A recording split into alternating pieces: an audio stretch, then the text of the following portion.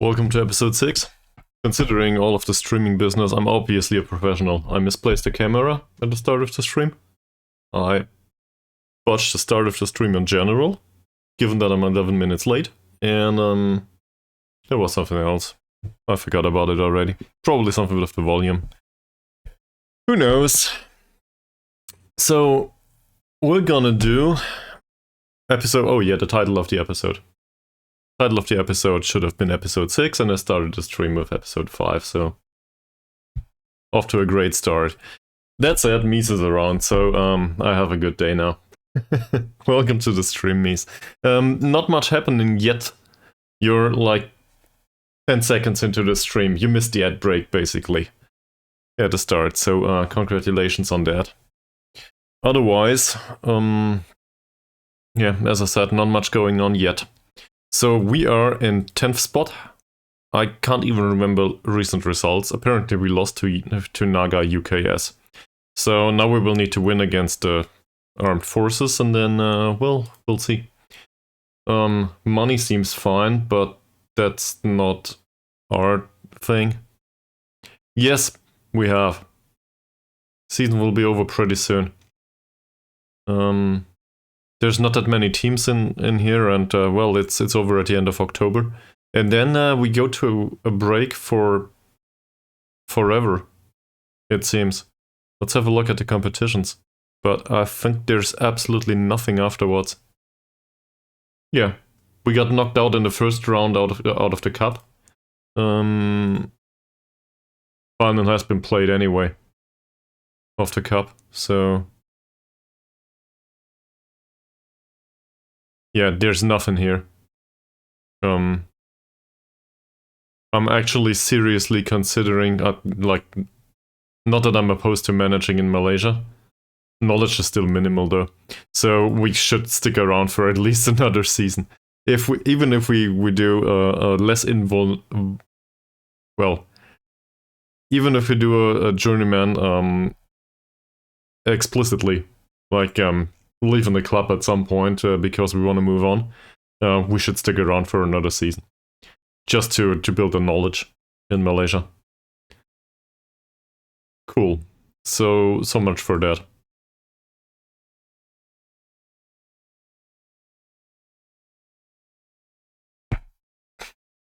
How did it go?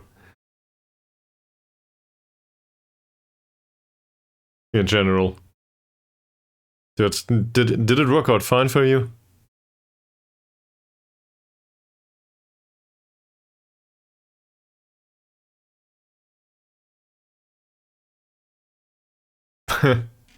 Well, okay. Mad about the performance, not about the result, it seems. Alright. So what's going on with the squad? No dynamics problems. Club atmosphere seems to improve a little bit, but not by much. I still have a hard time influencing any of these players in a positive manner. That's my biggest concern right now. I just can't get morale up. This is really hard on me. I'm somebody that's used from FM23 to do all of the morale management pretty much to perfection. Oh. Yeah, well. I guess do not employ somebody that might play at the World Cup. It's an inverse logic, but it applies. So, what's next on the schedule? Schedule says we play on Saturday. That's... where are we? We are at 26th here. We play on Sunday. Schedule also says we play on Sunday. I should learn to read. Well, the correct statement, I should learn to read. Anyway, so we will play Armed Forces. I know absolutely nothing about Armed Forces. Let's have a look. They play a 4-4-2. And apparently, given the name, I expect this to be club that is used for armed forces or something. You know, for military duties. Well, in case he's very expensive, it's very likely that he's also an international, or might turn out to be one at some point. Or is he just expensive and not that good?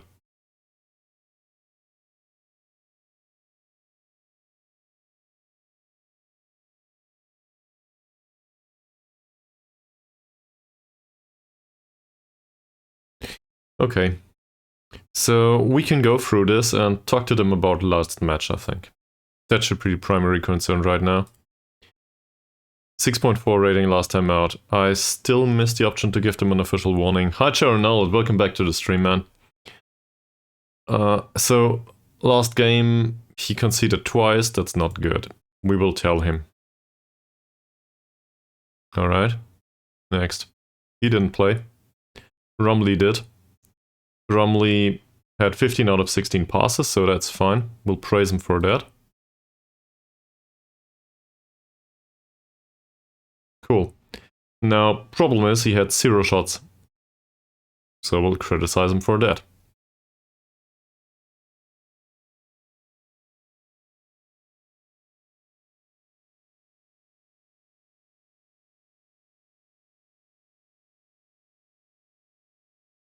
Fine. Apparently they have a hard time with all of the criticism.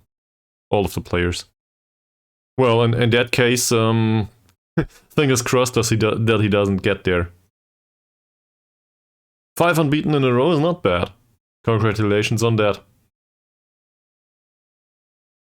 We definitely aren't. We got beaten last match, so not good. Caroliero here, Mr. Mut Shaharan Ayman Saidin barely made an impact.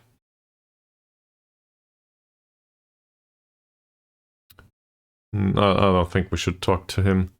Shamshuddin, on the other hand, well, to be honest, I'm kind of okay with this kind of performance. Look at that passing.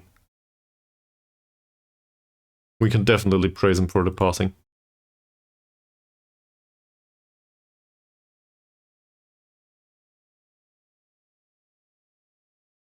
His passing's 4 too. Is this part of the tactic? Like, take fewer risks or something? Why does it not work? No, it's there. So, it's not even included for him. Should be, though. In his case, I think, wow, that's a lot, by the way. I'm not sure if I would want that in my squad. Let's put it that way. So, his passing is so bad.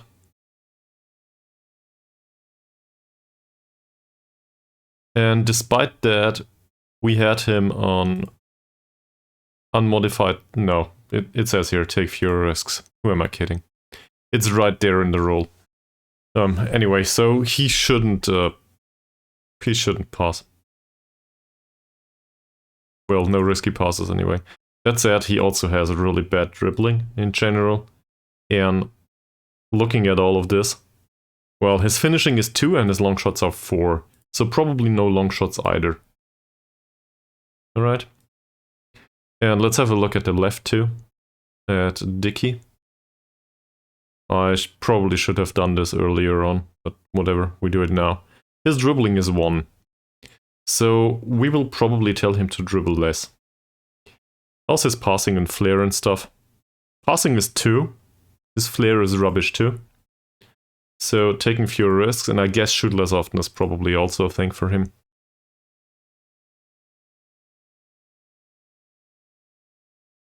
Yeah, man. Well, it depends on how you play Football Manager, I guess.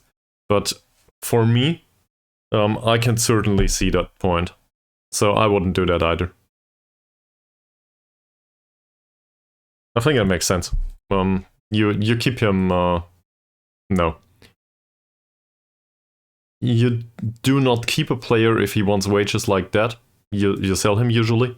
And the same goes for players that want too much money for your squad. It disrupts the wage structure way too hard. I wouldn't want to do that. So I can certainly see why you won't do that. And speaking of wage structures, just look at this mess. There's a ton of players here that earn way too much money, and then there's the odd player here and there that earns something that I can, I can relate. Thomas's wage, for example. 110 per week? Okay, I guess one might argue that this is somewhat appropriate for the skill level. Should be a bit lower, but whatever. And Chucho's performances haven't been that bad. That said, 275 for him is probably pretty bad. Like, it's not worth the money. And there's other players in this squad. I guess this squad is alright. I'm thinking about my other save. Anyway, sometimes you have players in your squad that earn way too much. Like him. Ritzal. He earns way too much. 180 per week, and he's useless. For us, at least. So even if he were all green here, he's useless for us. So I don't know what to do with him. I just can't get rid of him either. Same with him.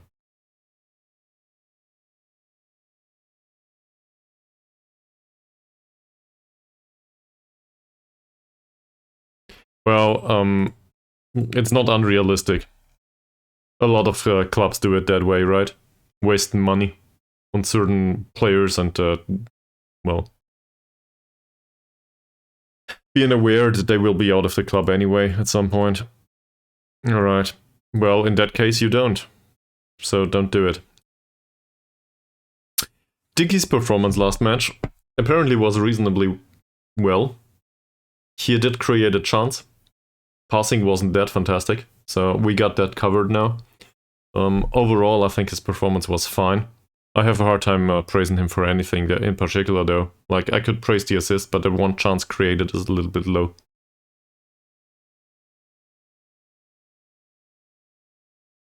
Yeah, I see Mies. I treat my saves on a similar level. You probably witnessed that with the Indonesia save. I didn't continue it anymore. But I still planned long term all the time. Okay, what about him? He came on in, well, minute 70 it seems. No chances created whatsoever. So we'll criticize him for that. That said, that you really have a hard time accepting all of the criticism.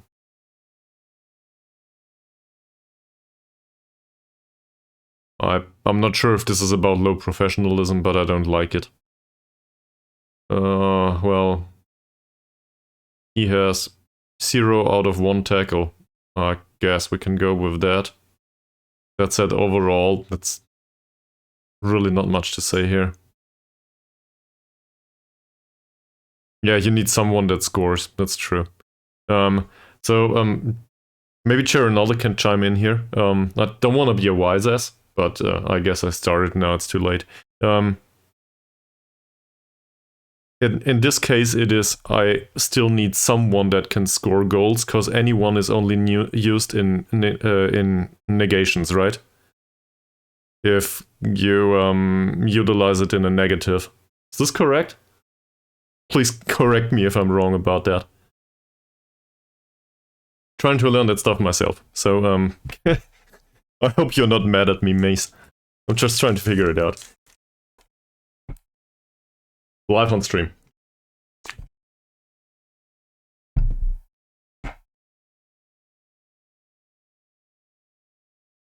So an example, as far as I'm aware, would be I do not think there is anyone that would want to sign for me for this wage.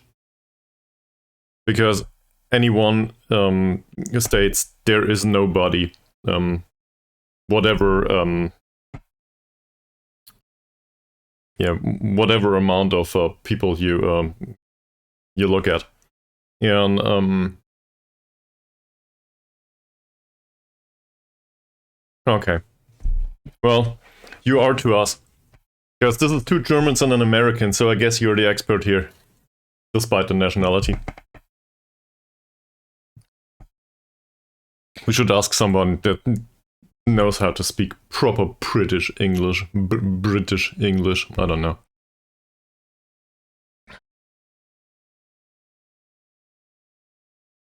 Alright. 2 out of 2 headers. I guess that's enough for appraising.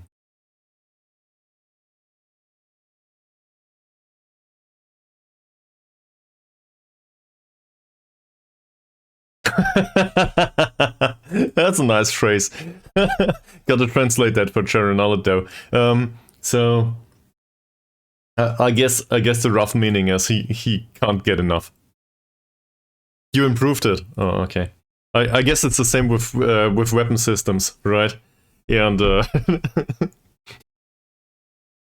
I probably shouldn't go there, but imperialism maybe too. Mm.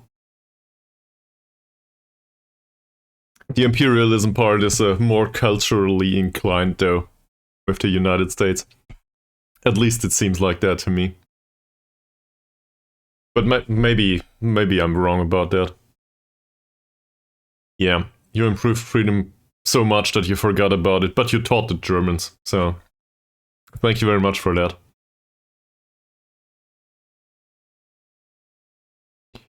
He scored 10 out of 10 headers too.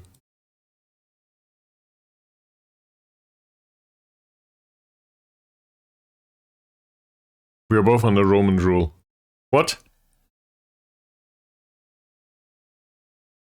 I'm ruled by the Belgians, more or less. I'm under the rule of Brussels. I can accept that. That's it. We as Europeans, we basically send everybody that we want to get rid of to the European Parliament. So quality there is really high. To be fair, I think there's probably a lot of qualified people there too for politicians. You know, in accordance with the benchmark, which is they are politicians. So. Okay, let's not do that. I have no idea what you're going on about, so I guess we'll keep it at that. prior to inventing a few more conspiracy theories.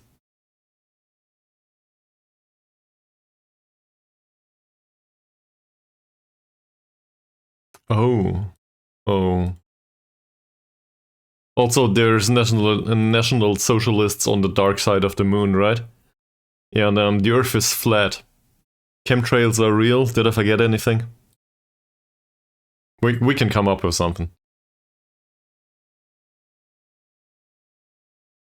This passing's fine, the lack of creativity isn't. So we'll criticize the lack of chances created. He accepts. Passing's alright, 16 out of 18, so we praise the passing despite the bad performance. Fine. He doesn't like it. Yeah, we gotta be careful with that. It might have to do with the manager. Look at this. Where is it? It might have to do with the manager's attributes.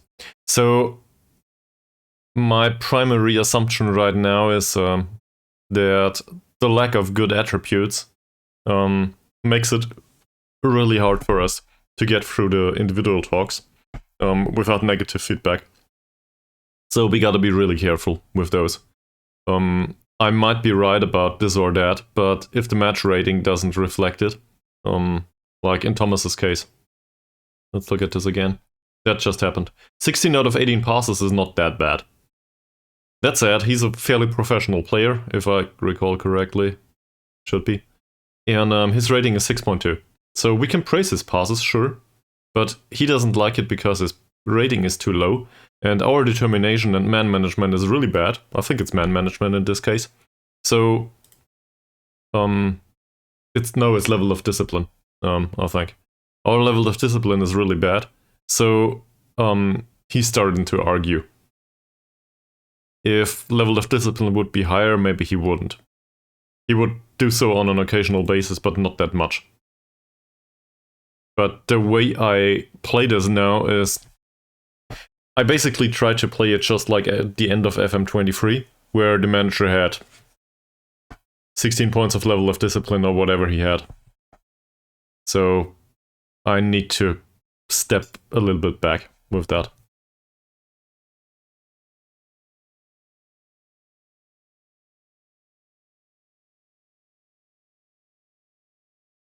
cool. What's going on here? Oh, this is a recap of the press conference, it seems.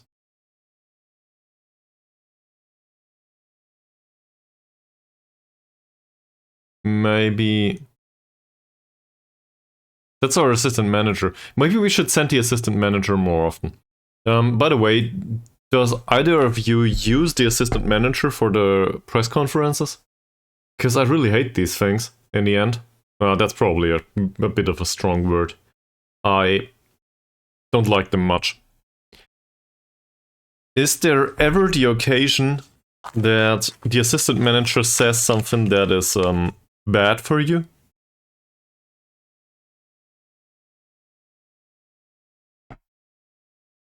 Yeah, it's a perfect person to do this. But it has positive effects on the morale. The obvious reason. That's great.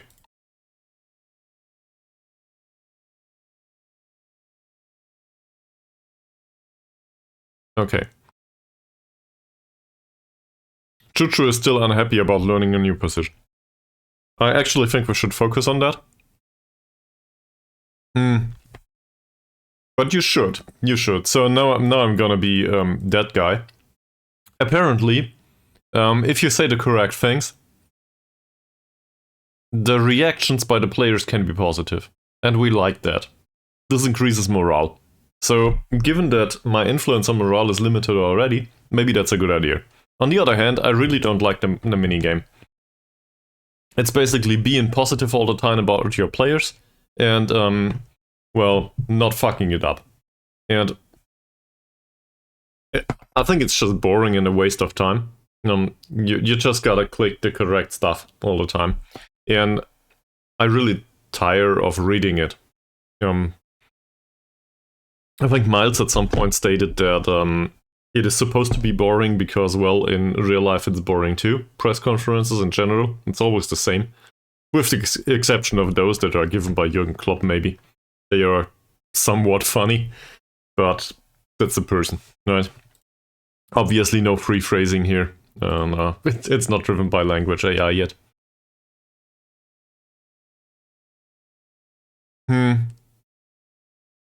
Yeah, well, I barely have an impact yet. Yeah. Yeah, well, in a way you can. I think Mies has a point here. If you send somebody that's fairly professional, and also, in his case, he's reserved, that probably helps. But you know what? We'll try.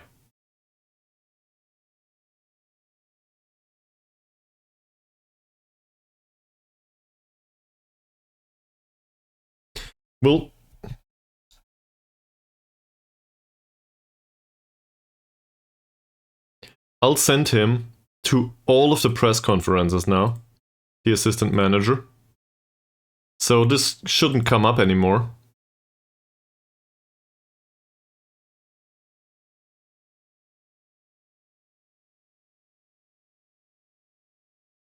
I'll send him everywhere. Oh, for the training form? Yeah, well. It depends. I think they are not that bad. Like, I can see where you're coming from, but I think the really annoying ones are the press conferences. These are the worst. Sorry to everyone in the press, but it's just no use. Wahab is unhappy with the training sessions. Wahab is unhappy with the training sessions because... What do you want anyway? He does not like his individual training.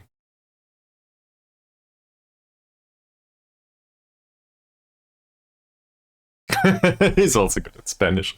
Ours isn't. Ours knows Malay and that's it. By the way, that's something that the Football Manager taught me. So apparently the language is called Malay. I learned it here. So don't let anyone tell you that games don't teach you anything. Well, maybe. maybe. On the other hand, if every Spaniard gives press conferences like Pep Guardiola, then it's probably not that much of a good thing. I don't think they do, though.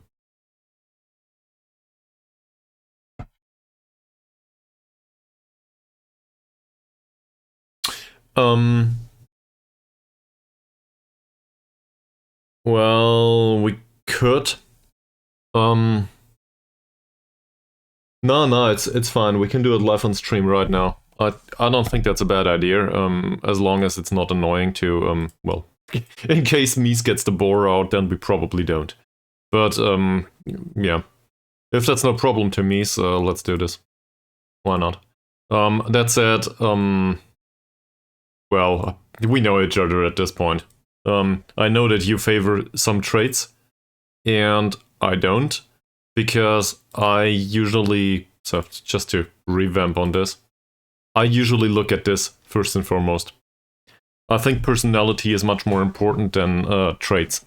So, looking at the mentoring, if I cannot get a mentoring group together that has the same role and similar attributes, so basically there's a role model and then there's like two youngsters that should be exactly like this player with all of the traits and the stuff, I usually don't go for traits because they influence each other in a bad way. Or I want some flexibility on the player. Another example is, say there's a wingback, and the wingback has really good acceleration and pace, but dribbling is like, I don't know, 5. In that case, I wouldn't go for knocks the ball past the opponent, because first and foremost, I think it's a risky trait to possess as a wingback.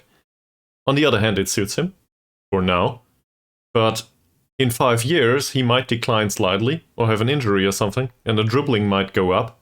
So I have a hard time accepting that this trait is still relevant. I'd rather have some attribute development in that player. I'm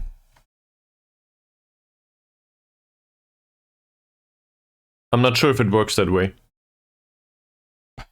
Journal it.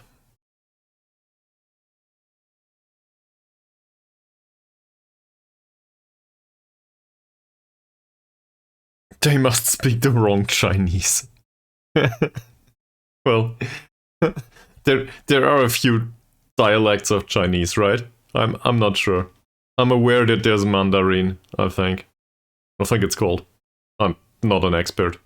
I might know somebody in real life though, but not gonna ask. Okay, so to reiterate on that, I'm not sure if it works that way, Charonal. You might be right. But my assumption so far was that the estimated influence on the group is related to personality development, not to trait development. That might not make sense to you, or it might make a lot of sense to you, depending on how you see this.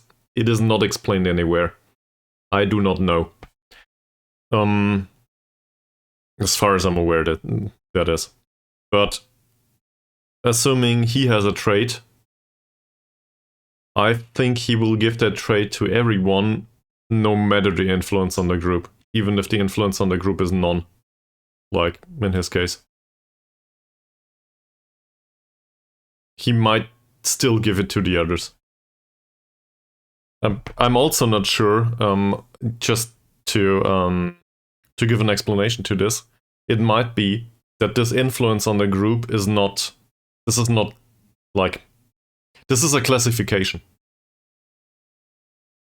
So it shows levels from light to very significant or whatever, but the levels might just be a word that is expressed on for different levels on a scale. So maybe none might mean a 1 on a scale on 1 to 20, or it might mean 1 or 2 on a scale of 1 to 20. So maybe there is some remainder of an influence there, even if it says none. And so there's a chance that the player might give the trait to the rest of the group. This is what I'm worried about, if that makes sense. I hope I explained that well and it didn't bore you to death. Gotta read what Mies wrote.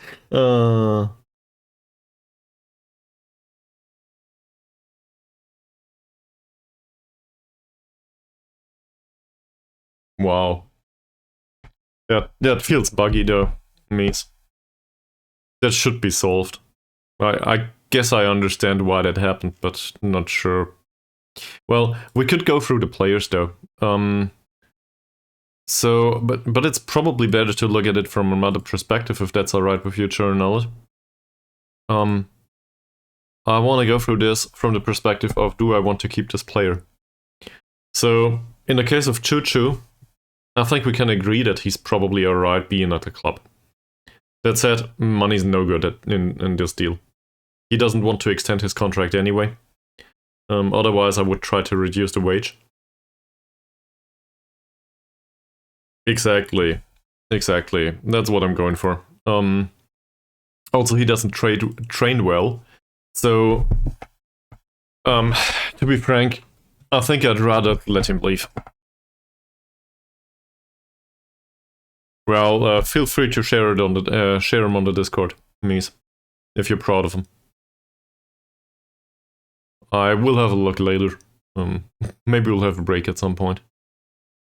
So I guess what I'm trying to go for is the general assumption is Choo Choo will leave the club at the end of the season.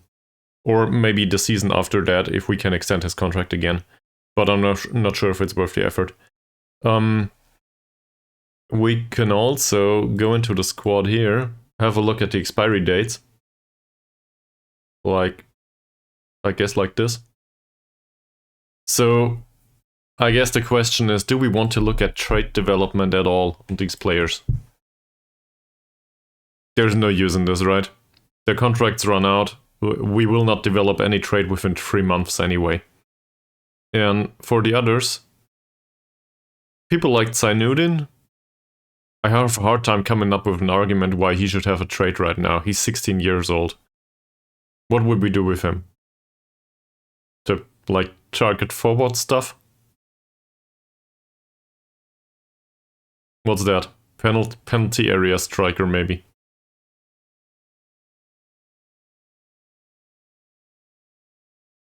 Yeah. Sure. We could.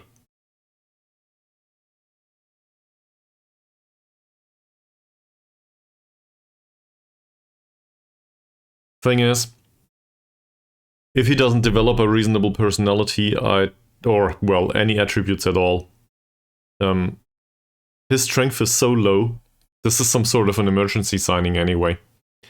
So, if he doesn't go through the roof all of a sudden, I do not think we will keep him at the club.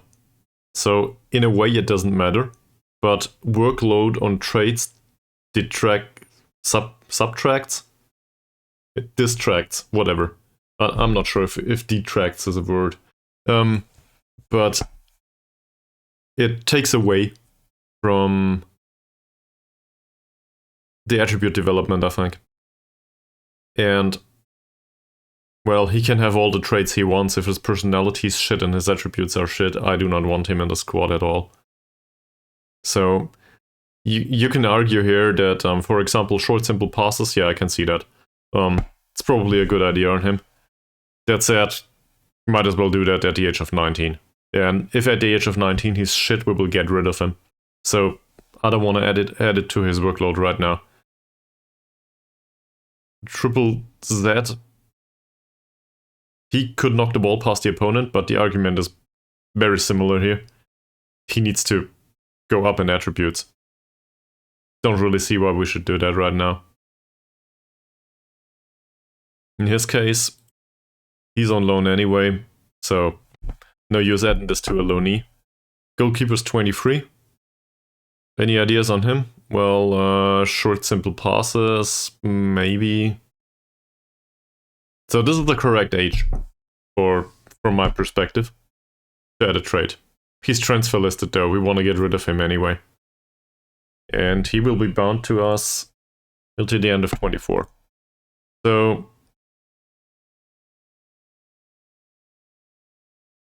in his case, for example, I would be open to suggestions. But goalkeepers don't have that many traits to add anyway.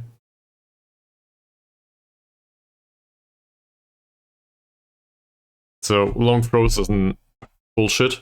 He has a weak foot. But that weak foot is not that weak. Where is it? Tactics screen, right? Yeah, it's weak, not very weak. So I don't think we should add a trait for this, like avoids weaker foot. What else? Well, definitely no counterattacks with long throws. His vision is rubbish. I do like some of them. I do like the counterattacks with long throws trait. If decision making, vision, and throwing are really good, then this trait is fantastic. Because it gives you like 3 or 4 goal scoring opportunities more or less throughout the entire season. But they can be very decisive. So if a goalkeeper is that way, that's great. That said, this is a rare occasion. Like, these goalkeepers usually are expensive. Or, I don't know, they don't grow on trees, they say.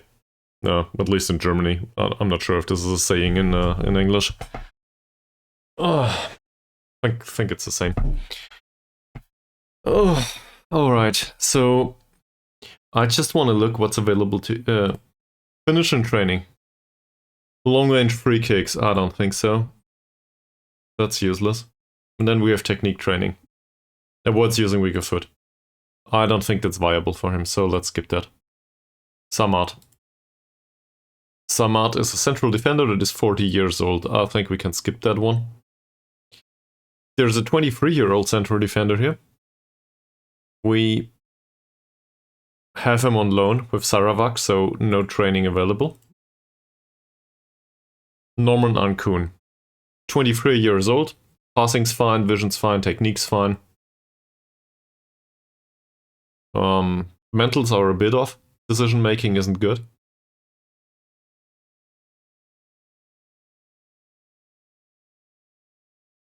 He does have a reasonable long shot though. So this is one of those where I'm open to suggestions, really. Says here he plays as a Carriero. So as a Carriero, the role is open for interpretation, I would argue. He can have the odd trait here and there. That's Ankun. Let's look into the mentoring groups. Where the hell is Ankun? Well, yeah, he's in here. So he's very influential, but he's really only influential on loanees, so who cares? I do not care much about given traits to loanees, if that makes sense. If they inherit one, well, no problem. His contract runs for another year after this one. So that's actually fine. He's also a star player, so maybe it's a good idea to add something here. So what do you guys think? What's a trait that seems reasonable to you for this guy?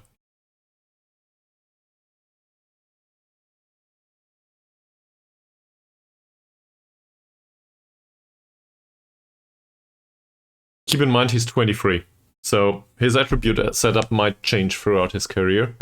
And assuming we want to keep him, maybe let's not overload him with everything that might or might not be applicable in the future. So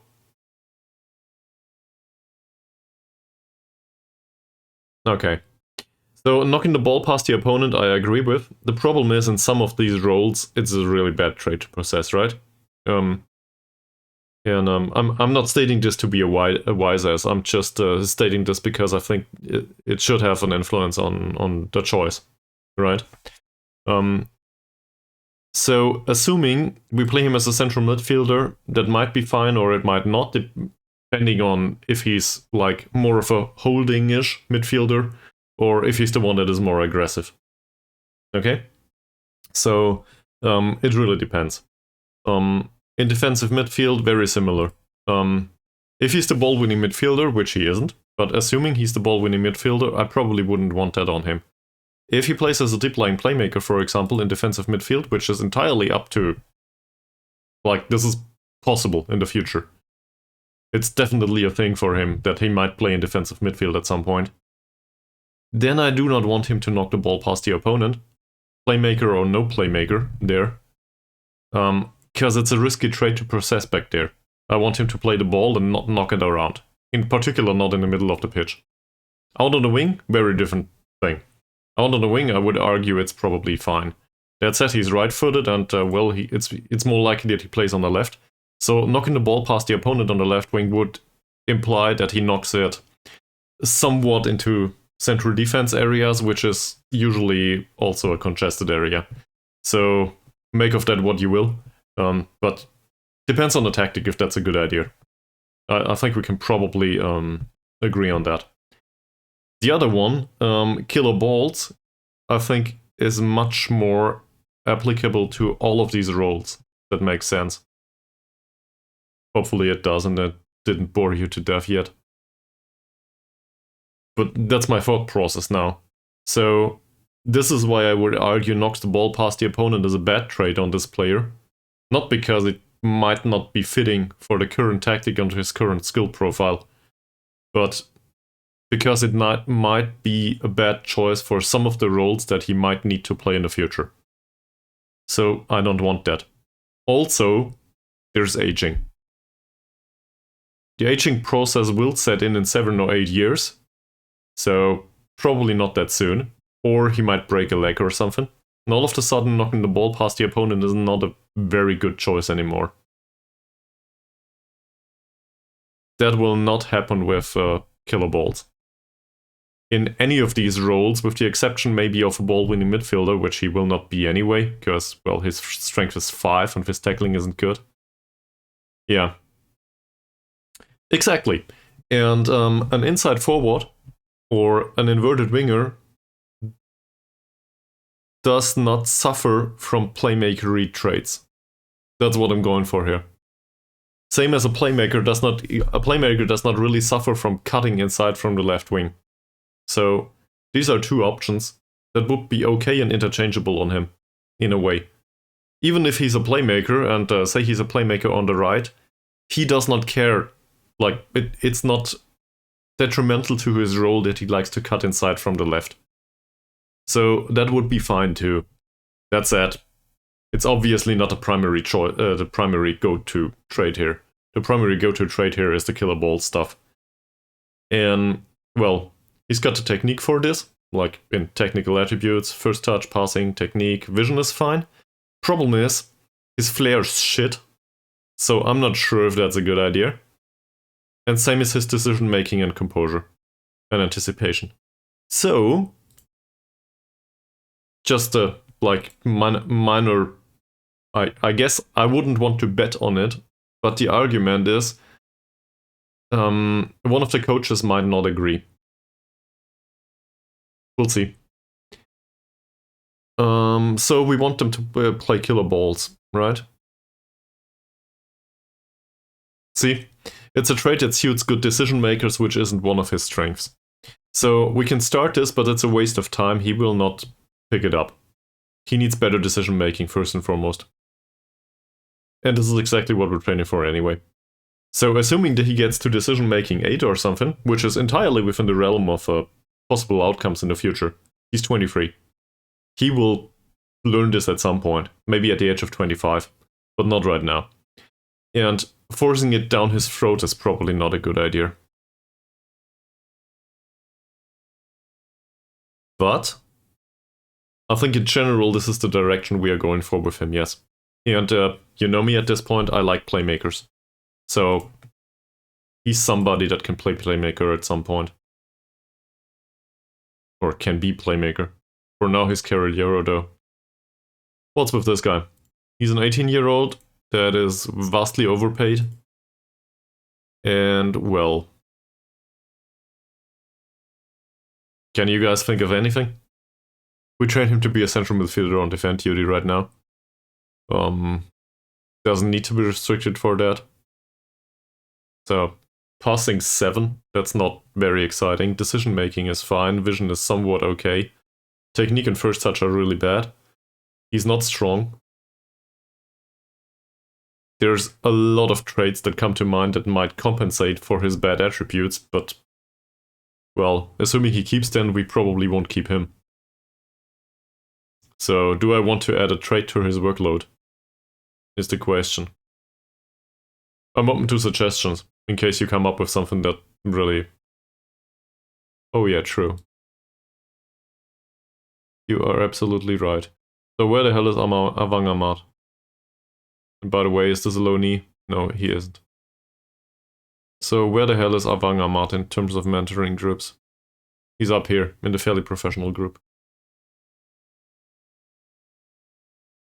The other ones probably won't pick this up. Yeah, I think you're correct with that. We'll take this off though, to ease the workload a little bit. And now let's try. The long shots are a good idea. His decision making is alrightish, but taking more long shots makes sense. Yeah, well, yes, obviously.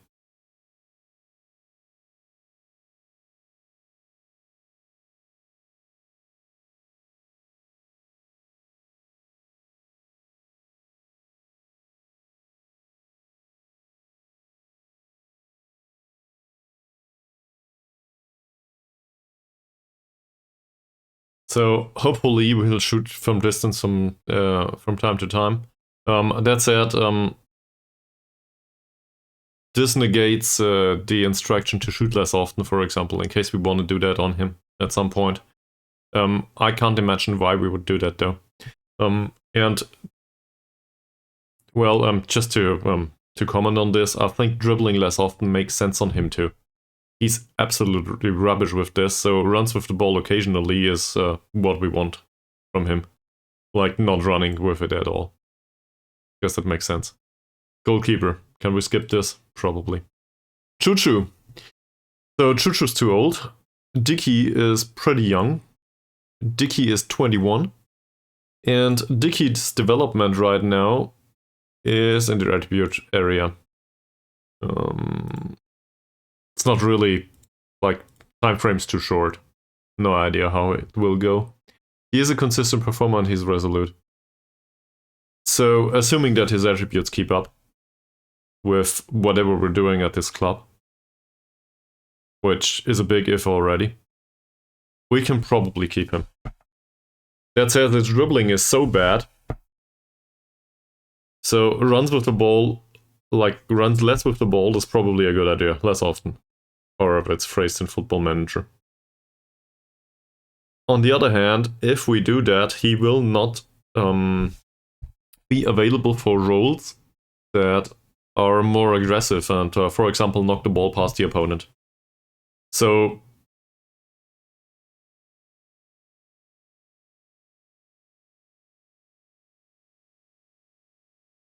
yeah, good point.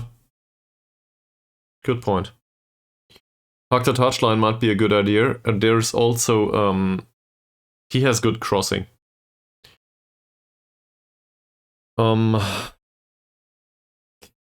Like, let me just go back to the running for a second. I have problems with the running traits because they might not apply to all of the roles he might play in this one situation. The weaker foot is also a good idea. This is always a risky trait to possess. Because, well, it might imply that he does not use his weaker foot, even if it's the one to use. On the other hand, in his case, I do not care much, so that's fine. Hug the touchline basically widens, it widens the pitch once we're in possession. I think that makes a lot of sense. And I want him to be out there anyway, so that's alright with me. In all of the wingback situations, that's what we want him to do, right? Can you imagine a situation where we do not want him to play at the touchline? Given that he's left-footed and a left wingback. On attack duty, we want him. We want him to. On support duty, we want him to. And even on defend duty, we want him to. The alternative would be a crossing trade. Like, isn't there a trade like tries to give the ball to the other side of the pitch? How is it called? There should be something there. His mentals are so bad though that I do not think that this will happen. So for him to hack the touchline is probably the best way I can think of right now. Well, you thought of it, not me. So I think I agree with this. Problem is, does he have the attributes for it?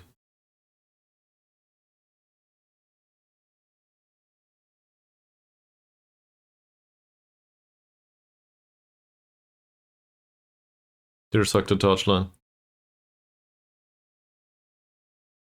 It's a trait that suits players with dribbling ability, he says. Yeah, so much for that. So the fear is that he does not know what to do with the ball at the touchline. I can see why that is. Yeah. I'm trying to follow the instructions of the assistant manager or whoever is like the training staff more often. This installment of Football Manager. I think that's also experience. For me as a player, I made the experience that I can force them into development of traits, but usually it doesn't succeed anyway. It's a waste of time.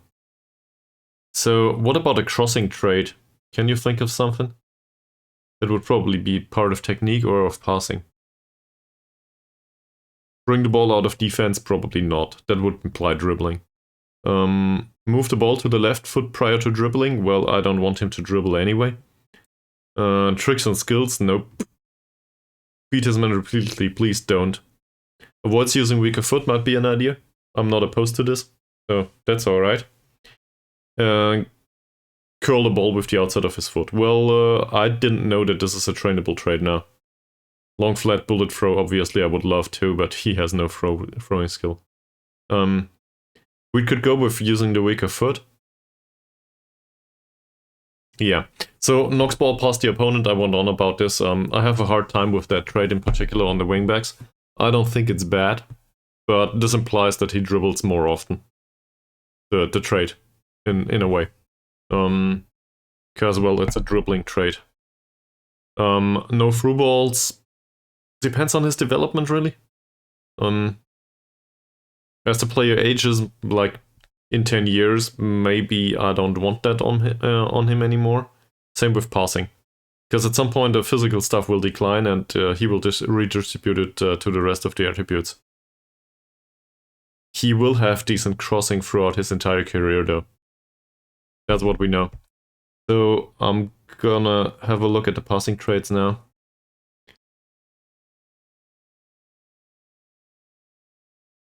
This is it. Start trying to switch possession to the other side of the pitch. So that's for a setup that is, well, it basically, by shifting position, we should create more holes in the opposition defense. So I think that applies. We can also argue about looking to cross the ball early, but I think this is one of these traits that nails down the duty in a specific role. And I do not like that. Maybe we want him on attack duty at some point, so I don't want that. Also wants the ball into the feet more often, makes sense on him. He's not tall. No, alright. So this needs passing ability, which he doesn't have. And ball played into the feet, to be honest, his passing and technique is shit too. So, well, we can still try to do that. That said, is he part of a mentoring group? Dicky? He is. Part of the mentoring group, resolute, no traits. I don't know.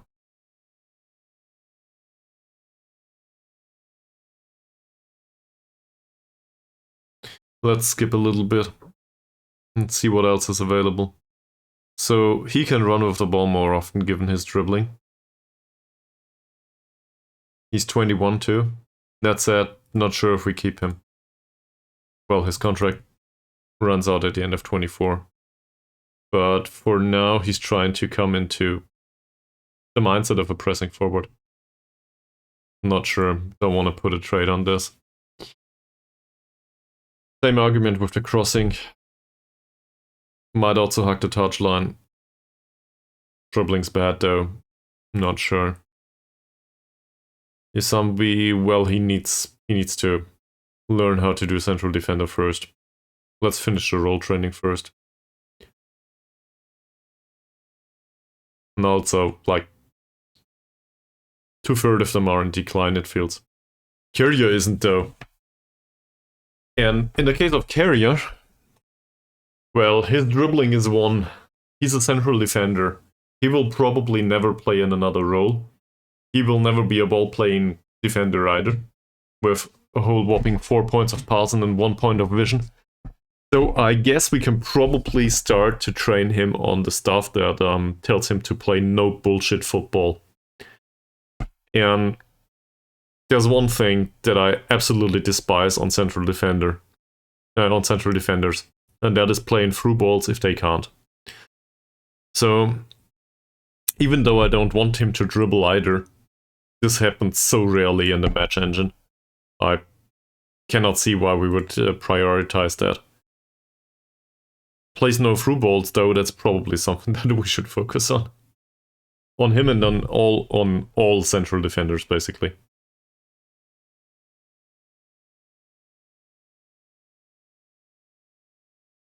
So I hope you are okay with this. Mohammad in his role as a winger. Mohammad is the weirdest winger in a long time, given his 13 points of jumping reach and his very good performances recently due to this. He gets development as a winger though. His crossing is pretty good. Can we come up with something for that? We play him on support duty though, man. And gets forward whenever possible implies decent anticipation, and his anticipation is really, really bad. Gets forward whenever possible is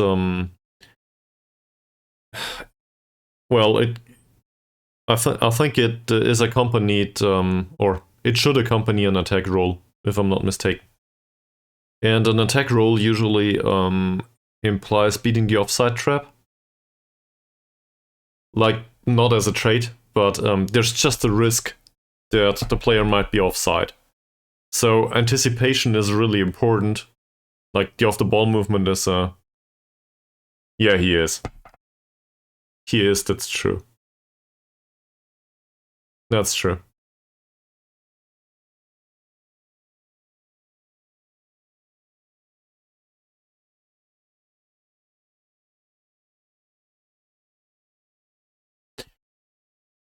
I would feel much more comfortable coming up with something that does not restrict his role that much. Like, I expect him to be a winger for the entirety of his career.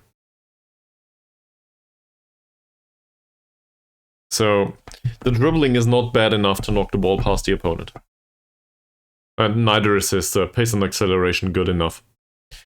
We also know that he's susceptible to injury, if I'm not mistaken. Oh, no, he's not. Never mind.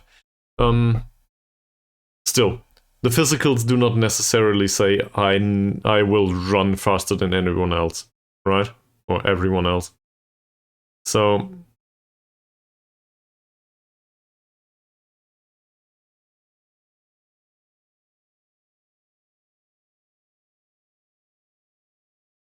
There's no trait for crossing more often, for example.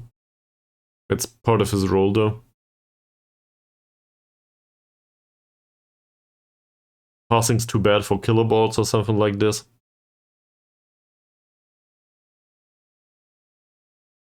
We could. He will always be winger on the right. We will not retrain him to be inverted winger on the left, right? This is a reasonable assumption, isn't it? So, runs with the ball down the right. We want him to run with the ball. It's part of his role as a winger anyway, despite the dribbling of 6 points. I'm not sure if the dribbling will go up to 7 or go up to 10 throughout his career, but running down the right is what we want him to do. Not sure if that works though. And this is true for support as well as attack duty. So this is where I'm coming from. It doesn't restrict flexibility on him. So maybe that makes sense.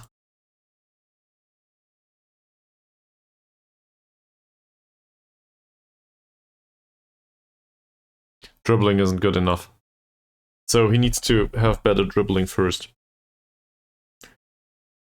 The off-the-ball movement, not in like the attribute, but his movement off the ball is good enough to be influential on the pitch for him as a player. We could argue that he should, well, we want him out wide.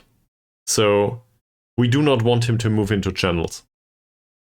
Moves into channels implies that he moves between the central defender and the wingback. That's the channel, if I'm not mistaken. So we don't want him there. That's for the inside forward, basically, or the shadow striker. Yeah, that's good. But is this something that, like, now we're coming up with the workload argument? Because he's an attacking player. He will not take long shots anyway. We can't just tell him to shoot less often. And he won't shoot at all, and to be honest, his finishing is as rubbish as is his long shots. So, I guess the argument goes, we might as well tell him to pass more often, or to pass rather than attempting to score, but his passing is so bad. We want him to play a simple passing game and do not shoot at all. But is this something that comes up in the match engine a lot? Or, rephrased, is it worth the workload on him? Because it does take up some of the experience that he gets in games. Or in matches. Do we want him to train this, or do we want him to focus on his attribute development to be able to give him traits that are highly useful for him, for his actual role? I guess I imply an answer here, but really that's for everyone to decide by themselves, right? I'd rather give him knocks the ball past the opponent at one point, or, I don't know, runs with the ball down the right. I'd prefer that on him, not ease off tackles, or stay on feet while tackling or whatever. Also, he won't do that. Like, staying on feet while tackling is not a thing for him. He has 15 points of aggression. The occasional red card due to a bad tackle is part of this player. We just need to suck it up in this case. So I actually think we will give him some time for development. And maybe revisit this in a year. What's with him? He's a central midfielder on defend duty. Passing's good. Well, flair is really bad. Decision making and composure is really bad. To be honest, I don't think we will keep this player at all, so I don't want to look at it in much more detail. Could tell him to not take long shots or something.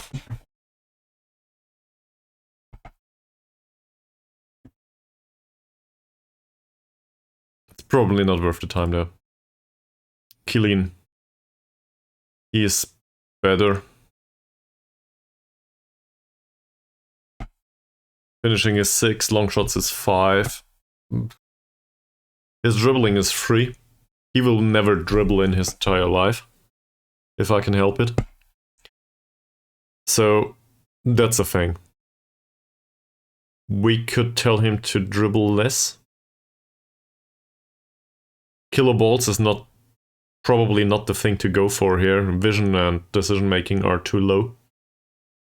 But he can make a reasonable playmaker at some point. with no dribbling whatsoever.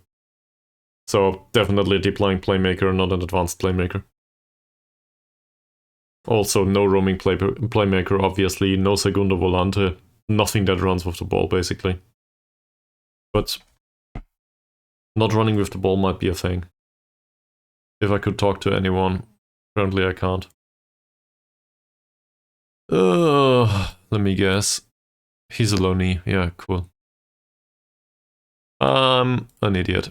Anyways, it was a thought exercise, right? So that still counts. This goalkeeper has decent kicking.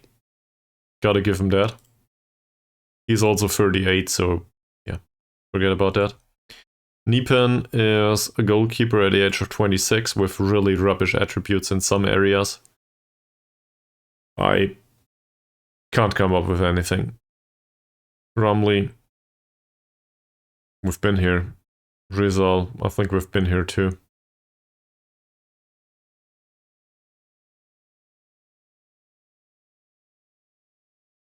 Did we go for the entire squad already? I don't think so. Nah. So he's 22. He's on a non-contract. He might play at some point, but it's not really realistic that he does a lot. So, giving him a trade that makes it easier for him to be an acceptable member of the squad in the future is probably a good idea. Do you have a priority? Runs with the ball as often or plays short, simple passes, no through balls? What do you think is most important on this guy?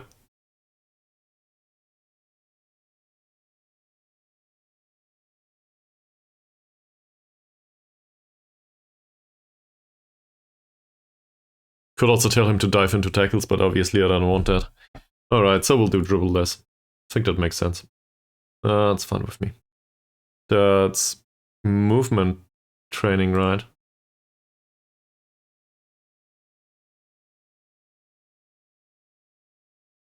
Still think it's phrased weirdly. Okay. Come to think of it, I will probably do a buffering break too. So, Mies, I will see you in a minute. And Cheronella too. BRB.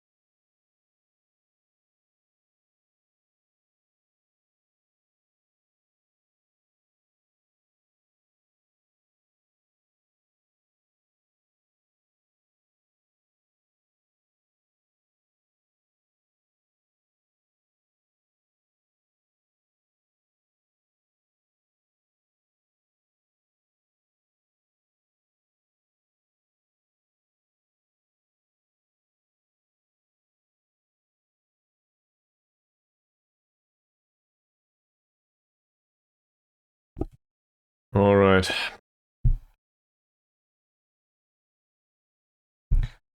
So, runs with ball rarely on this guy. Okay. What's with Saidin? He's a loney, forget about it. Sakai is a loney, forget about it. Shamshuddin, we've been here. I think we'll go in full circle. Yeah, we've been on Thomas. Alright. So, it's also, like, in his case, I have a hard time coming up with anything. Because, well, he can knock the ball past the opponent, but do I really want that? Guess that's a possibility, but Zainudin we definitely had.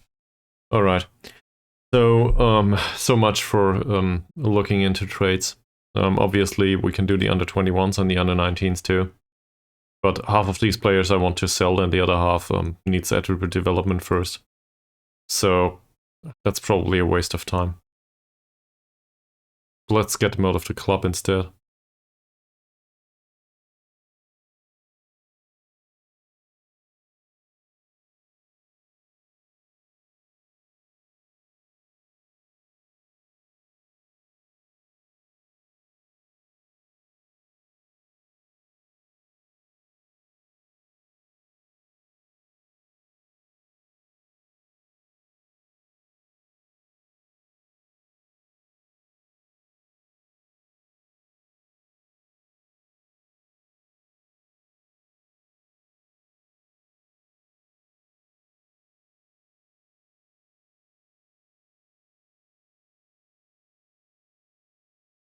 There's a few players down here that are so vastly overpaid.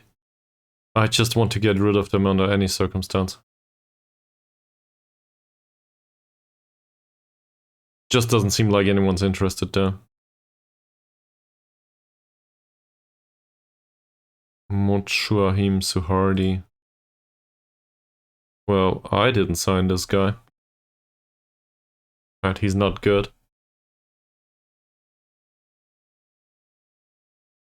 Would be very interested to talk to other clubs. Well, in that case, go away. Mohammad. That's the one we use right now, so he will probably not leave. Sadly, on this amount of money, hard to justify. Mod Iskandar Kumar.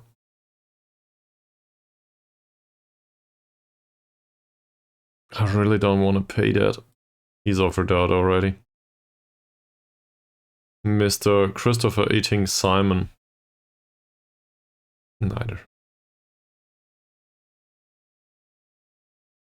Go away. Willie is way better and he's out on loan. He's on 140 euros per week. Not sure if it's a good idea to keep him around though.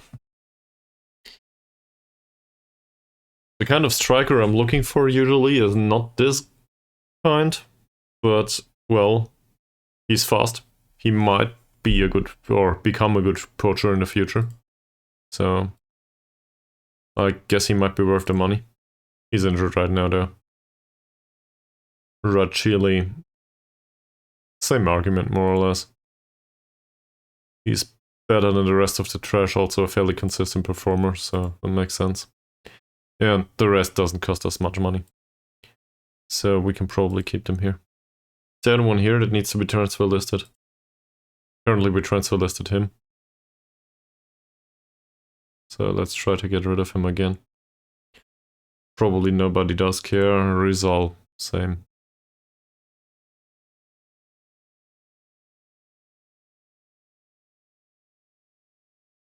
Few of the goalkeepers. These two, yeah.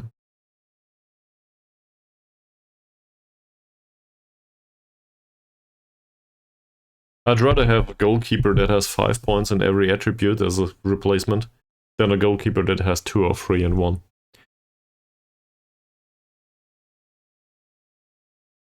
Chris Kringle? Or which one? Yeah, if he does. Where's Chris Kringle? Where was that? For which one, Mies? It wasn't the first team, right?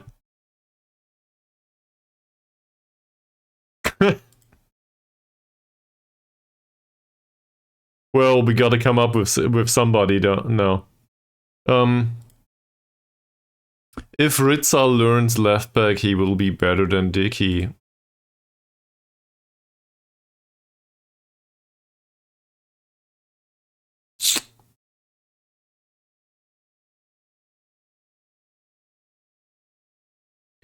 Okay, just pick someone. Well, in that case,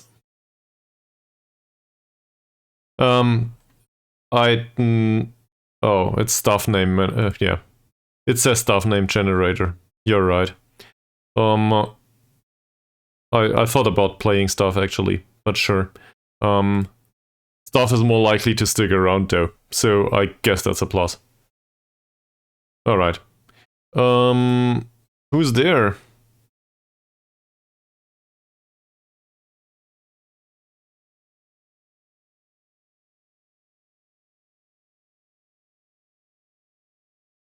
The ones on decent money are the ones that are on you know, low wages are the ones to stick around the most.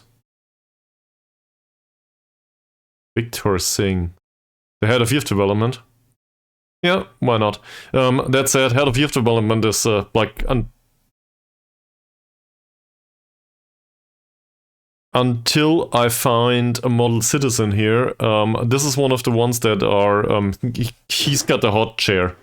You are aware of that, right? So we'll still give him Chris Kringle.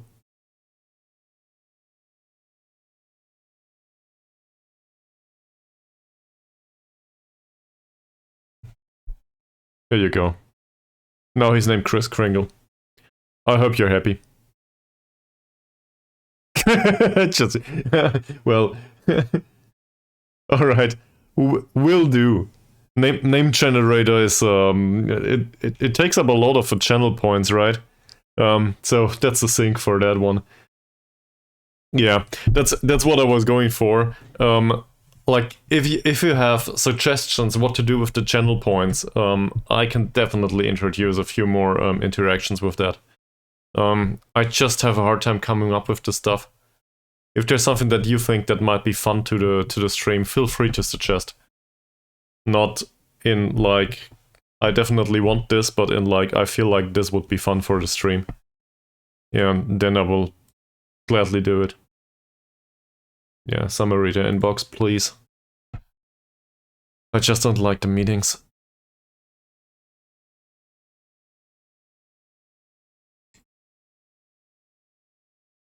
In real life, I do not hate meetings yet. I don't know why. It's no good.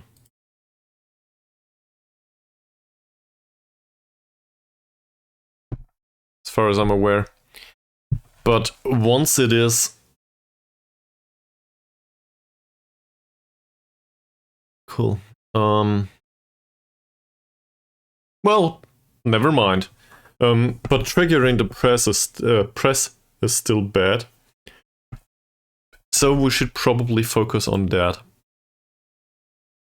Given that we are more or less sharp, I think we will actually do defending training here. So that they can focus on triggering the press. This is also part of tactics. It isn't. So let's focus on that. We cannot do defensive positioning training anymore because, well, we could. We obviously could do a specific defending session, but I don't know which one. And to be honest, I don't want to. So let's do this instead. But the biggest concern right now is the bad match cohesion and the bad atmosphere. I think this is what's primarily important right now. Or of primary concern, I should probably rephrase.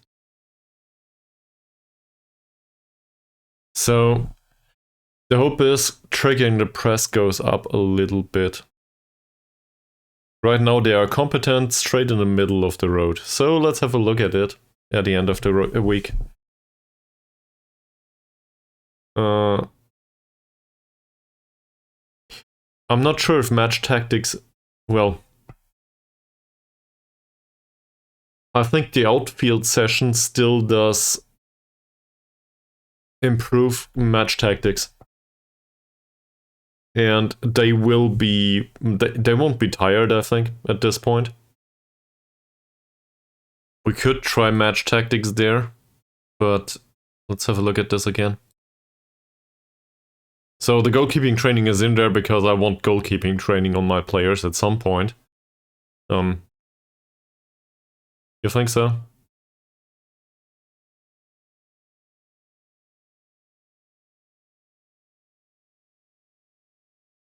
Okay. Maybe today. Barely makes a difference, man. But okay. And I guess decisions in teamwork and team cohesion need to go up anyway, so that's alright, you are correct. Let's do that. Yep. I'm not opposed to the perspective. And goalkeeping training, they can have some training prior to the match, that's fine. We can actually also train them straight after the match. But given that we are semi-professional right now, that won't work.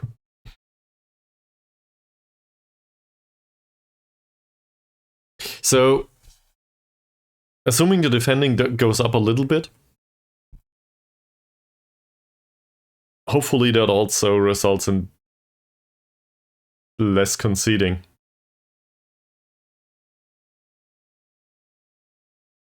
But who knows?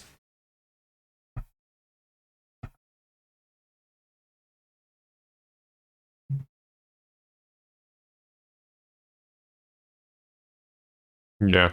No offering new contracts.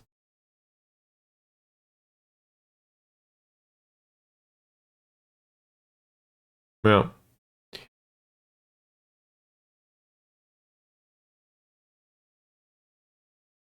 We could... Where's the schedule? This is the no-match schedule. So, we included match practice on most of them to keep sharpness up. That said, it barely has an impact if the player doesn't play.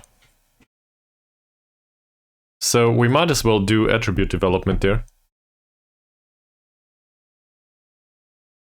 Put the goalkeeping out here. Put the outfield training over here. That is still a low-grade session, right? It's not very heavy on them. Put the team bonding here. There is no match focus available here, because, well, the match focus, that is included by itself, it seems. If we put an overall session here, that's way lower. We could do match tactics. That's also way lower. The problem with match tactics is, at some point, it doesn't really help much anymore, because they are aware of the tactics. For now, though, there's some improvement to be had. And I will slap an overall session in here. I want the routines to be included. So the heaviest session in the middle of the week, that makes sense, right? We play, like, earliest we play usually on Saturday or on Sunday. I don't think there's another Friday match coming up. So we can do this. And, well, now the argument can be made that outfield and goalkeeping is too low of for intensity. We barely have any sessions. So maybe we should include another overall session here instead.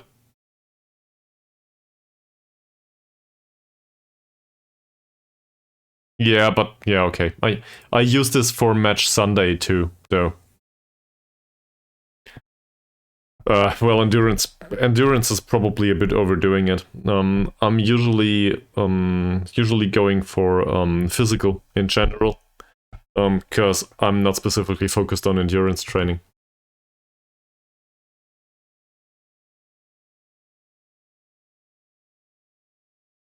I also think usually 2 overall sessions beat everything else, more or less.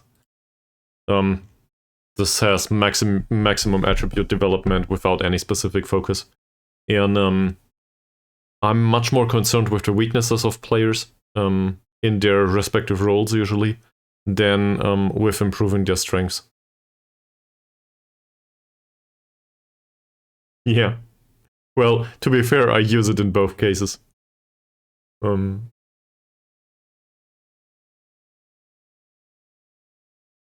also for the youth. Just to make it even worse for you. You're welcome, by the way.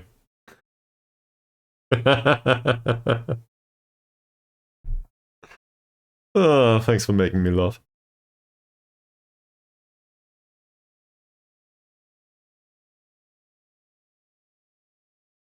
These kids are damn good, by the way, Mies. Not bad. Ooh.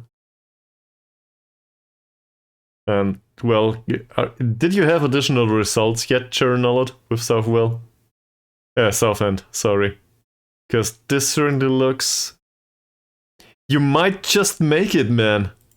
Not bad.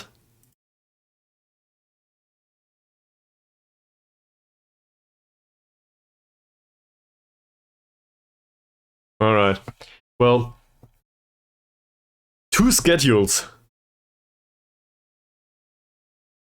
Yeah, okay. You are right. I should probably do that. Let's...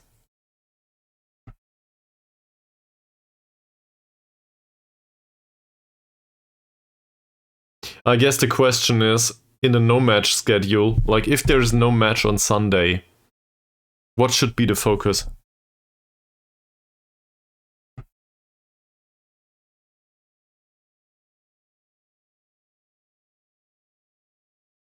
Ten-point deduction is bad, though. That's for sure.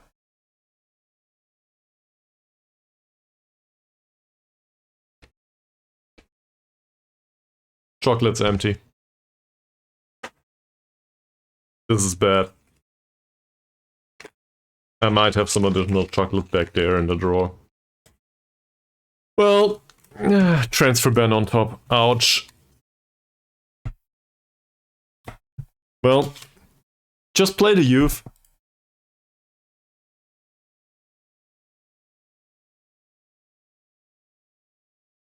Well, there's a saying in German, I'm not sure how to translate it in English. In German it is aus der Not eine Tugend machen. So making... I don't know. I need to translate this. Let's have a look.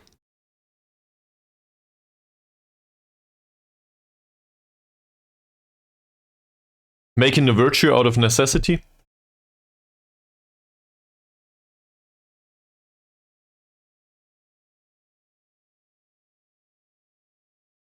So maybe play the youth. Morale is so bad in this squad and I don't know what I can do.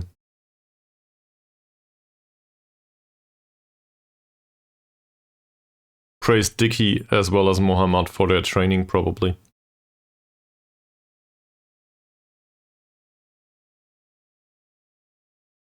Thomas's training is fine too. Please react in a positive way. Fine.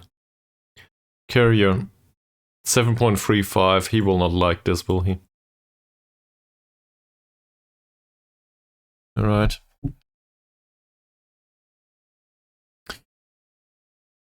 So, but are you going for more physical improvement? Or what are you going for?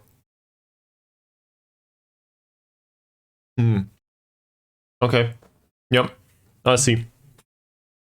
I put more of an emphasis on, I guess I'm one that does not like if a player has weak spots. So I put more of an emphasis on overall training. Also, overall training has one of the highest workloads, and so I assume that it has one of the highest impacts on attribute development. It certainly showed in the last save. This all is rubbish. I will not criticize any of them anymore, though. It just doesn't work. They hate me for it. So, we'll go to the match. And just fingers crossed that we'll make it over the finish line. That might be damn close in the end, though. And pinky promise, I will do additional schedules after this match against the armed forces, okay?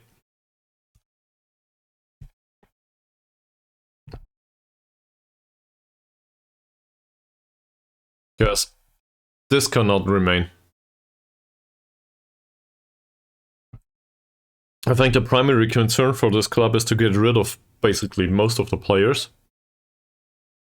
And, well, that implies that we need some development for them, so that somebody comes along and wants to buy them. So, if we have match experience on the players, we should probably distribute it.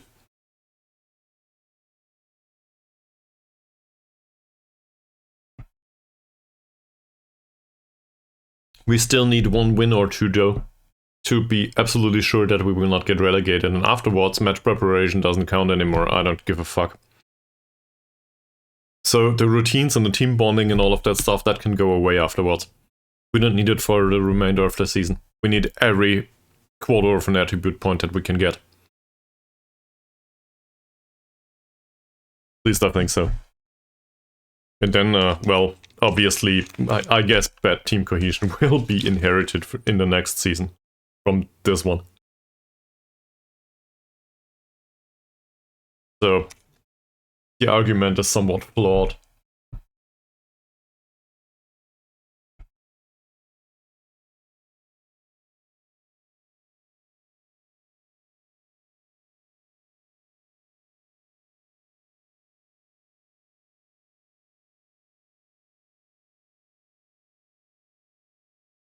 I also have a hard time with the argument that the younger players need physical development.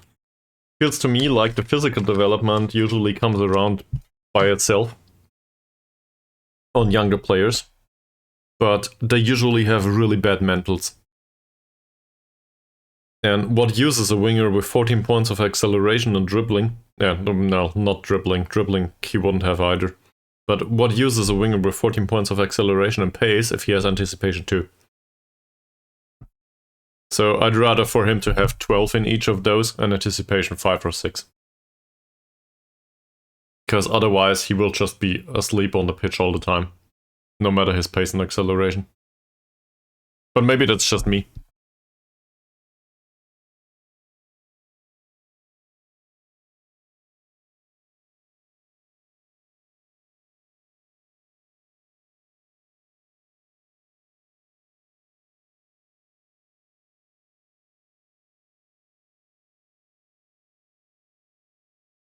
I guess that showed in one of the signings in the last season. Can't recall his name. Satyavan? The 25-year-old winger that was a consistent performer. At least it said. His attributes weren't that great.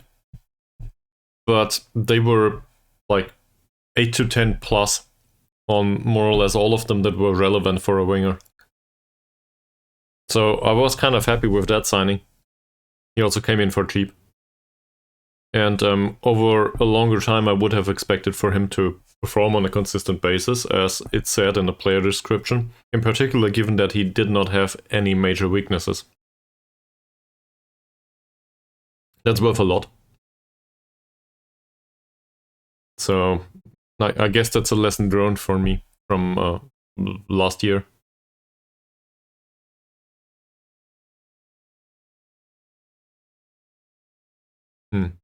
Shooting's technique went up, his long throws went down. Not great, but who cares? We should criticize his recent form, it says. True!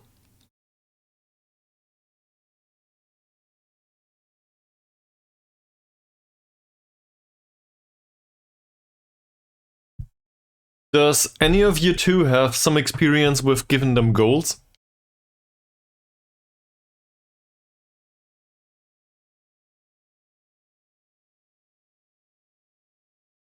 He's considered to be a squad player.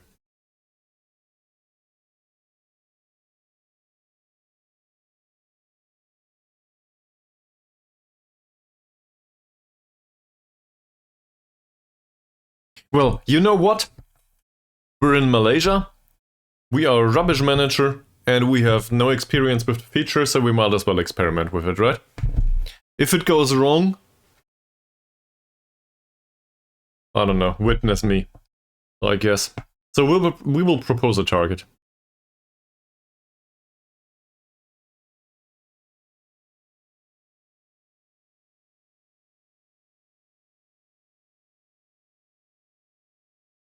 Alright.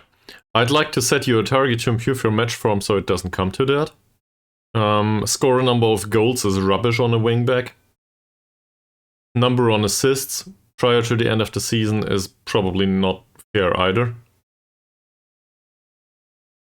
And clean sheets is no. I think we'll do match rating, yes. I think I saw that one on a low knee too. that I loaned in on my... I have a private save alongside this one that I play from time to time for an hour. It's not worth streaming. But I saw that one, and they set it on a 6.4 rating, actually. So he's below that rating for now. But it depends.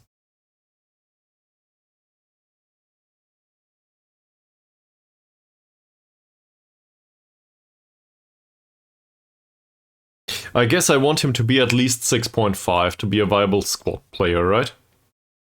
Now, obviously, I would want him to be a 7, or an 8 or a 9 or whatever. But for his skill level, well, I can't type in here. Apparently Oh, I can. Okay, so 6.7, why not? 6.7 would be slightly above average, more or less. We want him to be an average player first and foremost. Then he can retain his position as a squad player, right? Could we set a lower and more realistic target?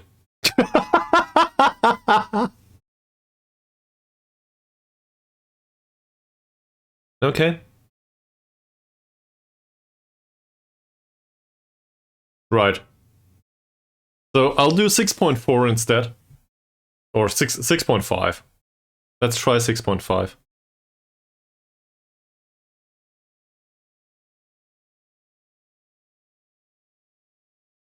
I can't reiterate on that again. It didn't have a negative influence though.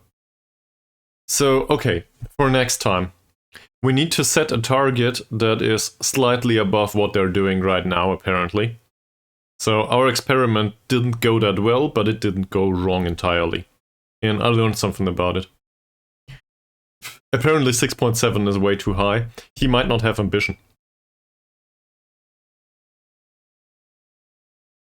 Here's a few contracts set to expire. I do not care much. I will do this later. Don't want to do that right now. We should probably have a look if there's other players that have really bad form. Criticize them. In fact, let's do that right now. Yeah, I need a snack too, man. In fact, then I probably need dinner at some point.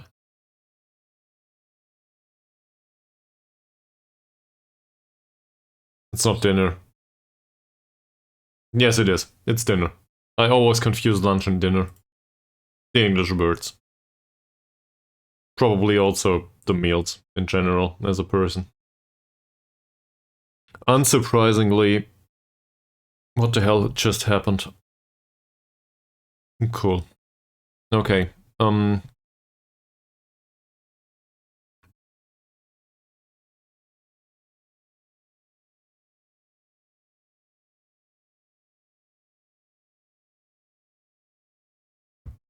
I think his form is not good enough either.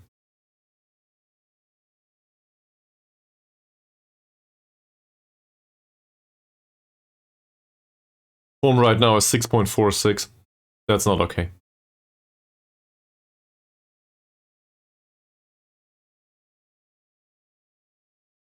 He's certain he can improve. So we will tell him that we want a 6.5 at least, okay?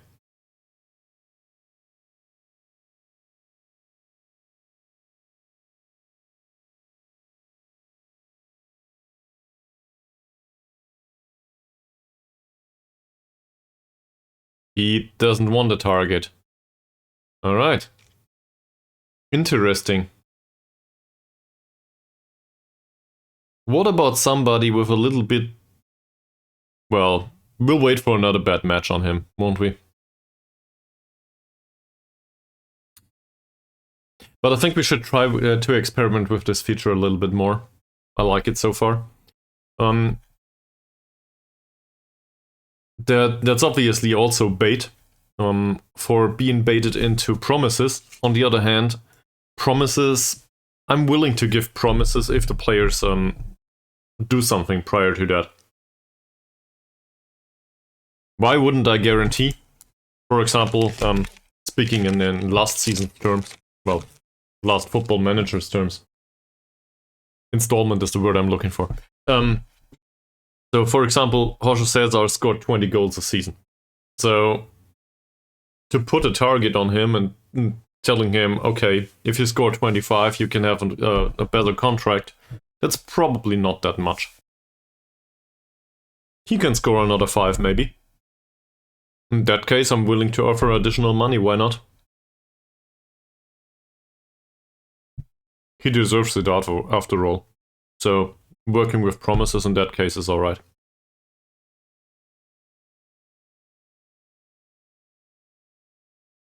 Also, just noticed. See this? We gotta deal with this guy. So, his performances out on loan have been absolute rubbish.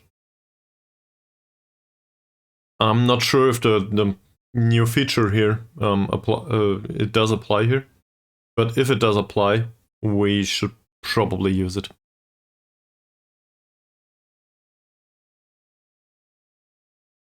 Gotta be careful with it though. Because, well, it might include a promise and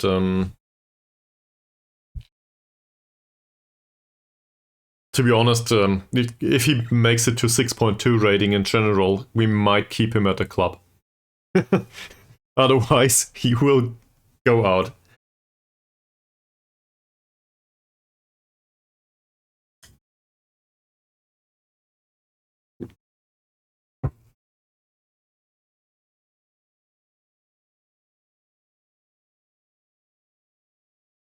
Well,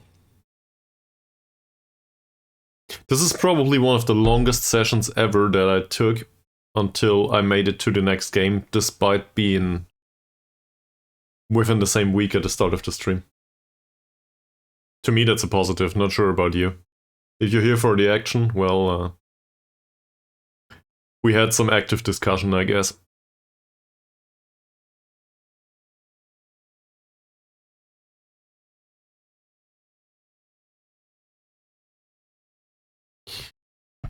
Also, this takes forever. So, I will definitely need to know about Sharon Nullet's snack. So that I can be envious.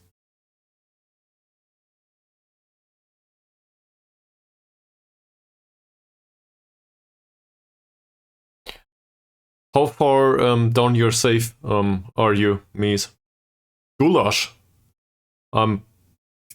No, I'm very envious, actually. That sounds delicious. Snack.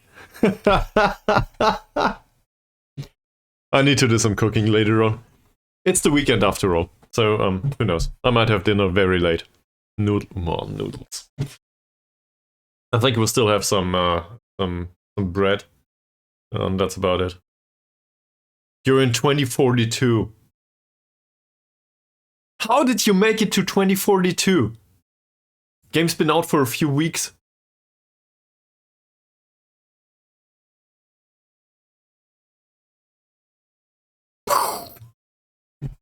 Ah, okay. Yeah, that makes more sense.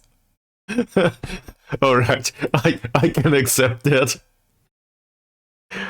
There's also people that probably made it to 2042 in Football Manager 24. Because, you know, skipping through games and all that stuff. Some people apparently play the game like this.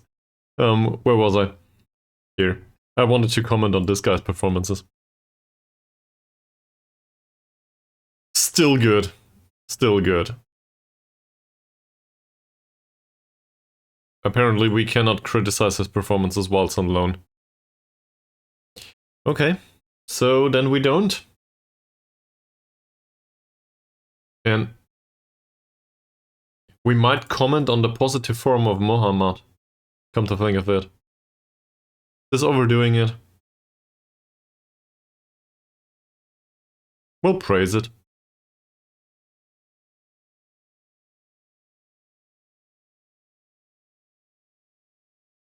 Look at this. It went from okay to quite good. The impact on morale that we have, the positive one, is so low.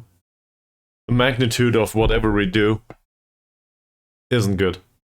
On the positive side. On the negative side, obviously it is maxed. This is what you get as a Hobo manager.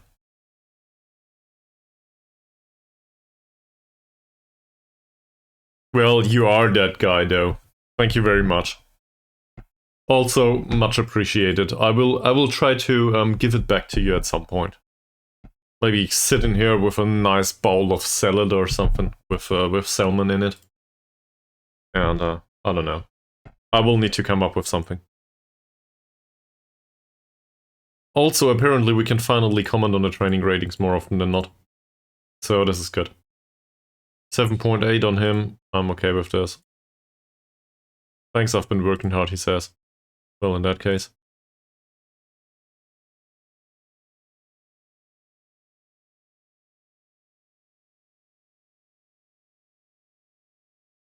Man. Salmon and veggies with mashed potatoes.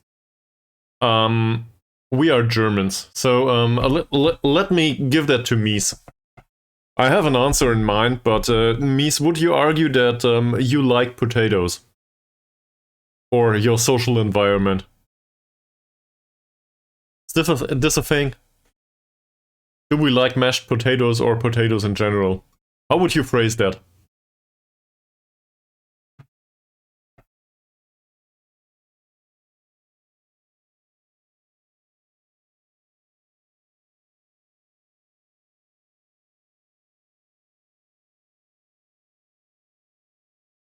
Yeah, not bad. I think... Yeah, I think I also eat the normal cooked one. That said, like normal cooked is in, as in, you take the potato and put it in salt water and cook it in there. I guess that's the one you're going for. That said, potatoes in basically every kind of recipe are a very common thing in Germany. Potatoes are like right next in line after bread, probably. And well, to me they are prior to bread. Well, I don't. I prefer baked. But on the other hand, I would argue we probably take potatoes prior to using rice or noodles or anything more often than not.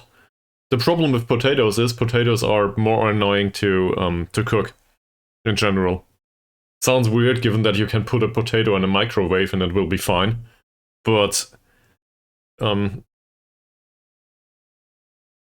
potatoes still are more work to a degree, and that's probably the biggest detriment. Like in comparison to putting rice somewhere, rice just needs to go into water. Okay, well, I'm definitely a potato guy. If I have the choice between the three, for me it's potatoes, and then it's the rice, and then it's noodles. But I definitely prefer the potatoes. That said, I try not to eat that much of those anyway, of all of the three. So that's just me though. I try to go for more salad and stuff. Potatoes though are, I think out of these three, they also come with the most fiber. I'm not a nutritionist. You might need to look that up. But I think potatoes come with some natural fiber, so they are somewhat healthy, given that choice. So I would argue you should probably focus on potatoes from that perspective. Did I mention that I like potatoes?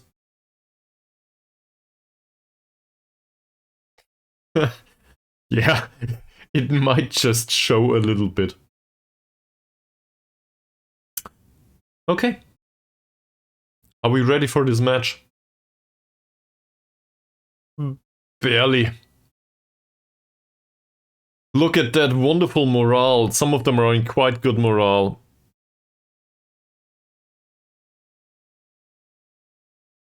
On the other hand, you had rice. Probably in very different kinds and flavors. Also, well, depending on where you lived in Asia, I don't want to impose on your personal history, but Well, most of the food was probably damn hot, wasn't it? Is it the way to phrase it in English is hot, right? It's always weird for Germans because for us it's two different words between high temperature and the stuff that hurts on the tongue. I'm referring to the latter. Spicy, exactly. Yeah. Well, but we have a separate word for that over here, and translation's not one-on-one, I think. So spicy in German would be could also be translated in like it contains spices and tastes for it tastes as if it contains a lot of spices. That's not what I'm going for. I'm going for it hurts while you eat it and it hurts later on.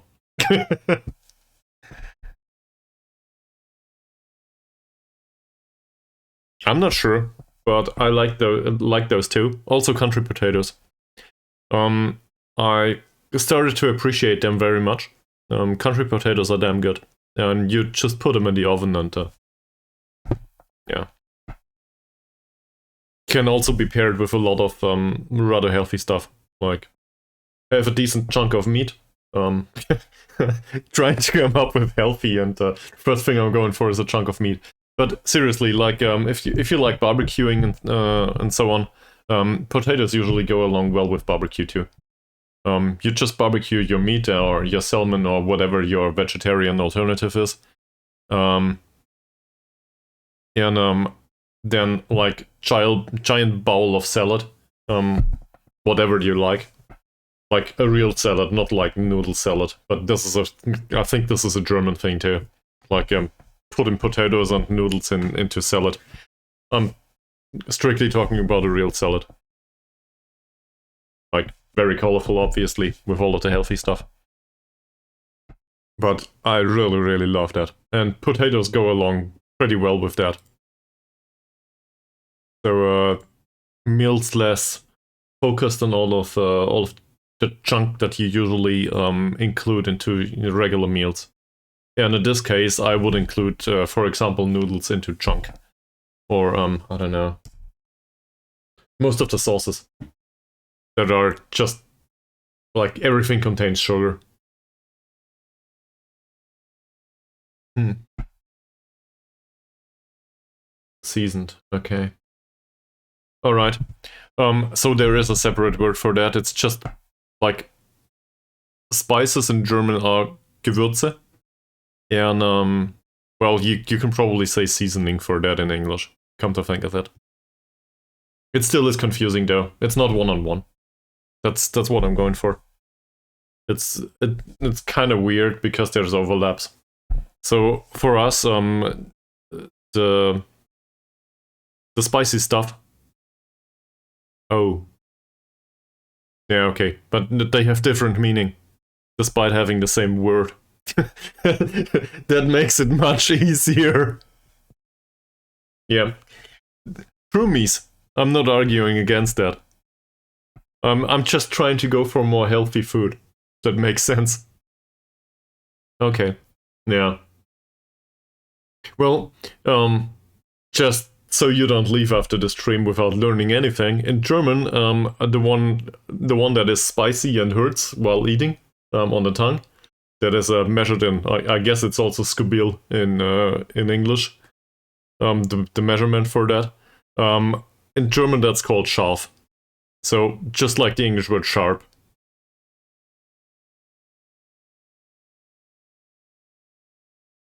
So we just use a separate word for that, which is used for cutting too. So I don't know. Doesn't make much sense to you probably, but for us it is quite natural. And we're always confused with the translation to English because some people will teach us that well, you should say hot food or spicy food or whatever. But I think this also varies regionally in different English like English speaking territories around the world, I think. So it doesn't get less confusing. I see. Alright. So, most of these players wanted to leave. Hot food is for temperature. I learned differently in school. Let me put it that way. I will slap this straight into Google Translate now. Okay, so Google Translate says it is like in temperature. I learned differently in school.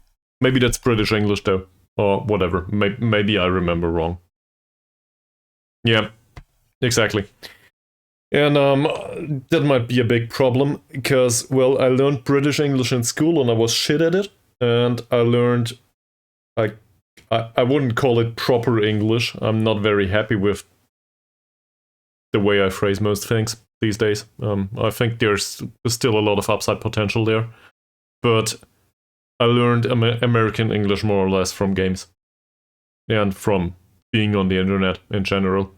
Also, well, I guess stuff like TV series straight out of Hollywood. And, well, probably Critical Role, also straight out of Hollywood, had an impact. So this is all American English. And as a result, it might be somewhat mixed up in there. Also, we just lost a follower for some reason, whoever that was. Great. Probably one of the digital artists. Like, there's 125 followers, and apparently 100 of those are digital artists willing to sell assets. Alright, going back to Football Manager. Shall we disrupt the squad a little bit? Given that we want to experiment anyway. We were trying to sell all of these. Shall we try to convince all of them to find a new club? You guys have an opinion on that? I'll just start at the top. If nobody objects to this, I will go to town with it. Fuck off, everyone. Well, now it's too late. I will go through this. Okay, he doesn't want to leave. Cool.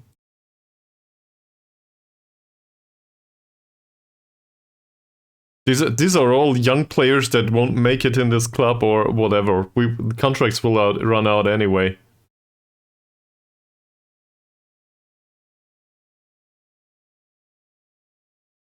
Apparently. We should probably do this to increase morale overall in the squad, though. I will try once more. He's good with it. He wants to leave. Great. So, whatever you said, journal it. I just do what I want to anyway. Sorry, man. I shouldn't ask. I don't think so. This is all youngsters and very old guys that do not have much of an impact. And we still have one thing in our favor going. All of these players wanted to leave the club or are alright with leaving the club. None of these were offered out that didn't want to leave. None of these play a role in the squad right now. So I'm kind of convinced that it shouldn't do much. I'm happy here. Okay, fair enough. Be happy here. We'll keep him. No problem. Until the end of his contract, obviously. And that seems to be the case for most of the younger players too. But some of these maybe don't. So I will go through these. There is no specific negative result yet. Like, in all of these cases, they didn't like it, but morale actually went up afterwards. Maybe that takes him off the transfer list or something. Doesn't matter though, we didn't find any interest for them anyway. So, but one of them actually wanted to leave. Not sure which one it was, but if we find somebody that takes him in, why not? Then we will save some of the wages. And at the end of the 23, no, in the middle of 23. No, middle of 24. Anyway, at the end of the season, we can probably get rid of some of the players. Also, apparently, sending the assistant manager all the time seems to have a positive impact on morale. So, cool. It says here we should hold a team meeting.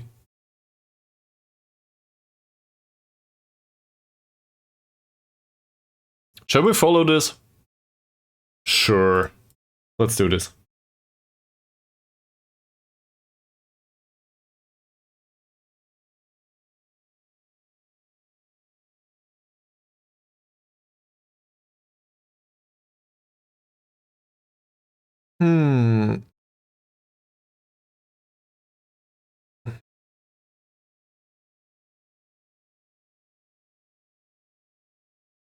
I think we'll ease expectations.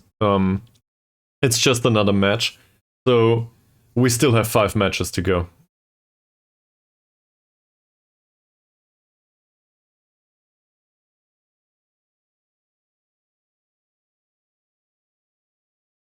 That helped. Not by much, but it helped. Also, no mutiny just yet. Maybe we'll get one later. Who knows?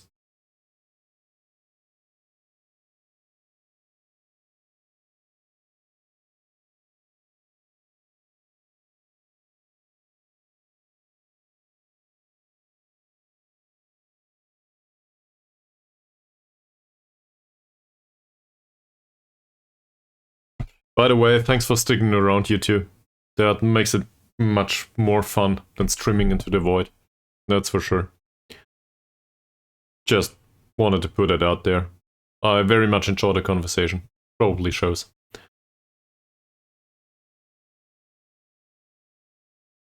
Also, despite not following your advice on most of the trades, Journal, I very much enjoyed that one too. I think it's still valid to go into a discussion there. And in some of the occasions, like in particular on the central defenders, I think it's a thing. Usually you can train them on stuff. On this level, like, the central defenders are all rubbish in anything other than defending. So a sample of traits comes up naturally, and I sometimes forget to put them on the specific road. Alright, we need to beat armed forces. If we get 1 point, well, let's put this another way. Well, whatever, Malaysian University need to lose, and we need to do our best. That's about it. So, it doesn't matter much. I also want to look into the improvement of the tactical knowledge for defending. We did do triggering the press, it was called, right? We did do triggering the press training, more often than not, throughout this week, due to having defending training in there. So triggering the press, that was straight into in the middle. So that went up. Not by much, but give it another 5 weeks, we will probably be somewhat familiar with this. It will be fluid. So give it another 5 weeks, also is at the end of the season, but whatever. I think that's not bad. We can try to get better tactical familiarity at the start of next season.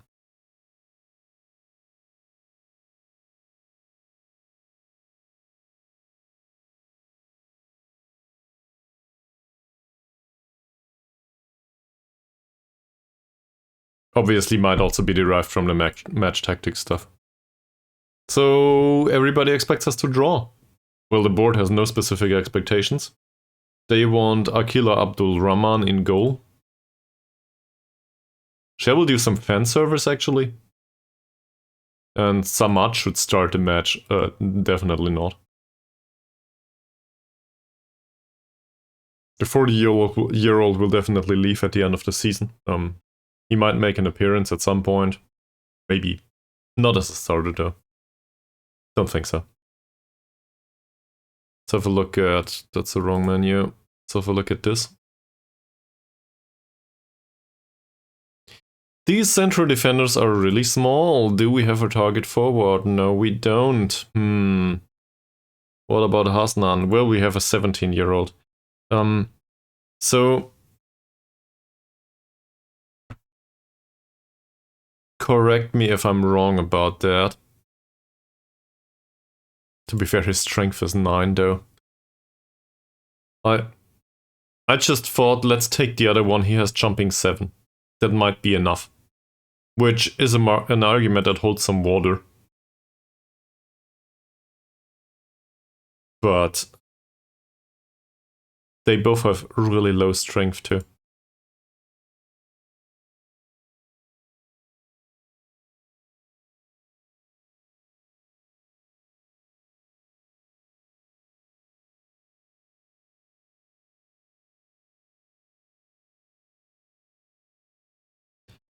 Do I want to?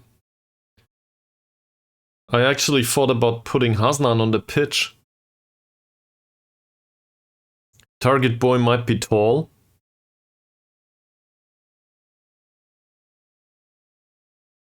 How's the training rating? Well, his training's rubbish. Same as his, to be fair.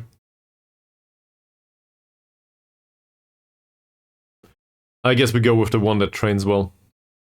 So let's bring Alon Sainud in, why not? Given that you wanted to see him. Not the worst idea.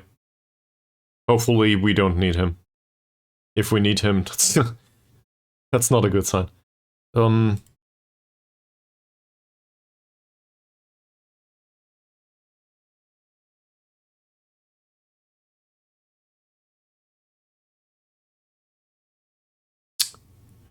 So they have 2. Both of them are fast. Yeah, both of them are fast. One of them is strong. 7 points of jumping reach is not fantastic. We do play lower defensive line with a low block. But, so given the acceleration and pace of these, probably Ismavi is a very good choice on the pitch. Just to cope with that. There's Samad, who's I don't need him on the bench, I think. We probably should bring along the one that's worse.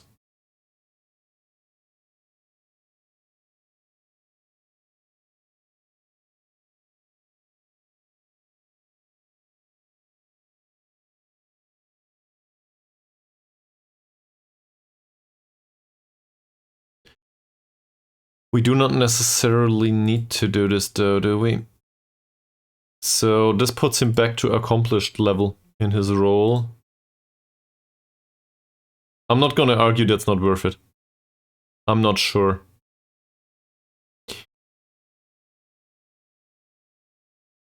One of the two is probably a poacher. Ibrahim.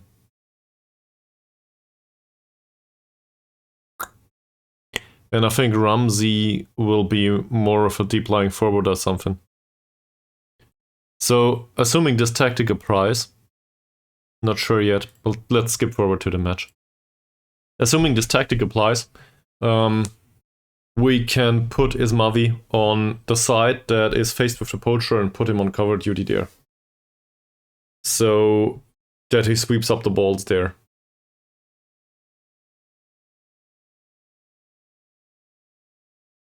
Maybe I should put more emphasis on this kind of stuff anyway. Not just there, also in other areas of the pitch. I think that makes sense.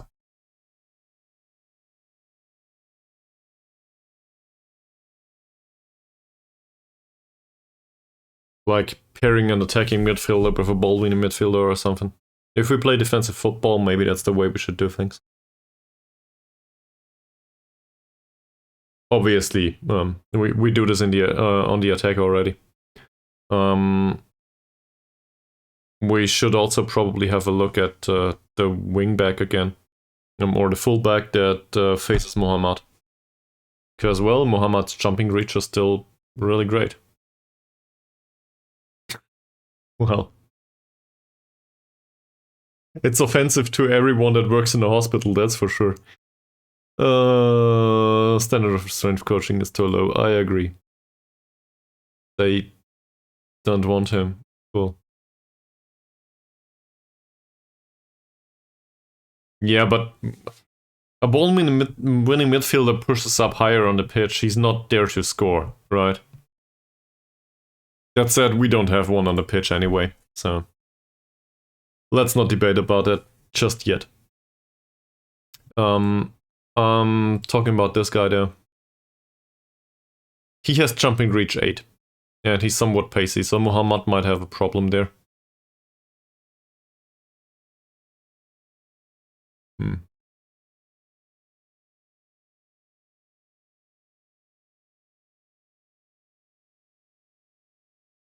Maybe Thomas can finally make up for his good potential.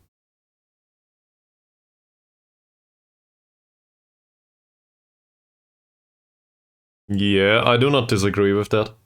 I think that's true. That's also probably why, for example, Tsukipto didn't matter much. Because, well, he won the ball back. So, shape of the team was really bad though. But who cares? Also his, I think it was his teamwork that was really low. That reflects his capability to understand tactical instructions. So, on the ball-winning midfielder, apparently that doesn't matter much. Yeah. I do not disagree with that. Well, depending on how you interpret the word defensive. But if your argument is defensive implies holding shape, then I agree. Definitely. If somebody interprets defensive as win the ball back, then ball-winning midfielder might be much more defensive than central midfielder on defend. Because the ball-winning midfielder goes out to win the ball back. He's more busy winning the ball back most of the time. And, well, doesn't really suit the tactic that drops back, though. Well, it depends. It really depends. Okay, so for the next match, let's have a look at your position. Apparently, it will remain the way we thought. So, not sure about Ramsey's role, to be honest. His dribbling is 6 though, his bravery is 1 to 3, and his strength is 4. He does have no composure whatsoever. I think in his case, we will actually go with hard tackling. That will not work here. His bravery is really low, but his strength is too high. Don't like that. That said, this is Ibrahim, so he plays on the right side. His Mavi is the one that would be more suited for the cover duty. So we'll do that. We'll put him on a cover duty. Experiment with it, why not? Maybe it works. And he will try to cover for the poacher most of the time. So that means Carrier will be faced with the other guy. Carrier's tackling is pretty good. So that's not a bad pairing, actually. Carrier is the one to tackle harder. That does make sense. Decision making's good, aggression's good, tackling's good. Not bad. Well, I like it. So far. In the match, we will probably have a red card 2 minutes in. But no, I don't think so. Is there a specific instruction for this guy? Well, we could still try hard tackling, otherwise I have a hard time coming up with anything. So, given that I do not want a send-off immediately, let's not do that. Kaya, left-footed, passing's okay-ish. It says attacking midfielder on the left. He has a really good finishing, sadly. 38 years old. Tell me this guy is prone to injury. He isn't. I do not know what to do here. an argument can be made, but we should mark him tightly. Jumping reach is 6, strength is 2, off the ball movement is fantastic. Not sure. He's not that pacey though. Well, tight mark is dangerous. This was their left, so our right. This is Shamshuddin. Shamshuddin's jumping reach and strength are even lower.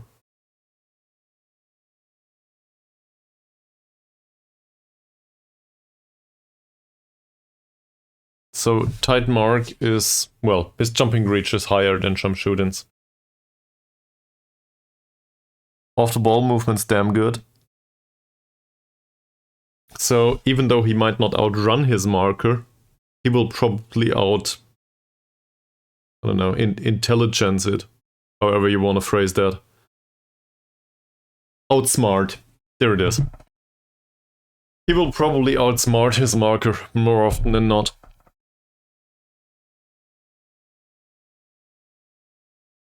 Which is bad. The hard tackling, though, might be a thing. Yeah, I think we'll close down and tackle hard. The weaker foot is not really a thing for him.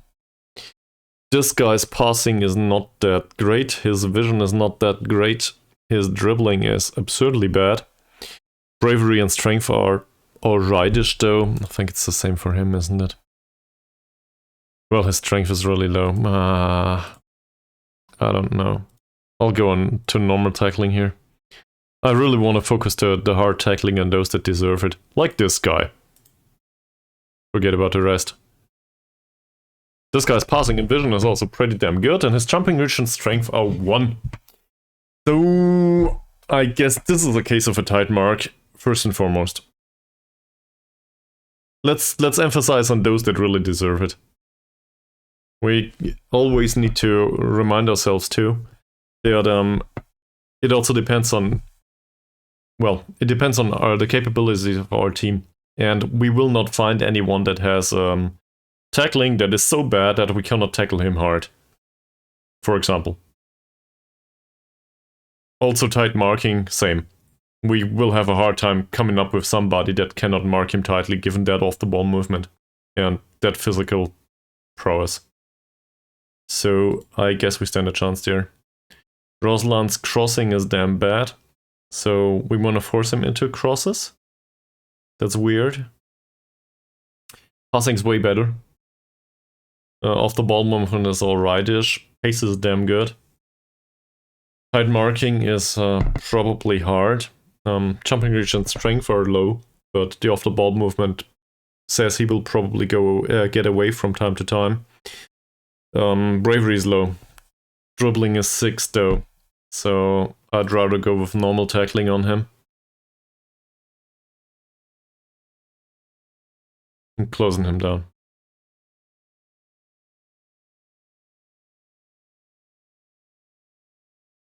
Probably press this guy here. It's a midfielder. I'm not sure about the strikers. I don't think we need to press them specifically. They will probably get pressed anyway by the formation and the tactical instruction. So no use putting an emphasis on that. This says hard tackling too. Not sure if we need to. It's not that bad in comparison to, well, this guy's. None of these are really good though. With respect to their dribbling and bravery and strength. Passing 6, crossing is 7 to 10. So the crossing is dangerous. I think we can agree on that. So let's show him to the weaker foot. To the inside. Force him into passing. Passing is not that bad, but it's worse than his crossing. And he also doesn't like being put under pressure, given the composure. This guy has slightly better composure, but really bad dribbling.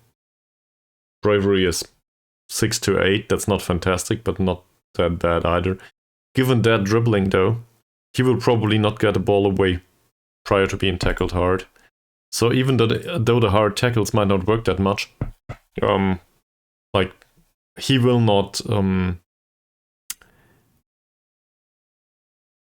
he's somewhat resistant to physical force, I guess, to being hurt, given the bravery. On the other hand, it might not result in disciplinary action, given that dribbling. Crossing's damn good though. So we need to trigger the press on him, definitely. And... well, the off-the-ball movement is really bad, but he's pacey, sadly.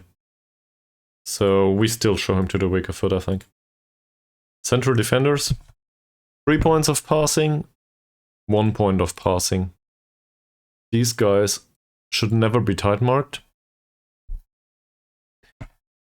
That said,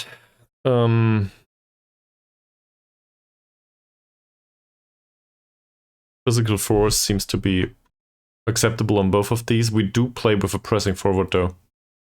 So if I tackle them hard, the pressing forward will probably go with the feet straight into their faces. So let's not do that. I don't want to put too much of an emphasis on that. So hopefully Rumley will remain on the pitch. Alright. Anything else that comes to mind? Well, this is a 4-4-2, so playing through the middle might not be the worst idea. We do play fairly wide usually. We do play with an inverted winger. Not sure. Let's just see where this goes. Oh, he's nervous about his battle. Cool.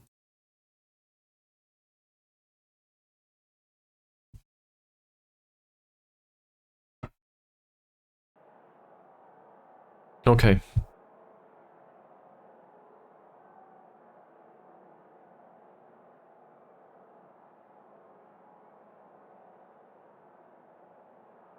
Revenge? Well, in that case, we always take revenge as an option, right? Okay. And now, we ease the pressure already. So, it's either cautious encouragement, or it's more easing the pressure. Given that most of them seem to be motivated or inspired, I think we go with cautious encouragement. If I can find it. Yeah. That's not too bad. I think it improved for some of them. Morale. Alright. Here we are.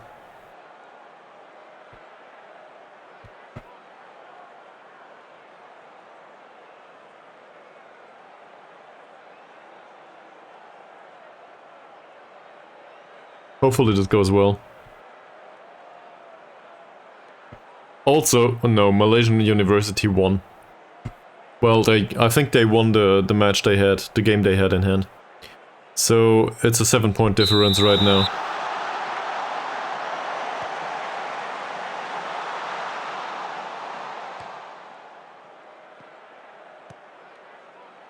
Ankun running with the ball and losing it. That's not a great start. Well intercepted by Dickey. Rumley, Choo-Choo.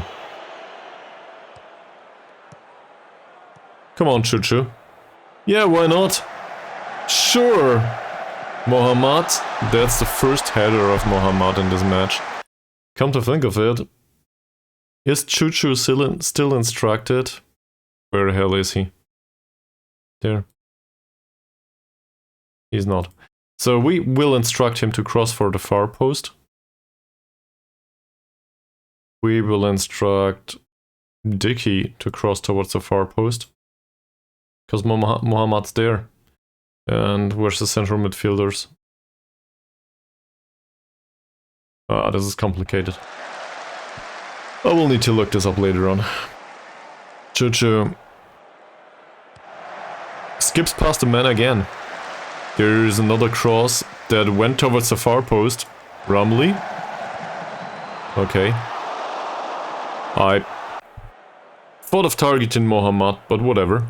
We'll take Rumley too. Shamshuddin. Mochamil Killeen. Nice pass. Choo-Choo. Ankun. Another nice pass for Chuchu. There's the cross, Mohammad. Well, if only he had better heading. Otherwise, apparently 13 versus 7 is still a very uneven duel. Ball distribution towards Mohammad seems to work too. Chuchu skips past the midfield defender. Straight towards Dicky. Will he take the cross? Dicky with his 1 point of dribbling. There's Mohammad again, and this time we get a corner. So far, I like the performance.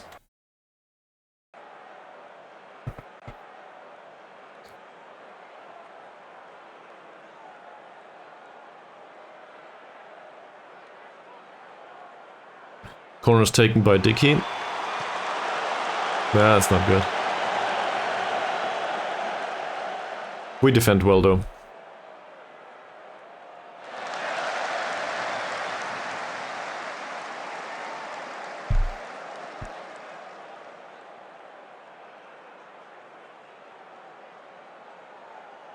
Thomas was cautioned. Nah.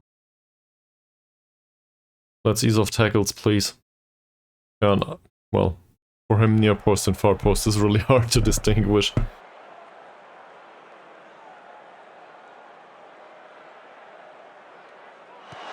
Shamsuddin and Mohammad interchange passes. Nothing happens. Dicky, second attempts to charm. Or not.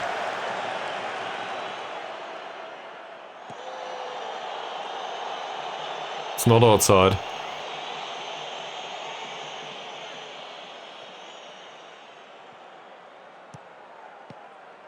Idris, Modnor. Idris again. This Idris guy seems to drop back a little. Let's look at the tablet for a second. It says central midfielder.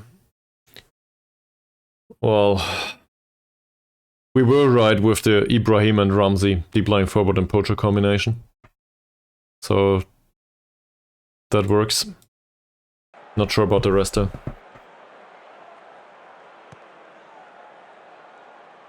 Van Nadres, Mustafa, Ramli intercepts, great play so far. Ankun. Ankun with, whoa! A really great delivery straight into the penalty area, and that might have ended in the back of the net actually. Despite not really contributing much from our side. Dicky takes the corner. Nope. Chuchu maybe? No cross. Oh, that's intercepted. That's a really bad pass. Ankun with a free kick. We take that. What a free kick.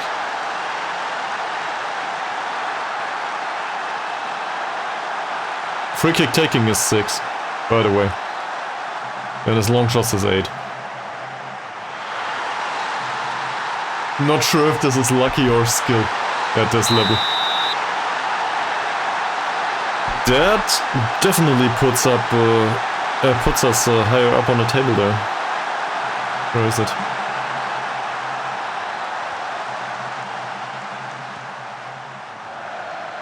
Well, let's look at it later.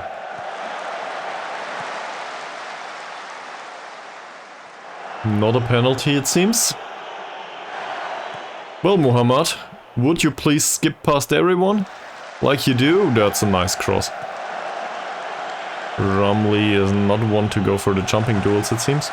Chuchu. Dicky straight with a floated cross towards Muhammad. Ankun again, this is a foul.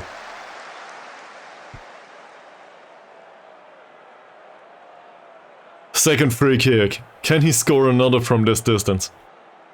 He scored last time, so fingers crossed.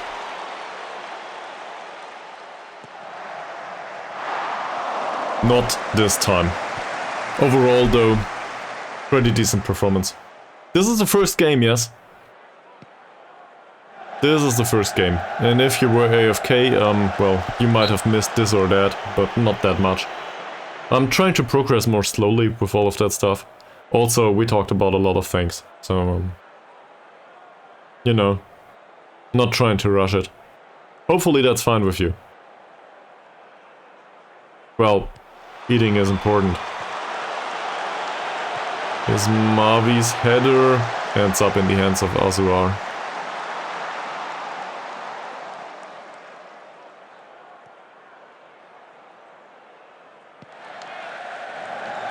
That's a hefty long ball.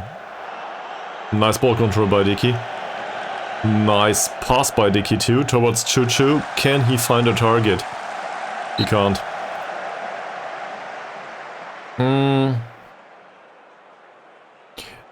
Are you talking about the distance he needs to cover on the pitch, or just as a taker? Because, well, probably not news to you, but we do not have reasonable corner takers in this squad. From a defensive perspective, maybe. On the other hand, at least he has good crossing, so... yeah. I think you have a point. The problem is it doesn't show in the stats yet. So I'm willing to experiment with that. As long as we do not concede much from taking corners. If it comes up at some point, I will probably reconsider. But so far, it isn't a thing. Also, they didn't have a single chance so far.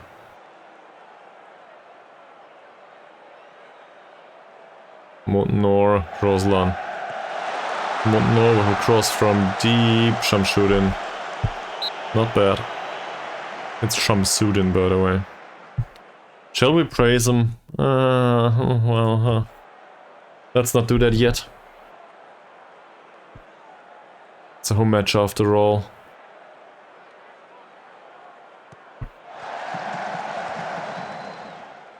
That will end up as a long shot, won't it? Wow. First chance of the match. Not a bad one, by the way. He wasn't marked. Yeah, that's not a bad idea. Praise him only. We can also praise Choo Choo for the assist. Maybe he likes it. Hopefully we do not concede now.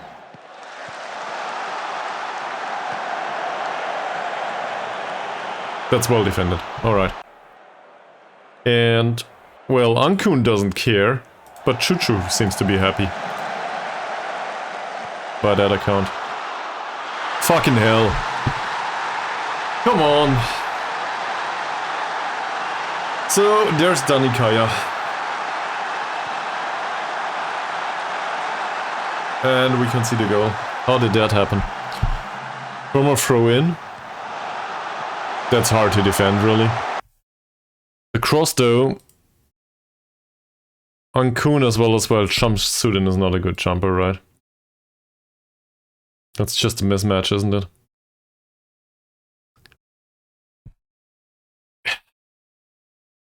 Six points of jumping. Sure, that's a thing. Shamsudin's jumping is free. Basically what we have on our side too. Just with a bit more luck and, well, a goalkeeper that was caught out of position, I guess. And now they are nervous.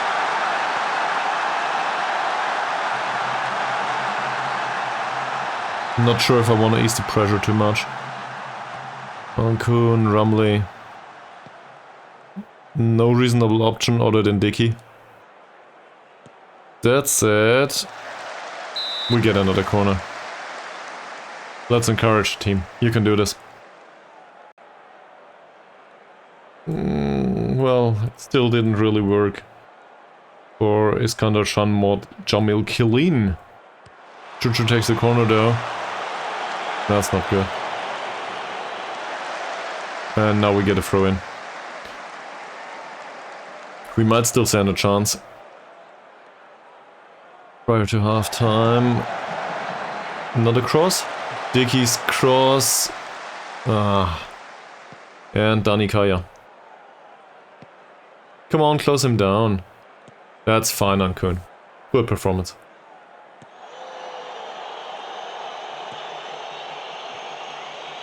Courier, Ismavi, Dicky.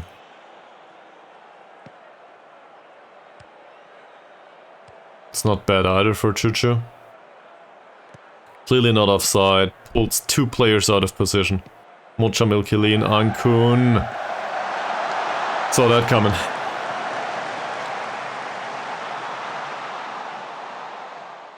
He's not the one with the good long shots though. His long shots is only 8.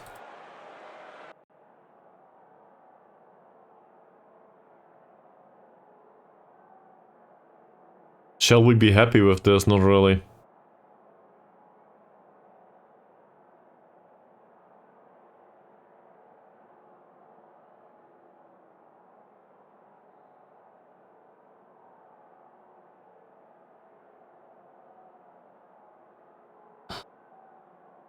Two of the players are nervous.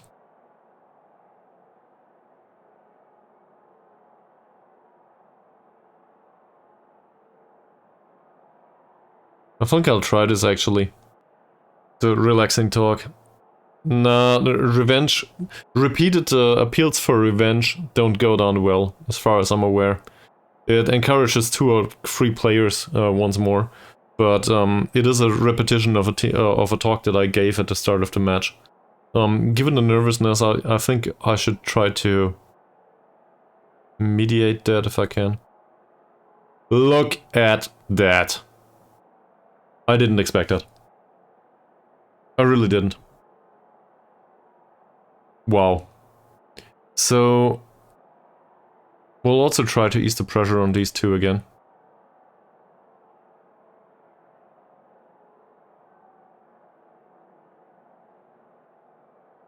Okay, cool. Now they are confused and demotivated.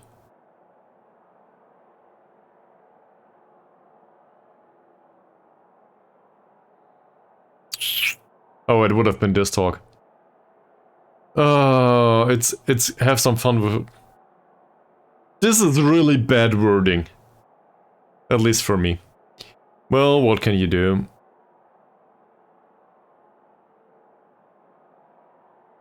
He doesn't play well though.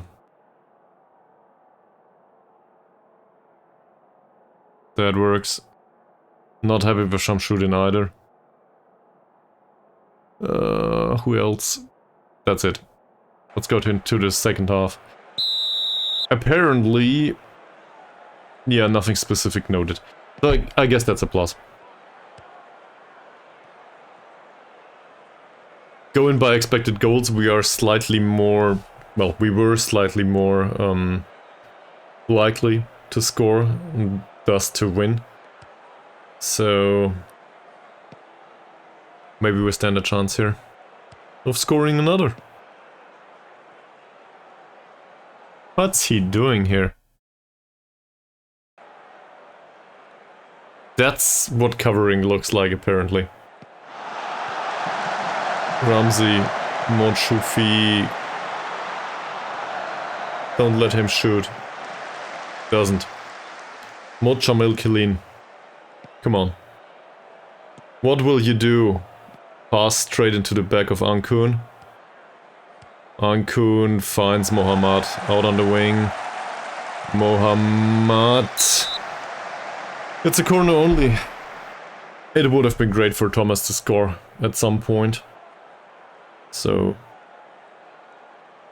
definitely like that he was at the near post in this scene. Dicky takes the corner. Nah. Chuchu's there though. Well, not for long.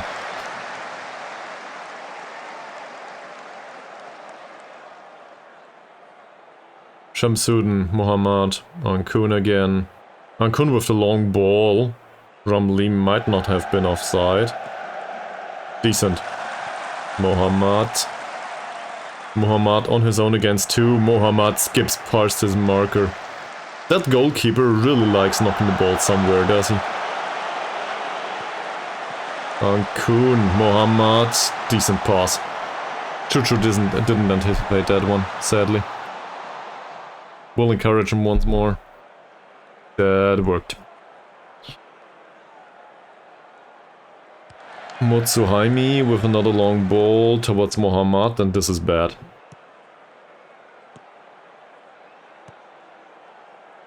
I thought in real life for a second.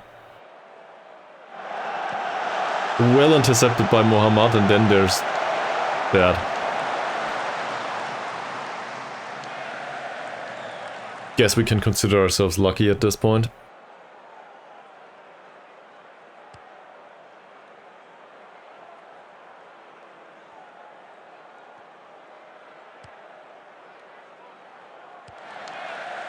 Ooh, that's dangerous.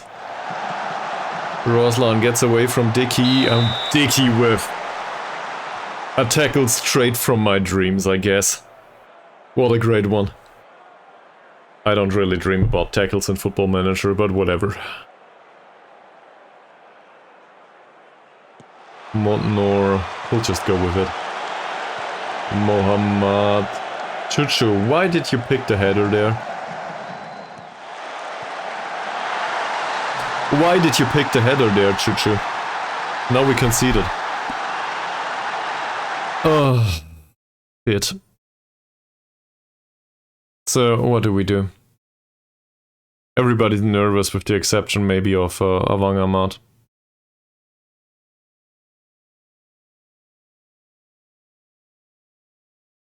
Malek's also motivated, and Chuchu has... well, he has a decent game. Not great though. Mohammad's game is questionable. Yeah, let's do that. So I don't really like this, but we will do it anyway. We'll bring Abdul Malek, play Chuchu. Take the specific instruction off here. Where is it? Cross-aim far post. Take that off.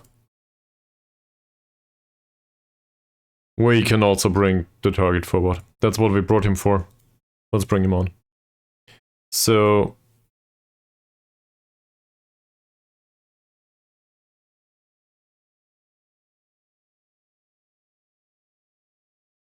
we'll do this.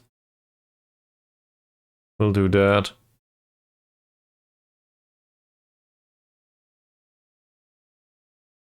Norway was drawn into the top position by what? By international rank, or what is it?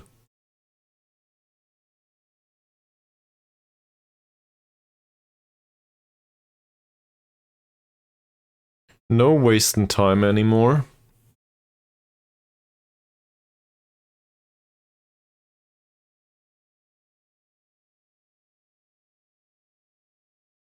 This guy's apprehensive. Killeen.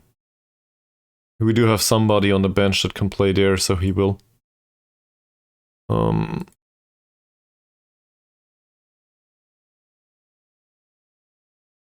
Can still be central midfielder on defend though.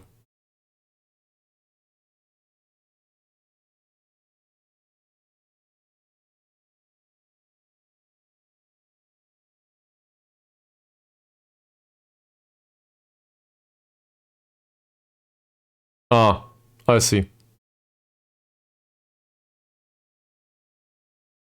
That's also pretty damn nice. We also want him to shoot more often, that makes sense. His passing's not great, his flair is rubbish, so take less risks, please. And given that he cannot dribble for sure. No, he can't. We will ease off tackles with him. Hopefully he gets into goal scoring position though.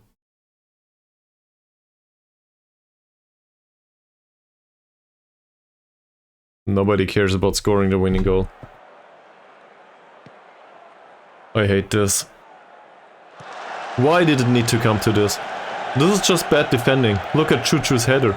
It was entirely unneeded. And then, well, that's Shamshuddin's fault, I guess.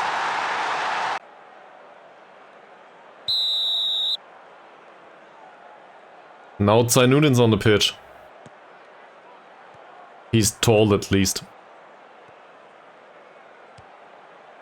Malek, Zainuddin.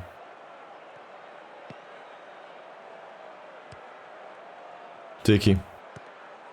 Is Mavi again? Long ball. That doesn't go towards Thomas. Or Thomas is way too slow. Depending on how you want to phrase it. Awang Ahmad. Slow and steady possession passing, I guess. Thomas. Malik. Come on, guys, come up with something. Dickey. Dickey with a cross from deep. I guess we take that. Why not? Let's encourage the team.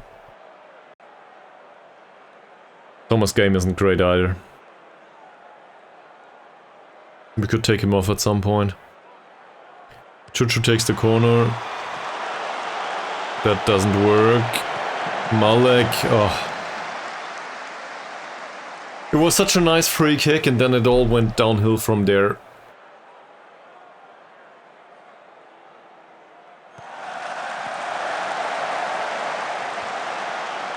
It was a match of low-grade chances prior to that, so we shut them down pretty nicely.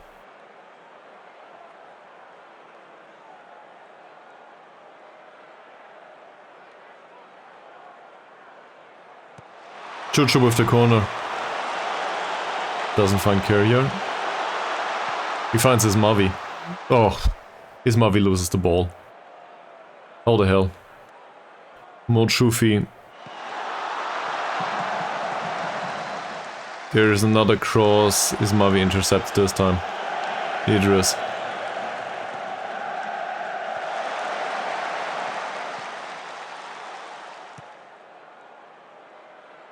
Motnor.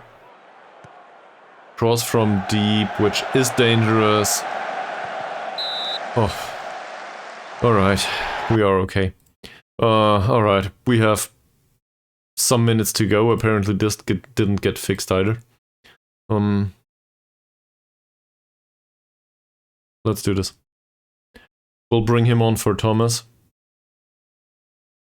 Get rid of the ease of tackles.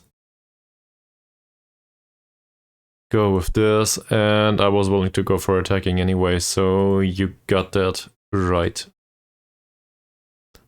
In fact, I think losing by one additional goal probably doesn't matter, so we'll go very attacking actually.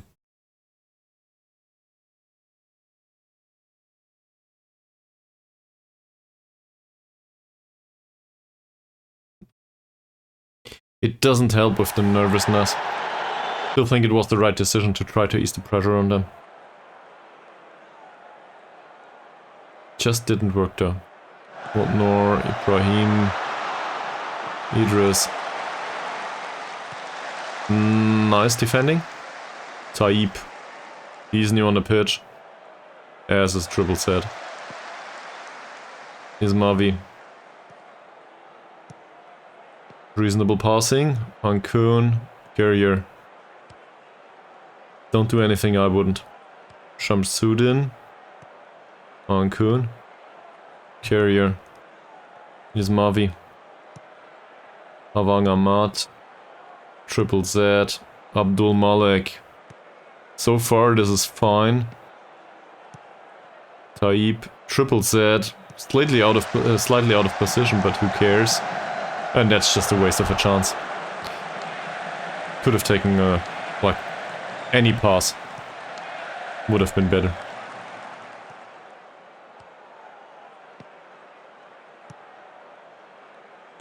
We should probably also... none of this makes sense here, does it? Counter press, taking short kicks is fine. This all is rubbish.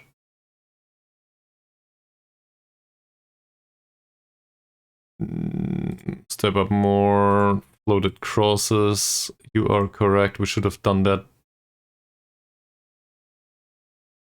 Well, subbing them on. Work ball into the box. It's probably a bit late for that.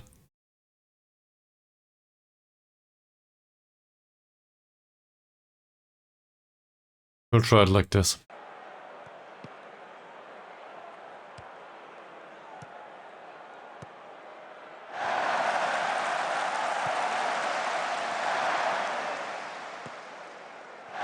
Who knows, maybe it makes a difference.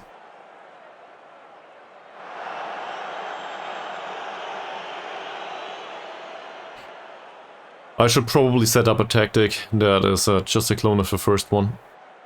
That says attacking or something. Man versus man in defense. Well, Don't we do that already? Look at the way it's on the pitch. Shamsuddin, Tayyip, Chuchu. Chuchu skips past his man, not bad. There are 2 players in the penalty area anyway.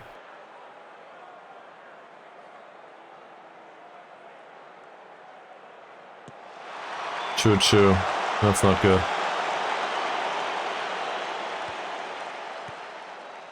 Tayyip loses the ball. Idris, Van Nadris.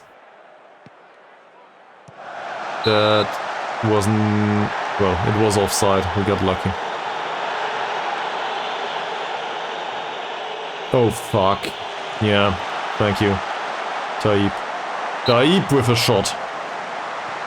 Ugh. I just can't see this menu up here. It's so small. Chuchu is Mavi. Nope. Not this time.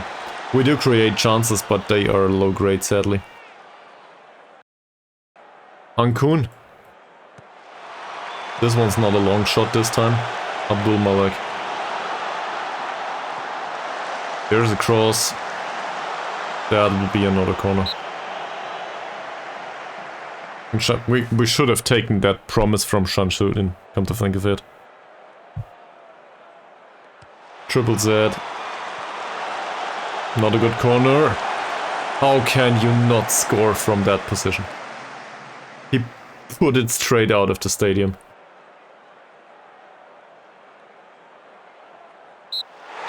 That's the game. Okay. So we lose. Despite having 12 chances versus 4, we lose.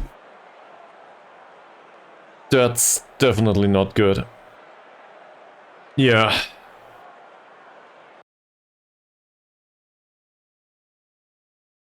You think so? Given that everybody is really nervous, we need to ease the pressure. They will be nervous all the way until we are non-relegated. And to be fair, if Malaysian University continue to play like they did for the majority of the season, we will not get relegated just because they will not close the gap. Gap should be 7 points now. 7 points in 4 matches, that's a lot for them. Also, there's other teams around us. So, if we win a point here and there, we're probably fine.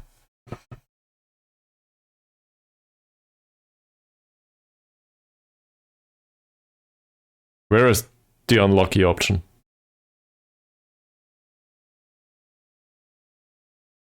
I'm proud of your efforts, even if... no, probably not. We'll be successful if we keep that up. That should keep confidence up somewhat.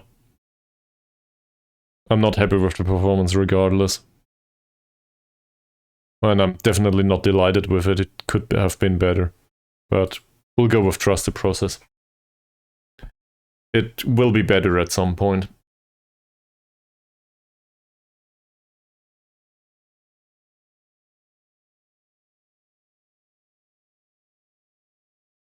I do not necessarily disagree with that.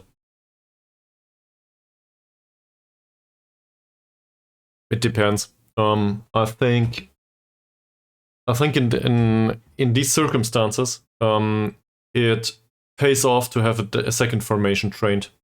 Well, but not really a formation.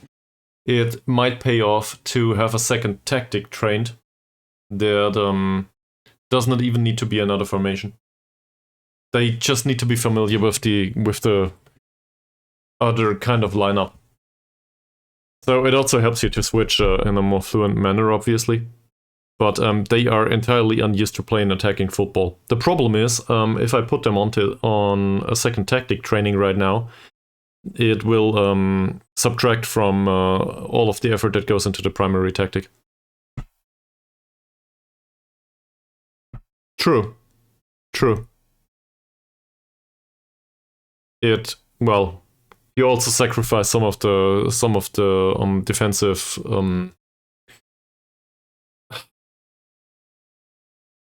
reliability. You open up in the back, basically.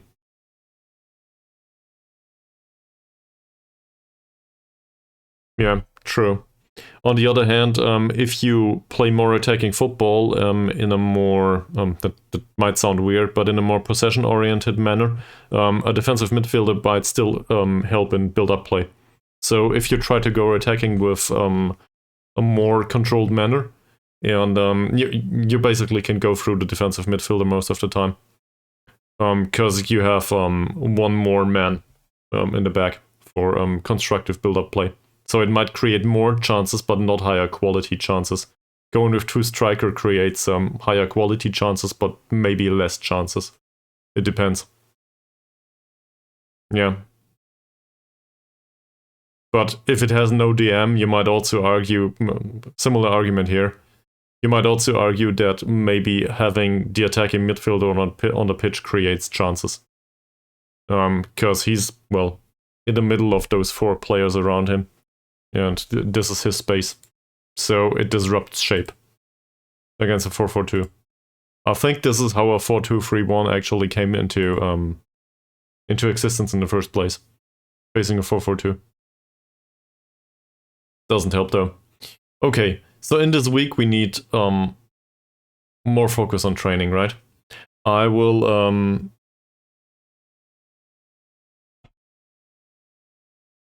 well, then we more or less play a 4-4-2.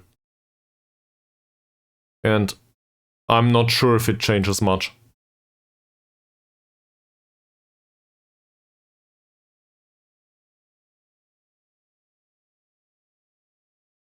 Also, if I disrupt shape now, let me put it that way, we have 4 matches to go. I'm aware that performances haven't been fantastic, but they haven't been that bad, did they? It's not like we had expected goals of 4 against us. Yet. If I disrupt shape now, it will not go anywhere.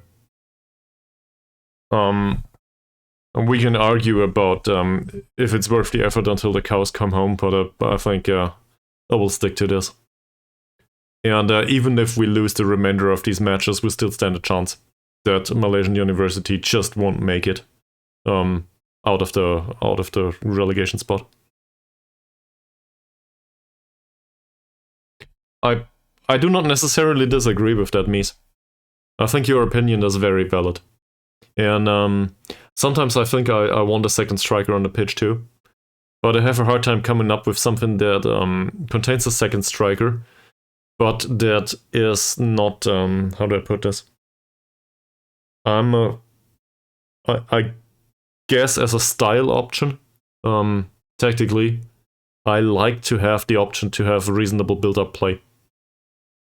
With enough players to contribute in case we need to get the ball forward. Because my central defenders, I guess that is accompanied by that statement. My central defenders cannot pass the ball if not at gunpoint. They will always waste it. So there's 2 options for this basically. Either their passing is so unimportant because there's somebody with 15 points of strength and 15 points of jumping reach and 10 points of heading up front. So they can play the long ball all day. Because, well, that guy up front will probably defend it anyway. Or not defend it. He will retain possession anyway. Then it's fine. That's ugly as fuck, but who cares? Or we need some jihadi. Oh, no. No, Johadi's trash. He's not better than Dicky. We signed him on a non-contract to have somebody in case somebody gets injured. I don't think he made a single game so far. Johadi's a bit faster. I think, well, it clearly shows here that Dicky is the better defender. To be fair, maybe we should play Johadi next time. How's Dicky's performances so far? He had a 6.3. Yeah, alright, I can get the argument here. Okay. Let me go on a bathroom break though. And, well, I will also try to find something to eat. Not sure if we'll make it to another match, but maybe we can do the schedule and stuff on top of this. And I will be AFK for a minute or two there. So feel free to do a short break yourselves. BRB.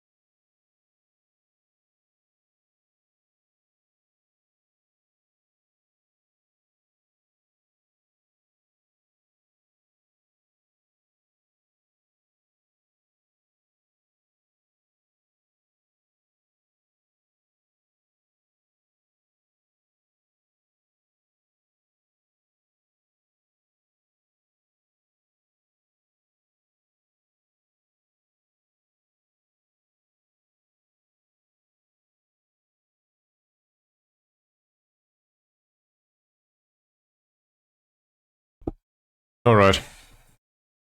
Let's get back to this. So I did just eat. In case I will fall asleep straight in front of the PC in like a minute or two, you know where this comes from. So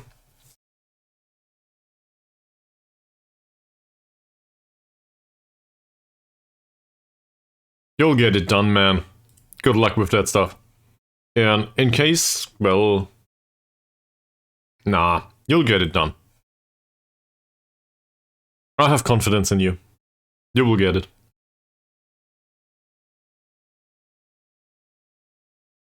So we have 13 days.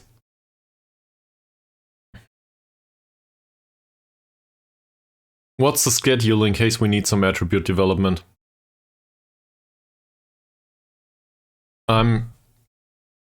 I think I will be really without any imagination on that.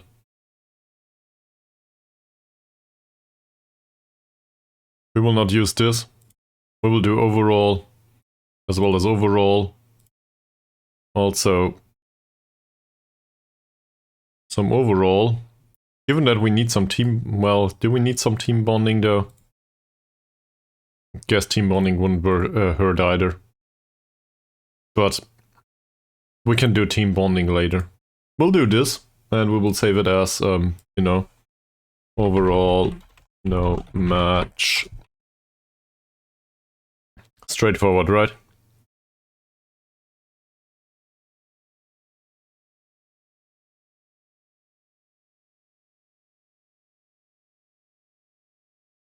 Well,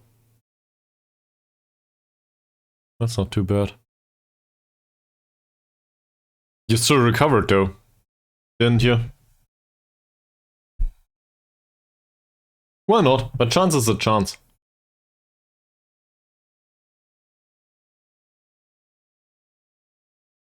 You think so? Just to practice set pieces? Yeah, why not? We can probably do that. Where though? I guess here.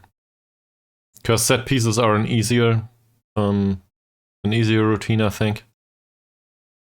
So that doesn't hurt. Let's save this again. I also wanted to do a schedule that applies to your OCD. So if there's a match on Saturday, we don't need this anymore, right? Match practice, sharpness and stuff, that's probably not a thing anymore. So we might as well do this. And the other way around. So that team bonding and overall sessions do not, well, they are not that hard. Also, there's still a rest day on Friday, so that's fine.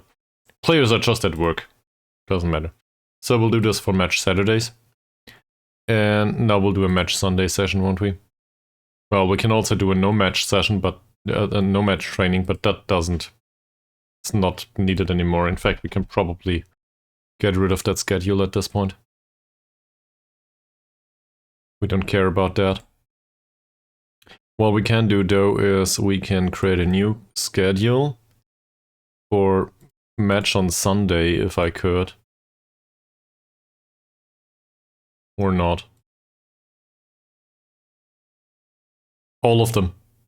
All of them are semi-pro, I think. So if there's a match on Sunday, we want overall training on these 2 days at least.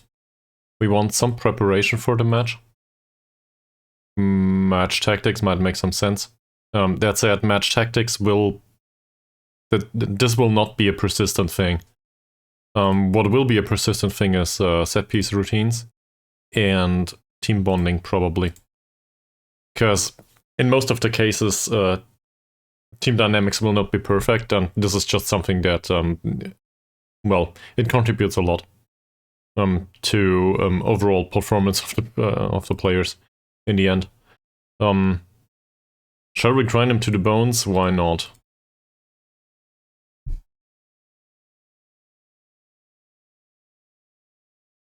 So this is match Sunday.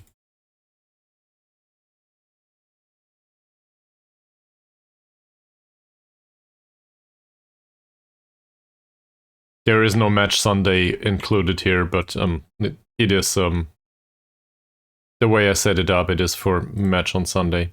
This is for no match because, well, there's no match afterwards. This is for match Saturday.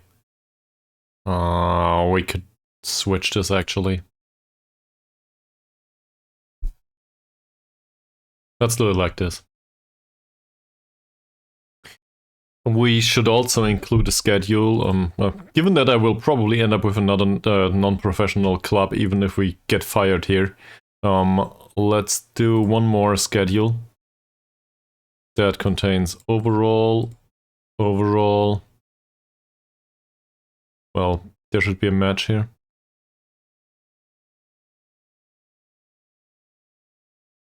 We will call this, there's match tactics in here, there's set pieces in here, there's, where the hell is it? There's penalties in here. Is there something else that we need for, well, yeah, of course, community out, like team bonding. Here we go. So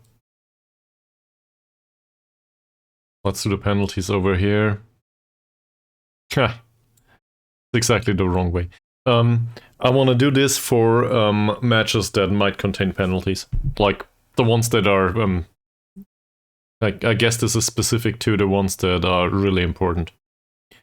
So I will call this. I don't know.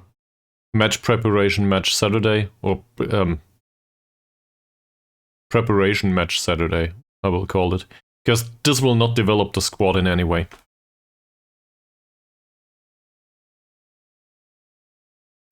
Well, but doing penalty, you're talking about getting rid of the set piece routines.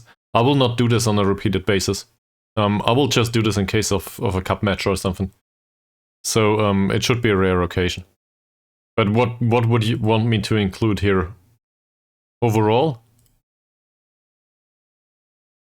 In a cup match, I still want the preparation for the set pieces though, set piece routines. On the other hand, this does not contribute to next match's performances anymore, right? It's weird. We are used to these sessions having an impact for the next match. I don't think that's a thing anymore.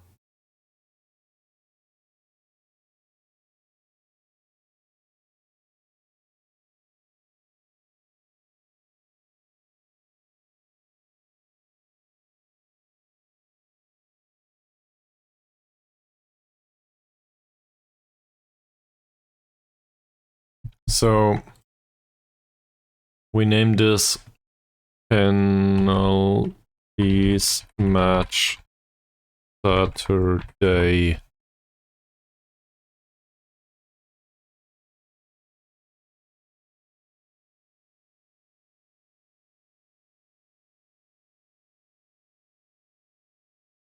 We should probably clone this and do a similar thing for match Sunday. So if the match is on Sunday, we will include the set pieces here.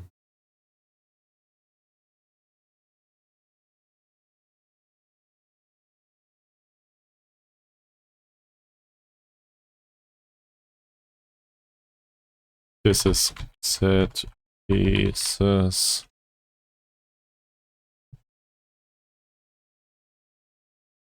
I think there's a character limit on this thing.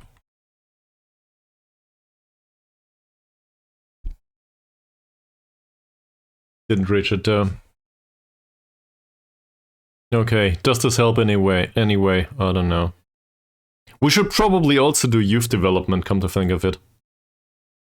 So let's talk about that too. Is this an acceptable way to do youth development? I have something stuck in my teeth. Sorry. Got it though. Yeah, well. Professional streamer stuff. Can Can't we develop the youth players like this?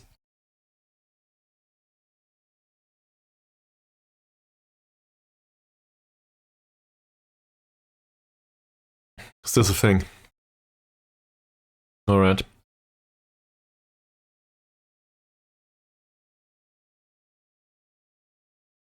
So, well, I will not adapt the training schedule all the time now. But, so we will do overall no match here. This is a match Saturday scheduled, so we can use this one now. Cool. Under 21s, no matches whatsoever, so we will do overall no match. We might also want to include a match on Sunday for them. And it's the same here. Let's do this actually. Let's go to the under 21s and to the other one, to the under 19s.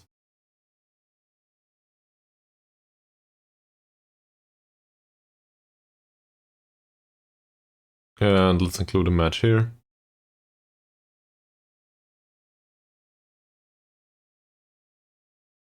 Yeah, well, of course. The under 21s can play Sarawak, why not? That's not bad. As long as we get some income from it. Pushing under 21s.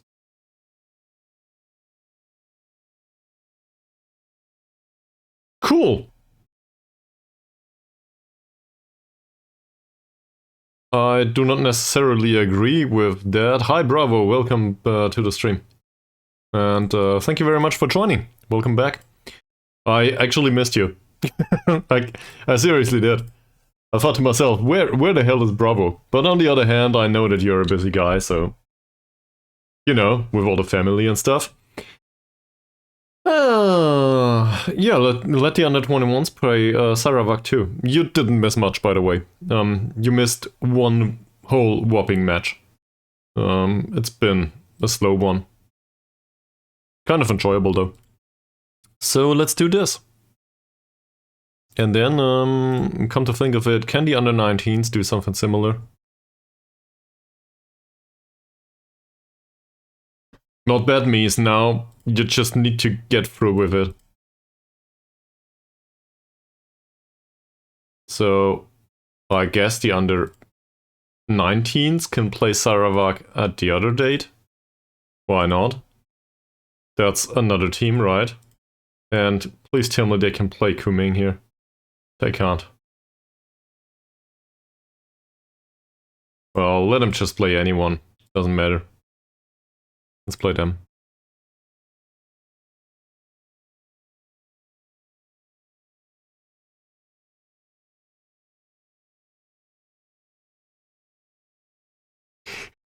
It certainly sounds like your squad has a lot of fun.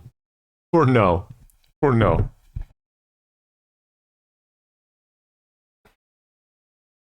So, fingers crossed that you make it through.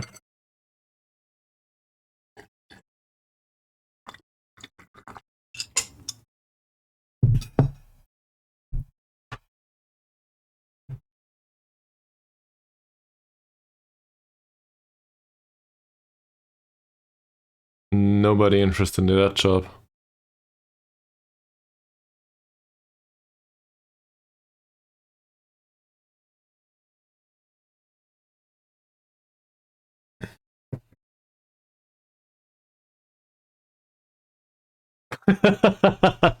What's with the first choice? International duty?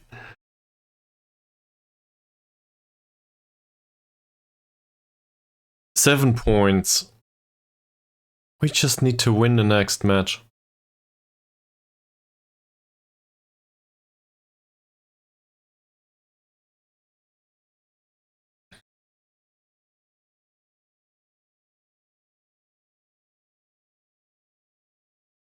That sounds like Football Manager things, Bravo. It's usually the way it goes with TNS, right?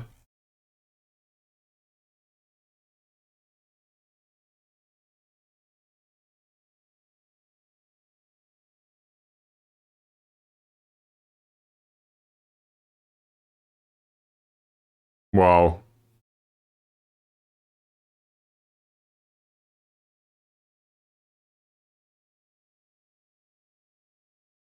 Well, in that case, means it's probably a good idea to discipline him at some point. You know, it's good for his character development. Might not be at your club, but whatever.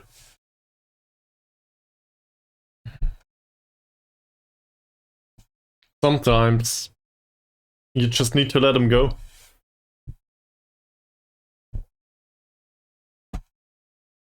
Well, apparently he didn't so far. This all seems good, yeah. Sure.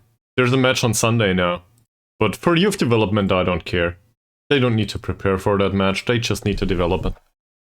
So, overall training is fine. Hopefully it helps though. Who knows?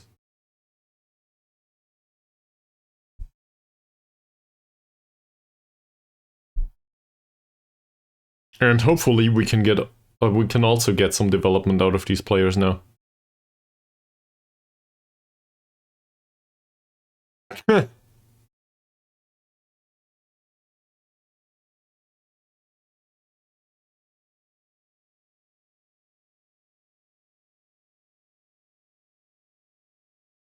Wow. That's really, really bad.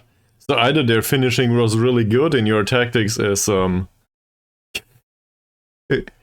don't know. Is your tactic very attacking from the get-go and pushing 11 men forward, well, 10 men forward and the goalkeeper is there to defend?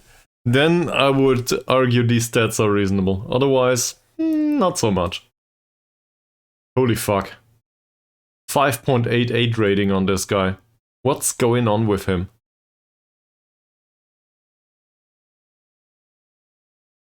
Can we criticize his lone spell already? That's the wrong team.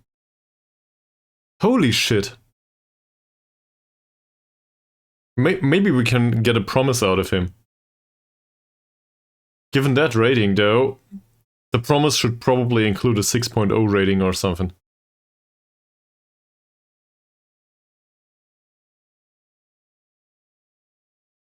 Apparently we cannot take a promise from him. Cool. Thanks for that. And nada am I happy with this, guys.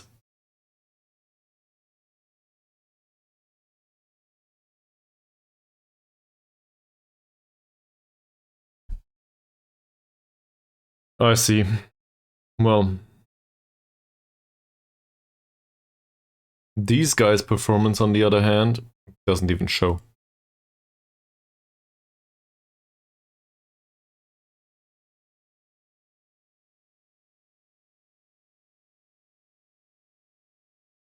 Oh, because it's not loaded.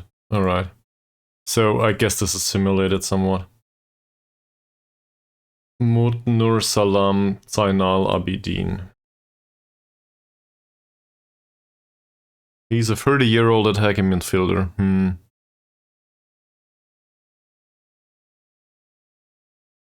I see. Yeah, I see. That stuff happens.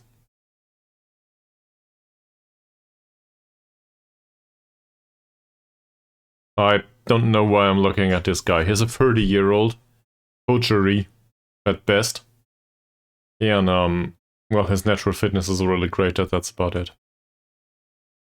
I don't want this guy anyway. Cool. Well, we had a similar game at some point. Expected goals is just, you know, expected value. Sometimes you have outliers. And even though I guess even though in football fat tails are not that much of a thing, still, sometimes 2 or 3 sigma events apparently appear. Not sure of the distribution of the outcomes though. I guess it depends on the skill of your players. If you have a player like Jorge Cesar, well, then these outliers are more reliable, I guess, so they are less outlierly. No, that's not a word. Outliery? Maybe. whatever.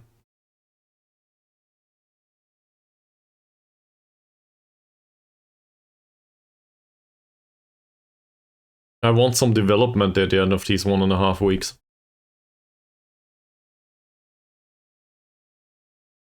That's way too easy, man. But of course you're right.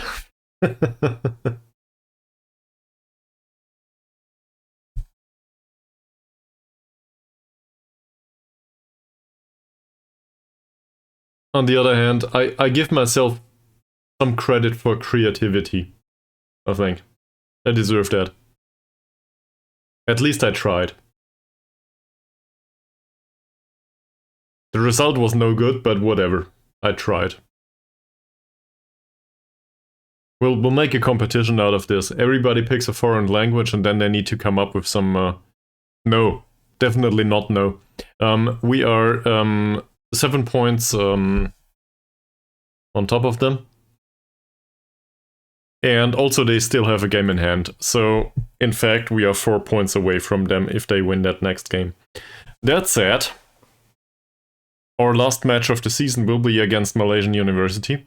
So we got that going for us, which is not nice at all, because last time we lost. And,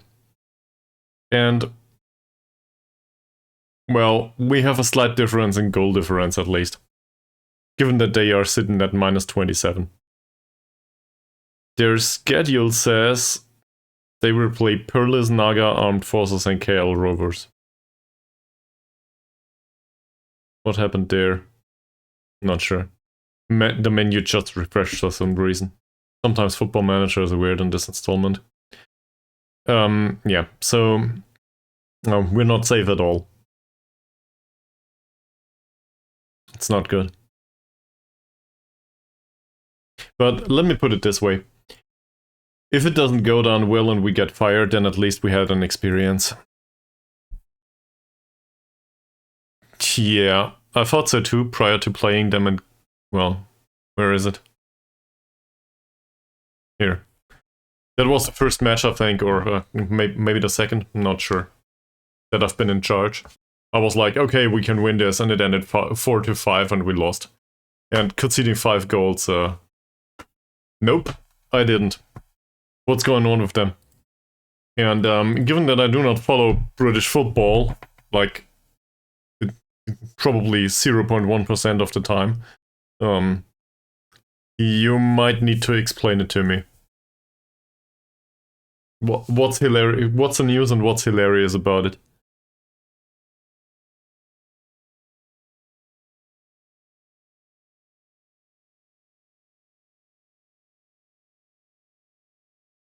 Oh! Well, in that case...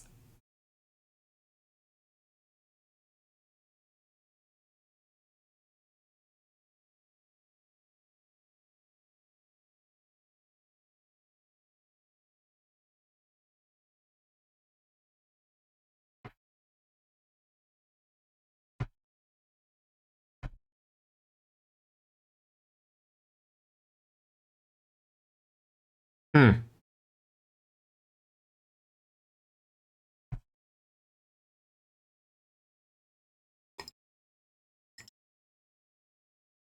By the way, did I mention that I brought a surprise that is, well, it fits the team, actually. I'm not sure if I showed that last time. I think I wanted to, but I didn't. So, you know, it's in the middle of November right now, and we have these really pretty Christmas sweaters. So, seen from that perspective, first and foremost, I will skip forward, and obviously we will include an ad break now, and afterwards, I will probably have something slightly different on me.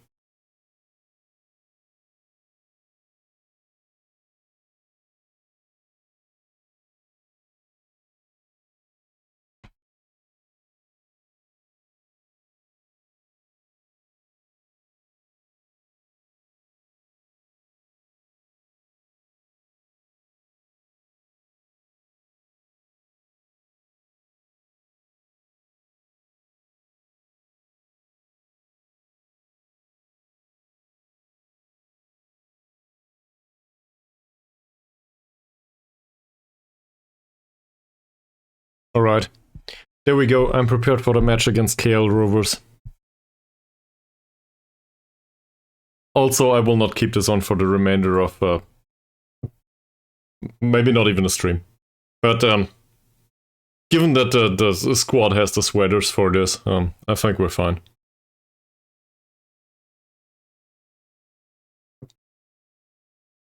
I think I heard something about that, actually, Bravo.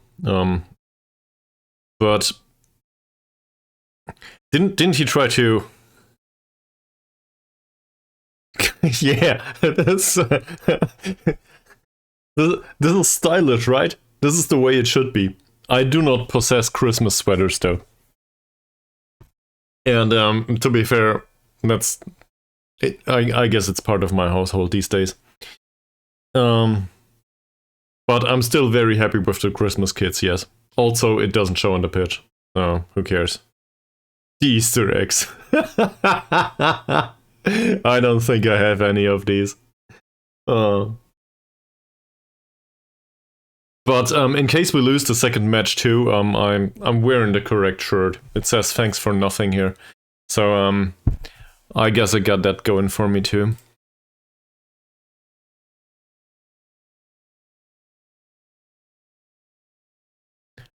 Well, what's a third kid?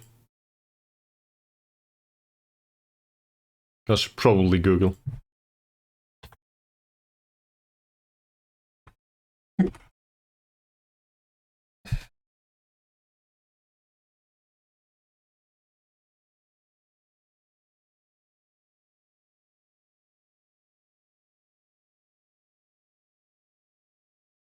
Apparently home colors are black and red, actually. So...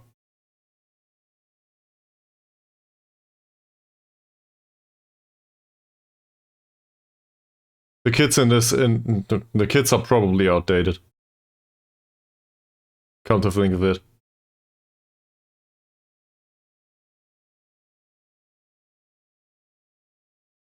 It's in Discord. Alright. Thank you very much. Might take some time. Stuff is processing, I'm streaming alongside it, so... you know, my CPU doesn't like that much. That's not bad. Yeah, they are kind of alright. A bit colorful, but I like him. Yeah, that's not bad. Oh, okay. So these are the correct kits, though. I very much like that. To be fair, I think the away kits are much prettier than the Christmas sweater stuff. But whatever. It is what it is. Under 20 International Cup. What?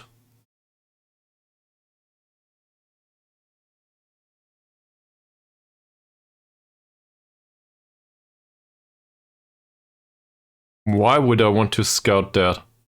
Sure. Sure, let's go there. Or not. I don't care.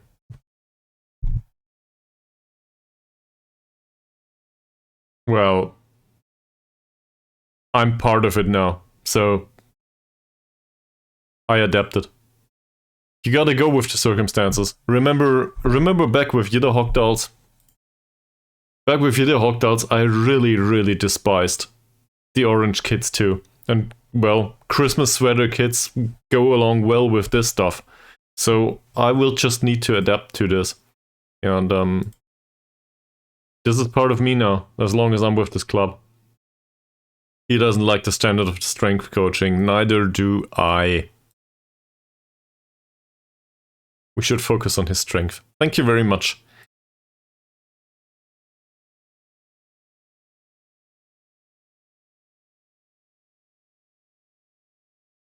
Well, that's not much better, is it? So this is after 1 week. We still didn't make it to the second week. Let's have a look at the individual performances. This is what we got. Dicky trains well. Great. Thank you very much. He also is somewhat easy to deal with.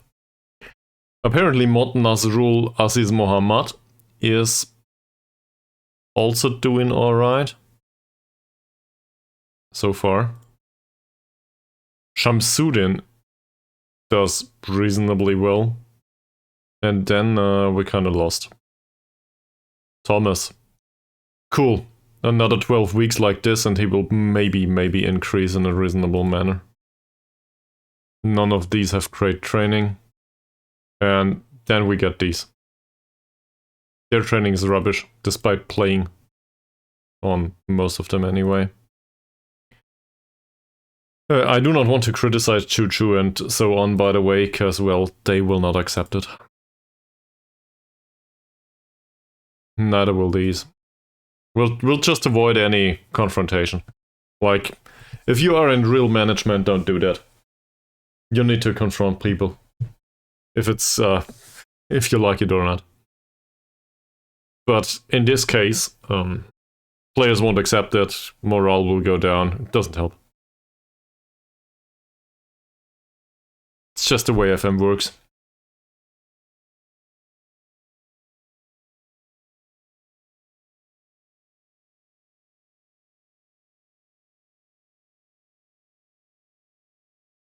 Cool. Do we want first team players to play in this friendly? Sure.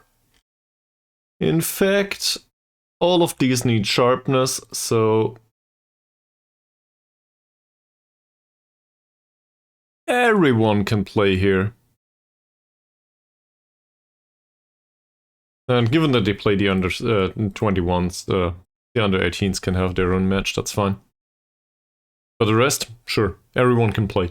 Maybe that increases sharpness a little bit on them. That might help.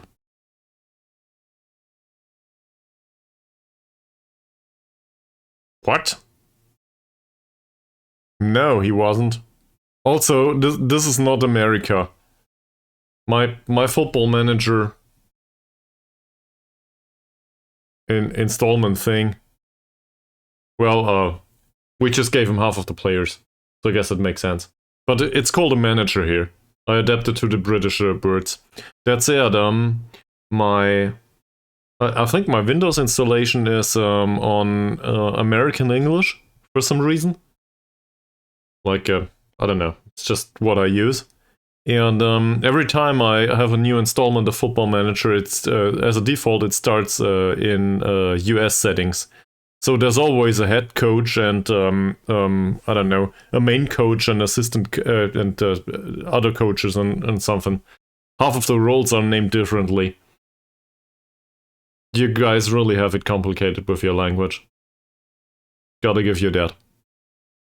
In Germany, it's more or less the same everywhere. So, yeah. True. On the other hand, I think we have a hard time in Germany coming up with the distinction of British football anyway, because well, the manager of the club is usually he's just the main coach, and there's another manager that is more like a director of football that does the actual management of the squad. Not alone though, but the manager decides on transfers and stuff, and well, the main coach, that's usually the one that gets fired and has most of the media pressure on him. That's the one that maybe has a saying in the transfers, but he's strictly responsible for whatever happens on the pitch, and it's not his main job to take care of finance and stuff. It's just not his thing.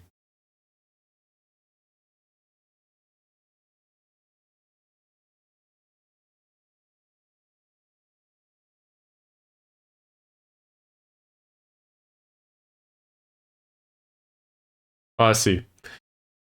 Yeah, that makes some sense. So, I guess I'm head coach given the dress code. But what does it say for people that wear Christmas hats?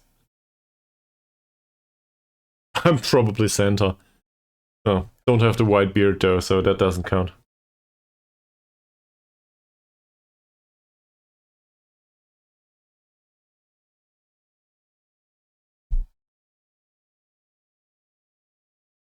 We will fuel the fire for yet another British versus American war at some times. Given the differences in language, or I don't know.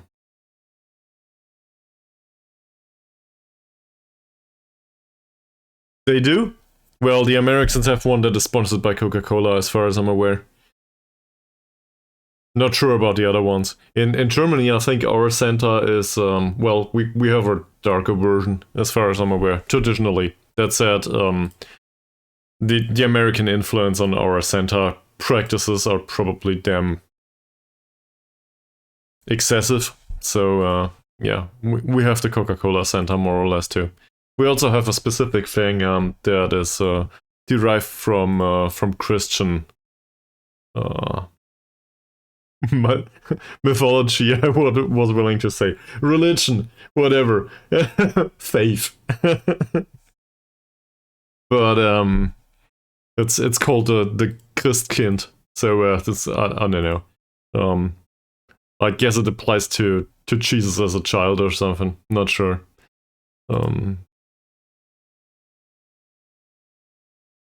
It's rather obscure though. No, it doesn't bring presents or something.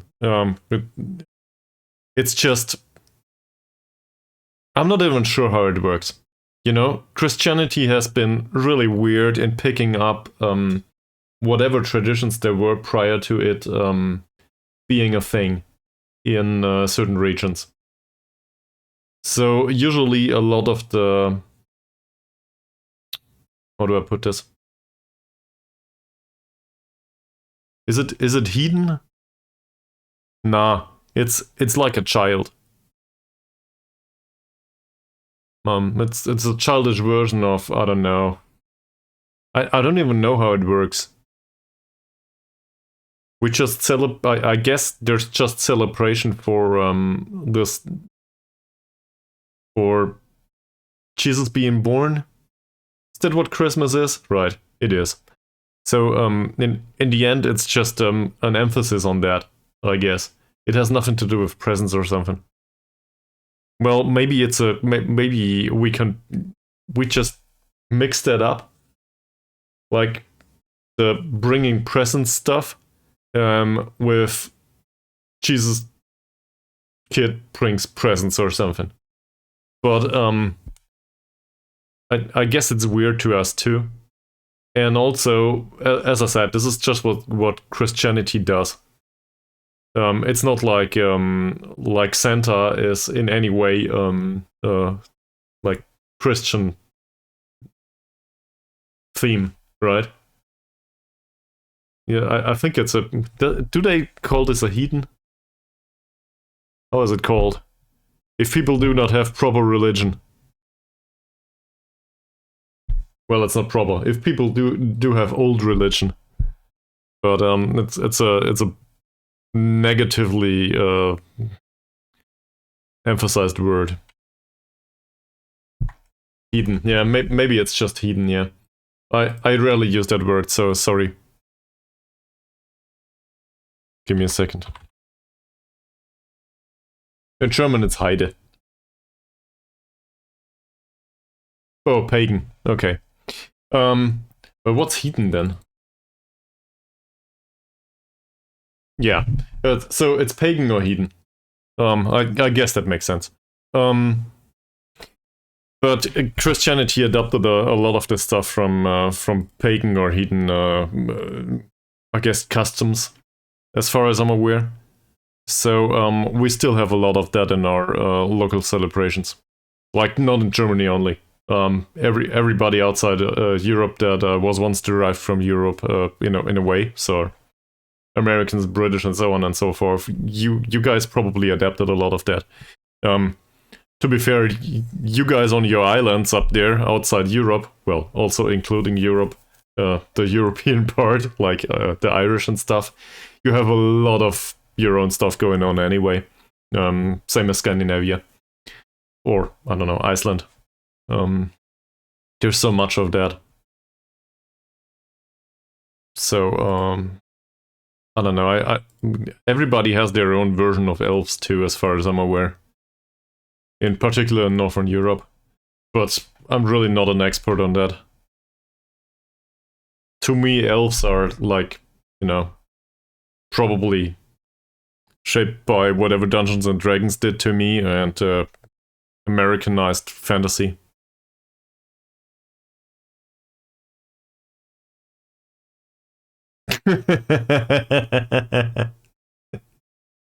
That's nice.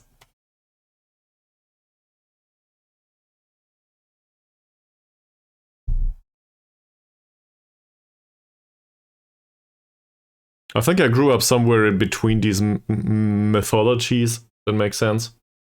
Kind of reminds me of Terry Pratchett's Hogfather. No, of a specific quote that I cannot think. Well, I don't think I can come up with it specifically, but it's about the little lies and the big lies. So if you've never read Terry Pratchett's Hogfather, that's definitely a good book. Also quite fun. Also, I want to correct myself. It is Sir Terry Pratchett to me.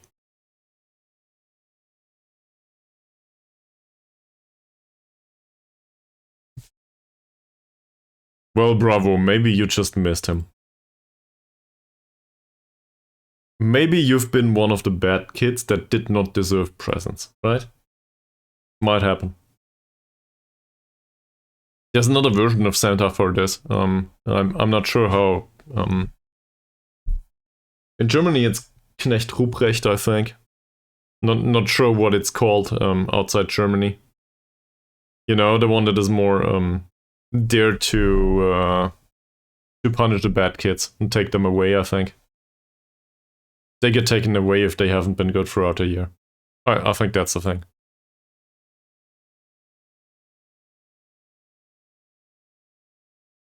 Probably also with the big bag. Well, did you make it? Sega Mega Drive. I never got that.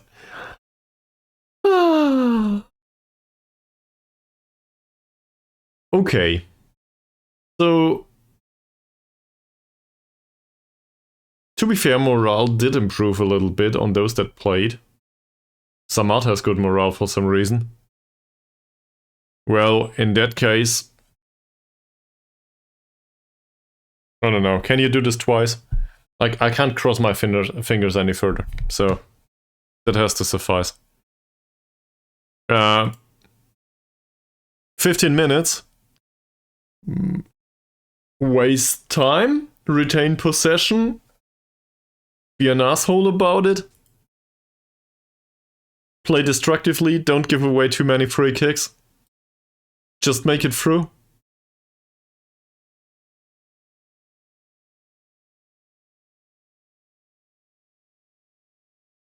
Nine minutes. Well, yeah. You might make it.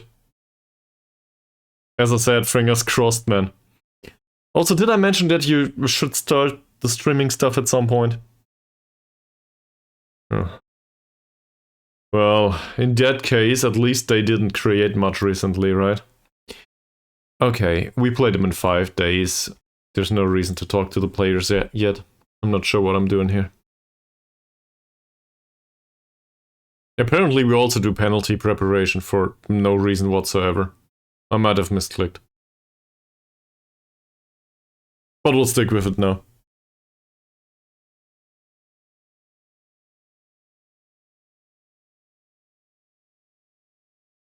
Well, that happens. If you have control of the game, it's still unlikely that you will concede another one. As long as the players keep their calm and stuff.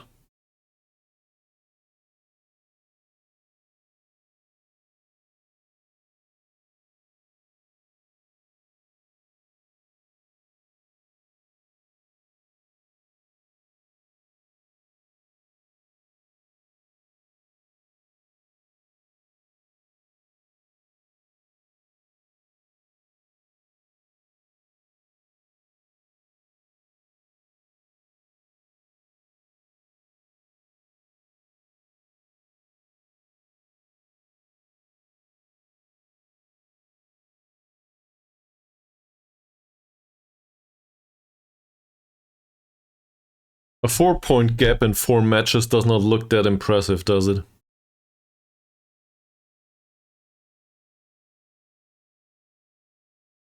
I do not like that. I thought it was more, but I forgot about the game in hand. And to be honest, well, I know whom they will play. I do not know when. But this might be a big thing at some point.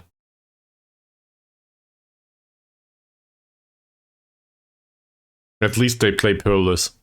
So, whatever. If they win against Peerless, at least Peerless stay below. I think that's a thing. Man, we gotta win. We just need 1 win and we'll probably be fine. Probably.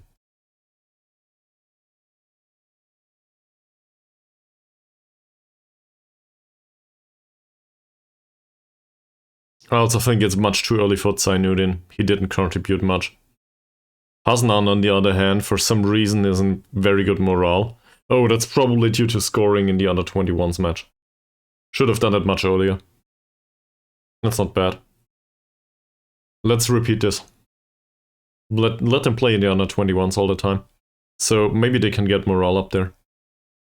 That's not bad. Didn't help our finances there.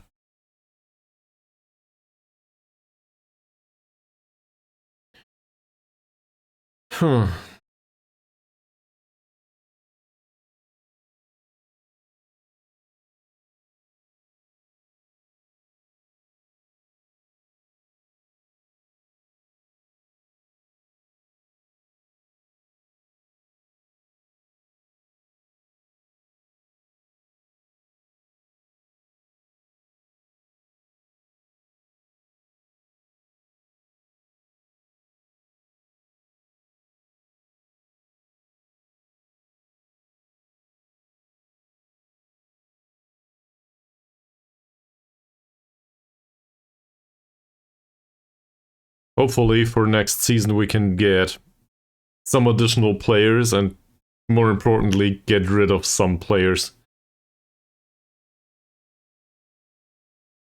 In particular, those that didn't play anyway. Success!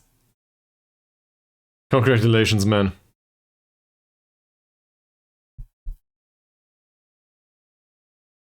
We should probably do some partying here.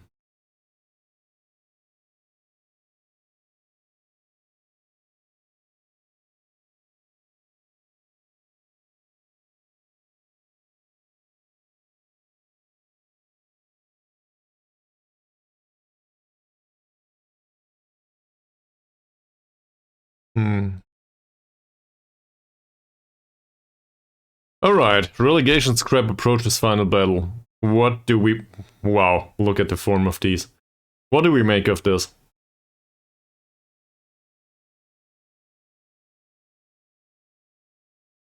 Oh, bravo.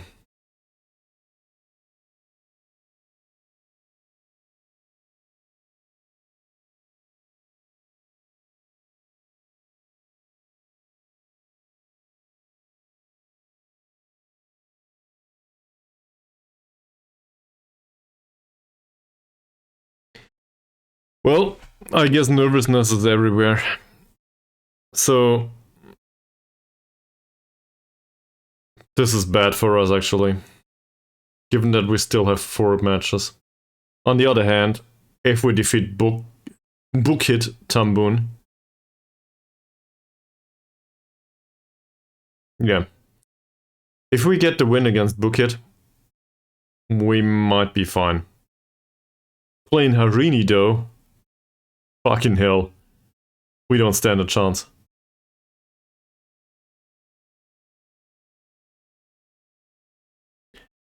Okay. Yeah, that's how it works, though.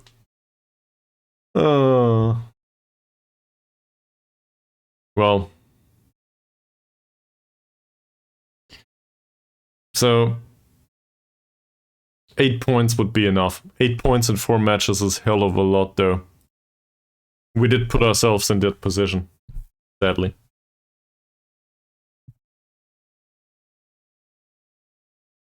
Alright, goalkeeper's been out of form.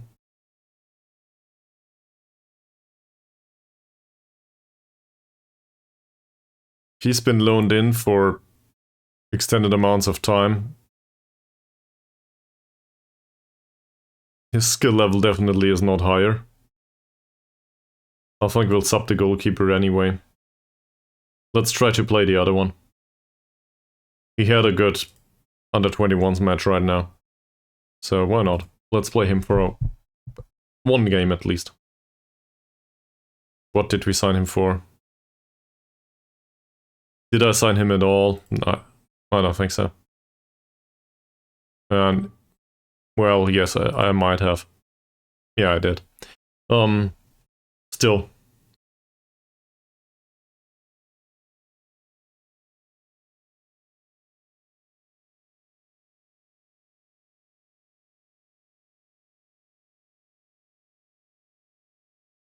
Shamsuddin's performance was rubbish.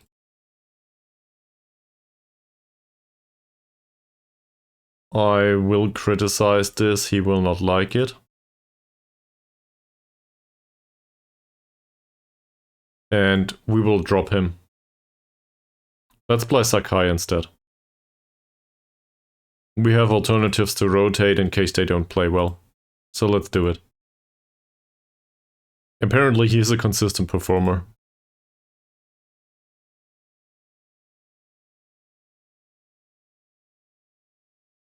What? From hoofball to short passing. What happened? So, Sakai's case is one of crossing less often, for sure. And shooting less often and dribbling less, probably too. Because he has no idea how to dribble, he has no idea how to shoot. And, well, the rest is on anyway. There's not much reason not to play Ismavi. He's fine, more or less. Form could be better, could be worse too. The 6.64 on Courier is not fantastic. So I guess the question is, do we want to continue playing him and see this through? He is assumed to be a consistent performer though. So, I don't know. Anyone's got any opinions on that? Safri is not better for sure. Safri. And, well, there's also the 40-year-old. Well, he just improved his jumping reach to 6 points. I guess in case of an injury, but no. So I'm actually willing to experiment with this. Let's try. Let's actually try to play Safri for one match. Diki.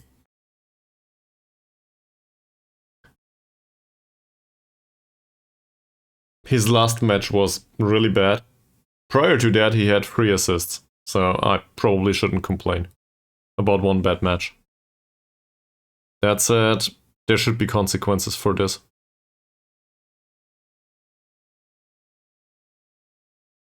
Well deserved, I think.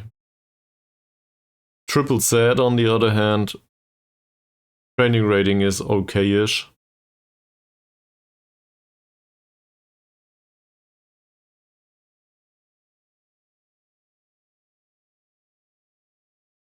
Jihad is even worse and he just declined.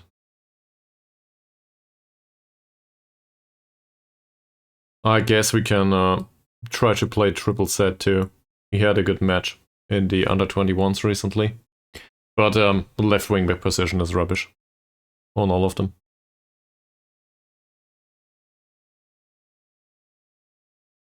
Yeah, that's the same for both of them. Okay. There is no reason to sub off Ankun, I think. He doesn't really get much better so far, but whatever. His performances have been okay.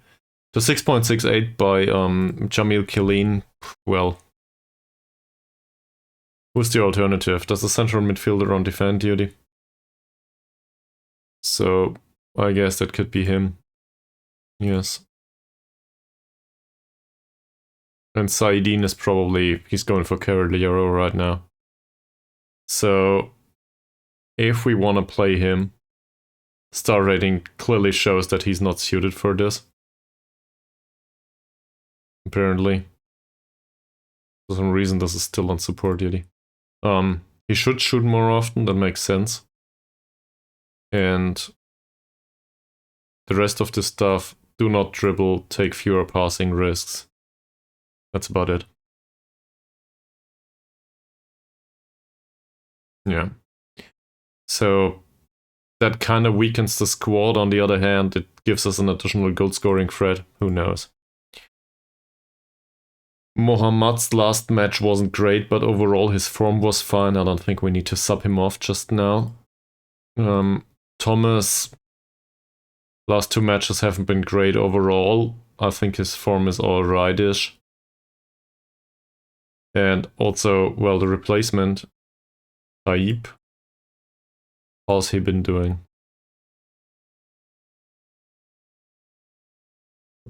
Well, assuming we replace him, tactical familiarity drops too. On the other hand, there's not much of a difference between the two. We do not really have a replacement other than Malik for the wingers. I don't think that's reasonable. I guess Chucho's performances have been better, but I don't want to take him off. Just don't think that's okay. And Zainuddin, to be honest, can go away. I think Hasnan deserves to play at some point. And we'll put Rumley on the bench. So I will do it like this. Also, I need a bathroom break. So, BRB.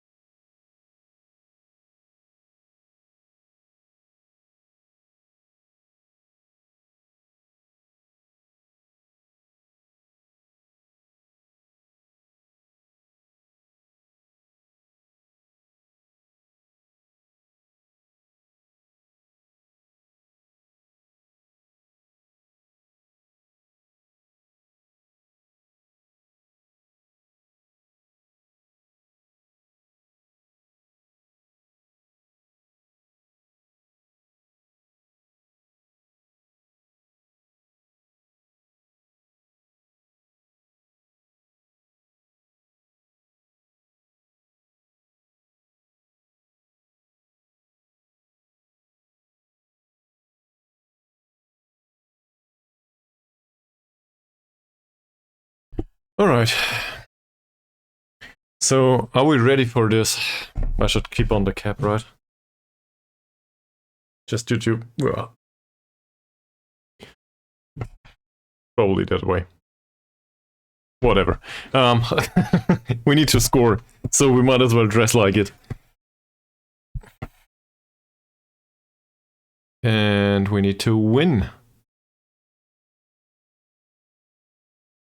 Hasanan does not feel very comfortable with the role. What does he feel comfortable with? Poacher. I hate it already. Sure, we could try that. That's not good.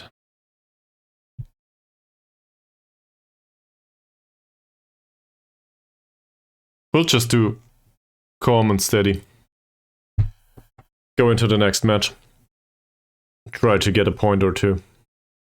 And then we'll move forward. Whatever, we'll see.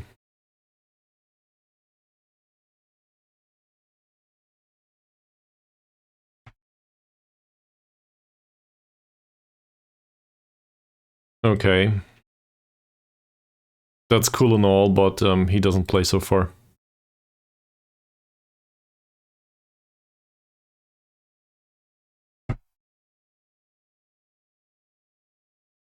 We will focus on the out of possession phase. Yeah, that's true. And that's also fine.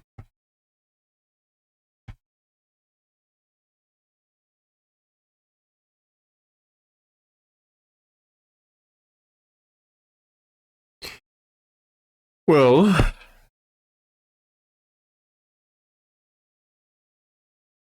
if we get relegated,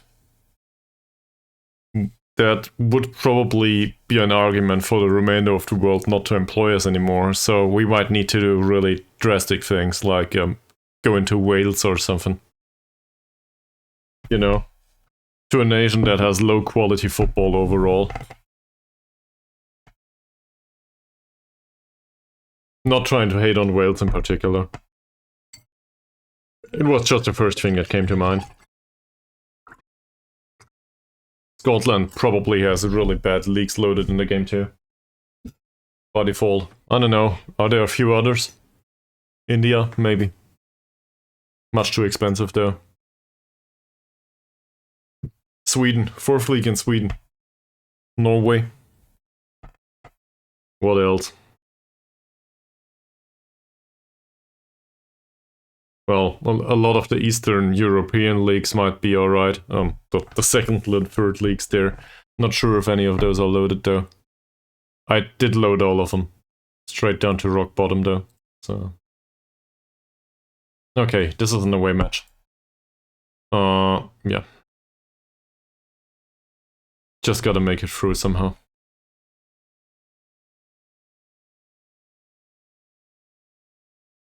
I really hope this helps. We should hold a team meeting and ease the pressure on them again. No, we will not, because if it's the second time in a row, they will not like it. So I ignore the assistant manager's approach here.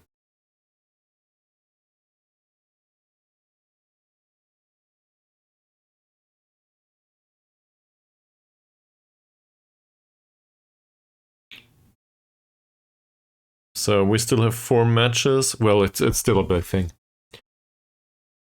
But more importantly, it's much more important that Malaysian University lose than that we win. If they lose, we do not have it sorted yet. But it gets very unlikely that we go down. Preferably, though, a loss and a win. That would be perfect. That would expand the gap to 7 points again. So it's not a given yet. Well, it might be according to schedule. I'm not sure.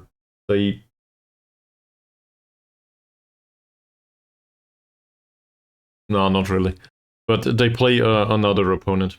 that is also destined to be within the hold of relegation.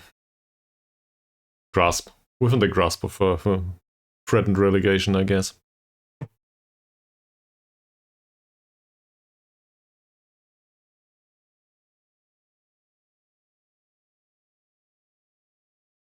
Come on, computer, you can do it.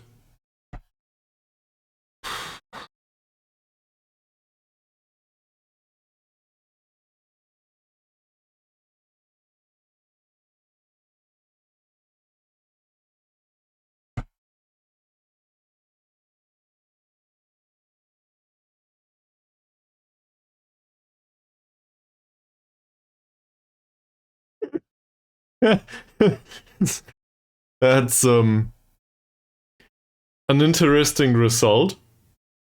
I guess one could argue that this is unlikely, but who am I to judge? Let's praise him again. True. True.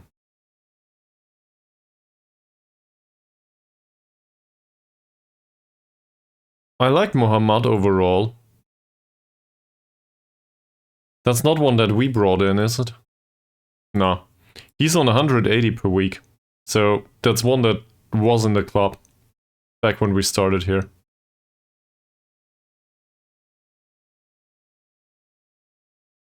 I do think, though, let's have a look at the winger performance.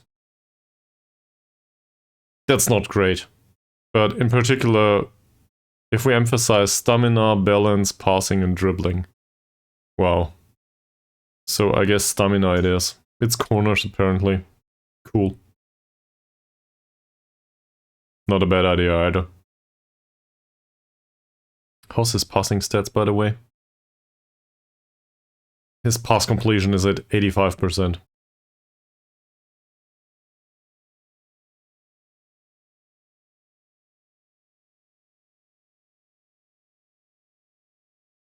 Wow.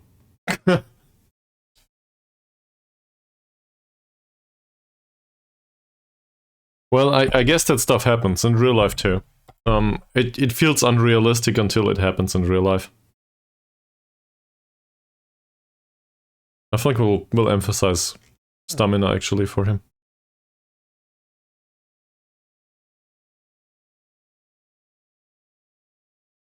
And Thomas, well, Mr. I guess he's also Choo-Choo. Well, Mr. Thomas, it should be a bit more, please. Yeah. That's not good. Could be better. And emphasis on balance, well, I cannot put any emphasis on this. Other than focusing on agility too, and that's really not needed.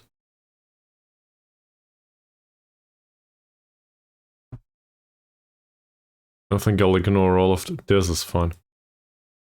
Who are you? An unambitious guy that all of a sudden develops, it seems. Cool. Okay.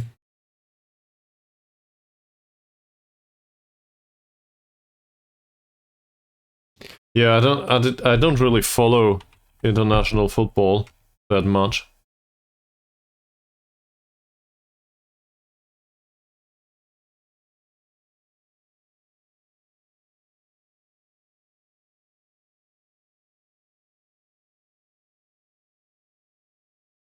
But looking at current results, it seems like Italy, the match Italy versus North Macedonia is 3-2 right now. So just saying, stuff might happen. And I guess they expect to win that one at 100% too.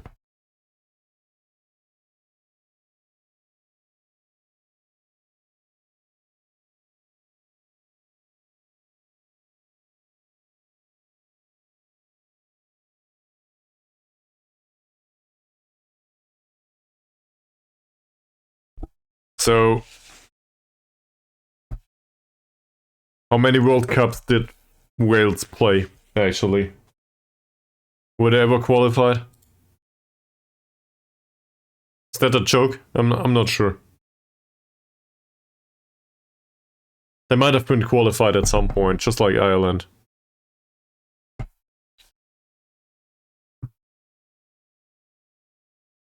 One. Okay.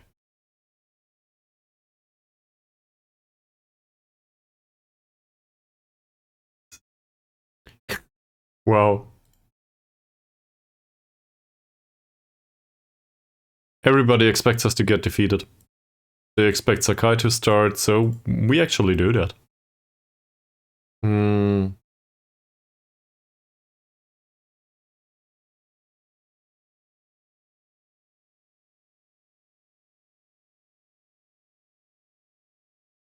Malik had a 9.4 rating in the under 21s. Okay.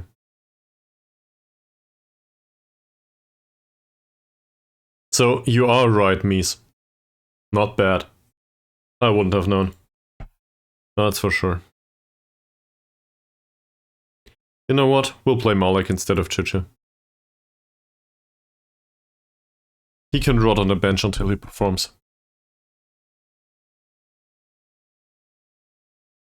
Wow. Yeah, well, but still, your guessing was good. So you got that going for you. Not bad. I will not play him. Let's go. What could possibly go wrong?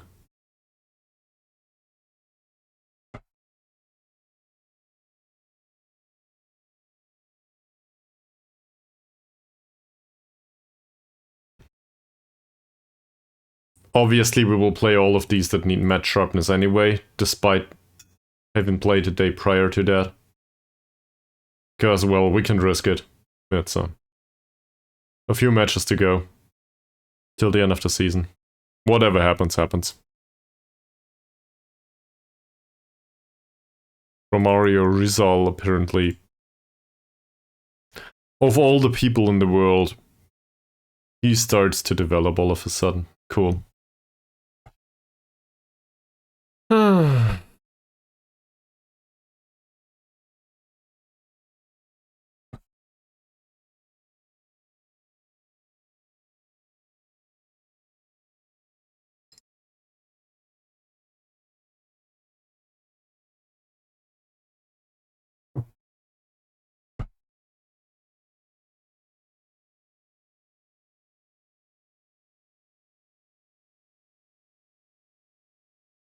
Yeah.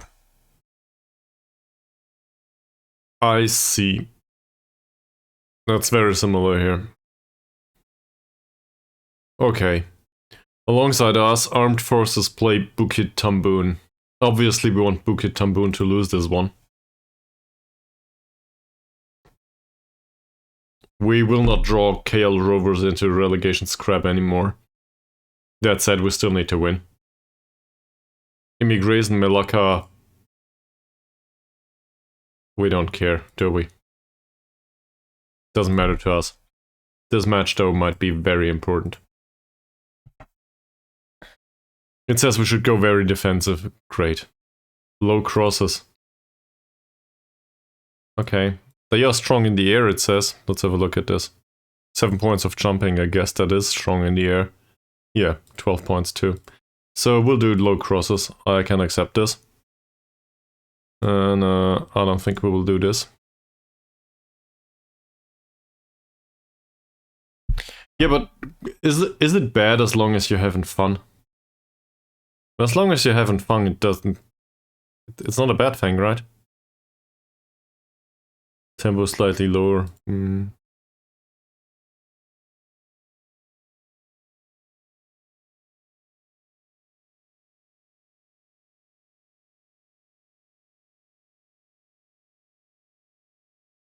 He has good dribbling and really bad bravery, so I guess we go for normal tackling on him. Composure is damn good.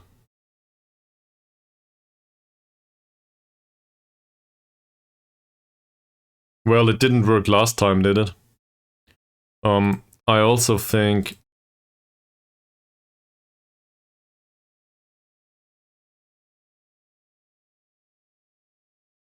His decision making is pretty good.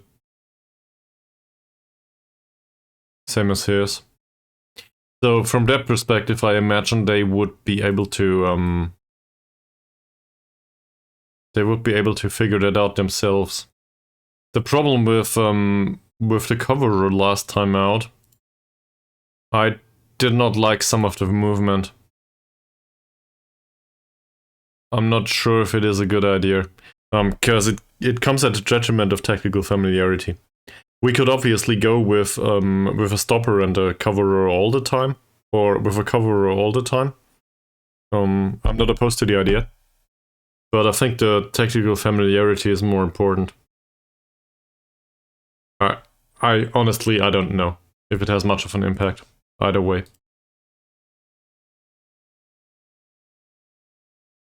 So, I don't know. Maybe you consider that stubborn. I'm not sure. Fuck that. Let's go with the coverer. Why not? He'll adapt to it. But, well, we don't know about next matches yet, so don't want to put him on the training regime yet. Alright, what else? This Azar guy has decent crossing and really bad bravery. The problem is, that's about it. Off the ball movement's bad. Doesn't help. Will trigger the press on him. And, well, showing him to the weaker foot will not serve much purpose, I think. We should probably close him down. Composure's good though. I don't know. His finishing is somewhat lackluster.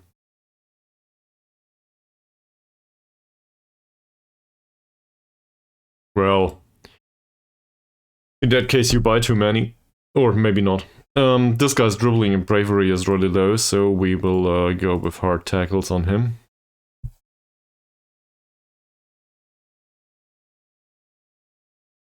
Vision and passing are somewhat lackluster, but we might as well mark him tightly. No, we won't. We will close him down though. So this is the one we win the ball back from, right? Ibrahim. Ibrahim is the one that can receive the ball and then we win it back from him. So no tight marking on him. We'll do it the other way on Mr. Dinesh though. Always mark him tightly. Hard tackle him. Yeah, I think that's reasonable. It's not fantastic as an instruction, but I think that's reasonable. This stuff, his dribbling and crossing are damn good, his passing isn't. So we show him to the weaker foot. And probably close him down. Sadly, we ease off tackles. I hate it, but that's the way it is. Their dribbling is not that good, is it? His dribbling is damn good. Don't like it, as it says. Haroon. I'm not sure. If he doesn't have match sharpness,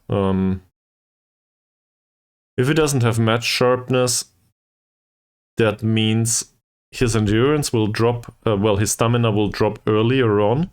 So I guess that's an argument either way.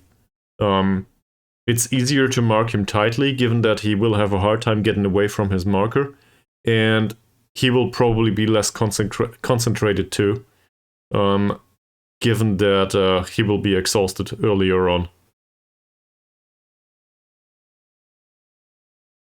But I do not think it's an argument for this or that in particular. And, well, to be fair, the low sharpness is an added bonus, I guess. Goes along nicely with the hard tackling, that's for sure. His crossing is fantastic, same as his passing. I hate this guy already. Off the ball movement's bad though, physicals are bad. This guy needs to be marked tightly.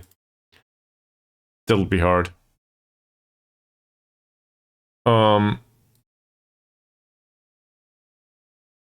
Well, in his case, he has bad first touch and passing bad first touch anyway.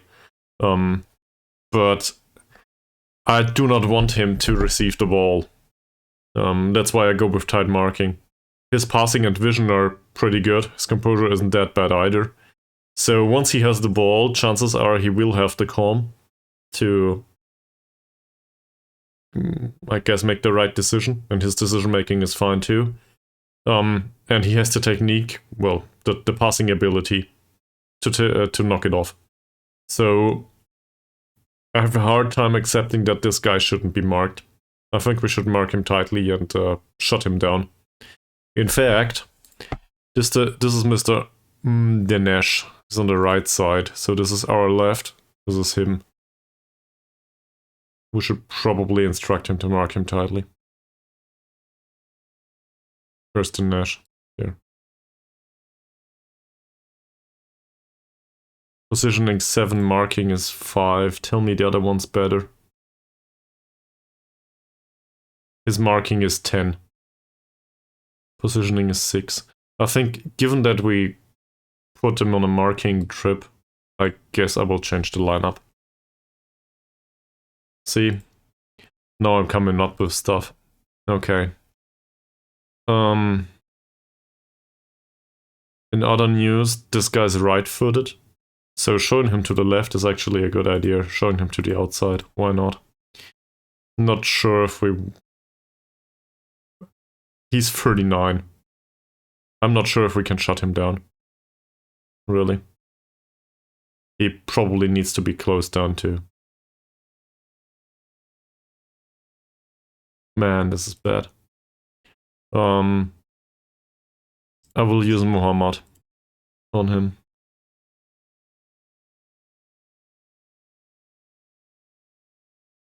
No, the wrong one. Left. Arun.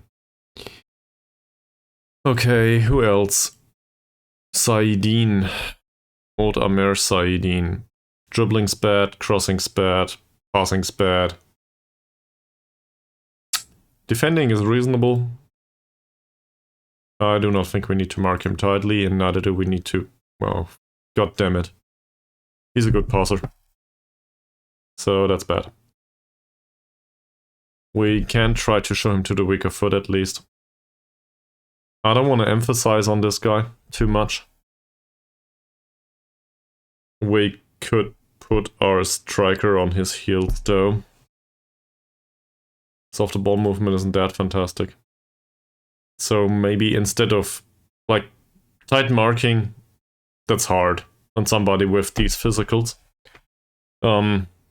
Pressing him, composure's alright, passing's alright, probably will not suffice. We can try to mark him out of the game though. Not specific. It does not specifically say mark him tightly or something. So maybe if we put Hasnan after him, maybe that helps to mark that specific player. Not sure if it will though. And then there's Safrit Zakaria. Yeah. Crossing's not that impressive, passing is not that impressive. We basically want them to play through him. We do not even need to close him down, I think. On the other hand, his composure is 5, so that might be a thing. And this guy, first touch is 1, so that's bad. His reflexes are bad, his command of area is bad. Sadly, he is graced with 2 central defenders that know how to jump. So, not sure what to do about that. You think so? Yeah, you're correct. Thank you very much for mentioning this. Overall risk of injury is pretty high. He also, like, his bravery is alrightish. It's not fantastic, but dribbling and strength are really low. So I see the appeal in that, yeah. That's true.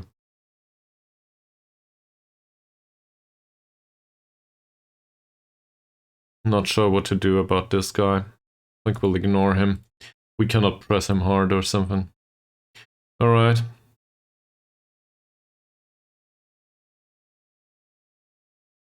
Sure.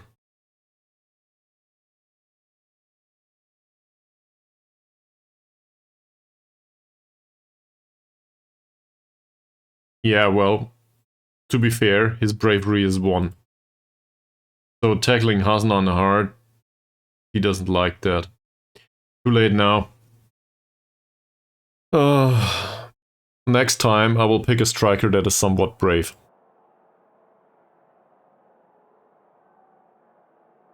We'll definitely ease the pressure here. That's fine. And now, given that this worked, we will try to encourage them? Cautiously, maybe? We might have over-rotated though, who knows? Well, not so cautiously. Okay.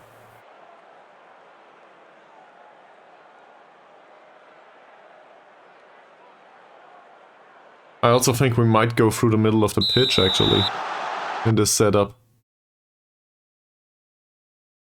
Given that we play a 4-4-2. Let's have a look at it. Maybe, not bad. Mr. Dinesh. Off to a great start. Saidin, Haroon.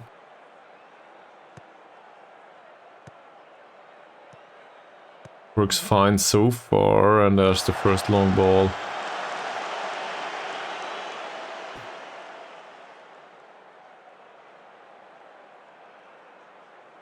Zakaria, Mohammad. Zakaria with a cross from deep. Azar. Wow.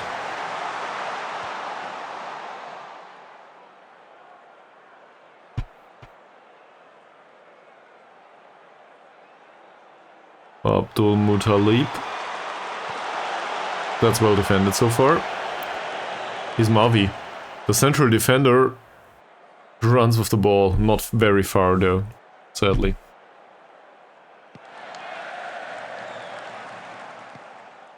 Not bad. Mocham Al-Kilin. Was this offside? No. Taib. Abdul Malek. That's a shot. Not bad.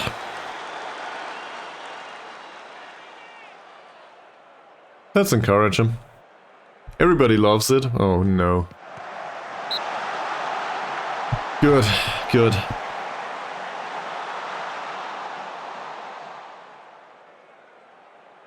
We face another corner. Azar with the corner. That's well defended. That might result in a counter-attack, actually. Safri, Taib. I'm looking for something, but I can't concentrate on it right now. So let's pause instead.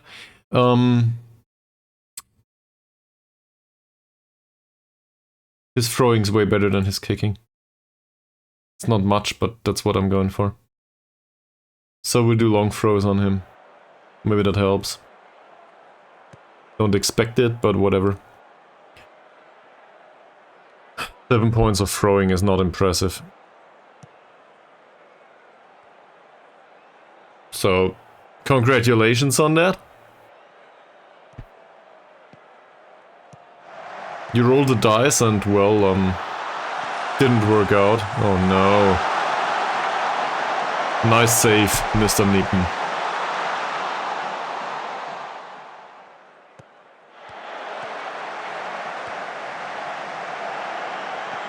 Well done, Sakai. They do have a lot of control over this match, though. I don't like it. So, that means we should transition. A little bit faster, shouldn't we? I'll go with slightly higher tempo. Maybe they can adapt to that.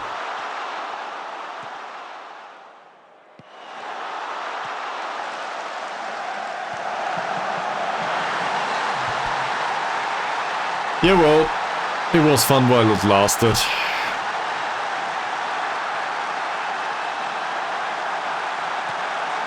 That's their Mohammad, not to be confused with ours.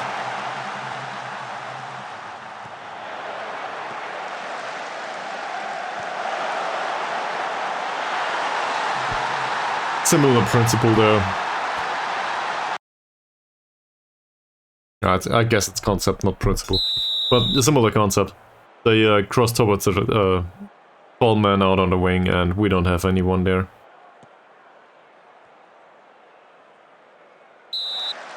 Okay.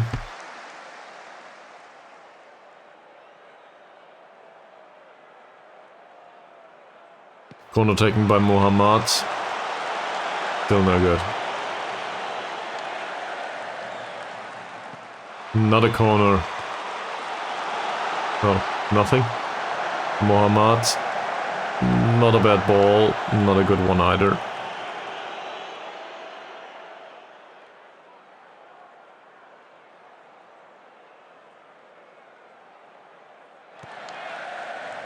No, we gave that one away far too easy. Easily. Also, that was bad. Mohammad, Ankun. Mohammad and Ankun again. Ankun with the cross.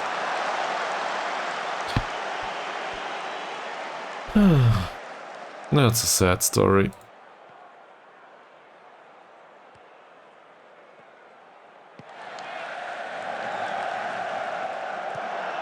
Triple Z. Nope. We lose the ball again. This is a foul. That header was fun. More Jamil Killeen, Taib.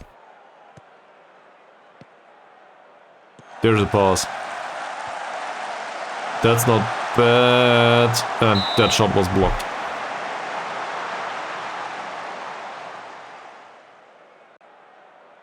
So it seems like we do create some slight counter-attacking opportunities now that we increase tempo. Yeah, I thought about subbing him off actually.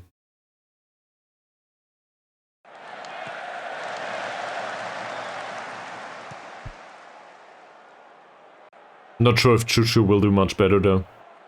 Mohammad for Ankun, Sakai, Mohammad again. Okay, that didn't go well. The defending did though. Well done. Taib. It's a free Abdul Malek. Well, Zacharia's not that bad in the air, it seems. Whew.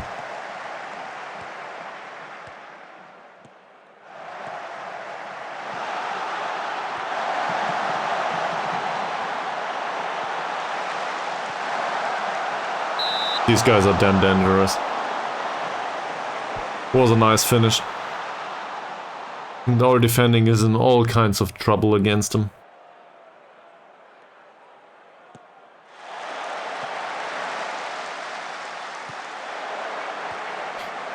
I think they are 4th in the league, yes. So, seen from that perspective, we barely stand a chance against those in the, that are around us. Sometimes we get a bit lucky, but they are a good team more or less, yes. At least in comparison. They have like 3 times the points, I think. Let's have a look at the table actually. So this is KL Rovers. Let's have a look at the table for a second. If I can find it, there it is. KL Rovers, according to, well, including the current results, current result are at 28 points. So no, they are not a good team. They are an average to good team. But I think, well, to be frank, I think we're overperforming on 18 points. I don't think that we deserve to have 18 points right now. If not for Malaysian University, we would have been on the relegation spot. And to be fair, Malaysian University do not deserve to be down there. Well, they might deserve it according to whatever their manager is doing. Because they just concede a lot. But Malaysian University managed to score 5 against us. So that should tell you something. This thing's not over yet. Well, we will have a hard time, I think. Okay. That's just... I'm not sure how to defend against this kind of stuff. So how did this happen? Azar with a nice pass from Matt Jacob. Let's have a look at the attributes actually.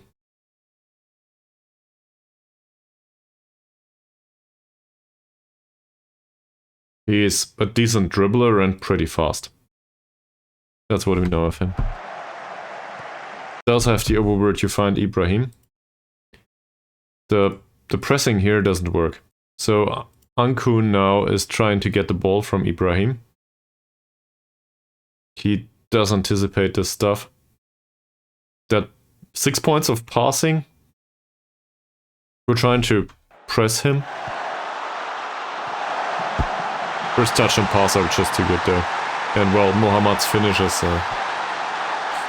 I didn't expect any less, I guess.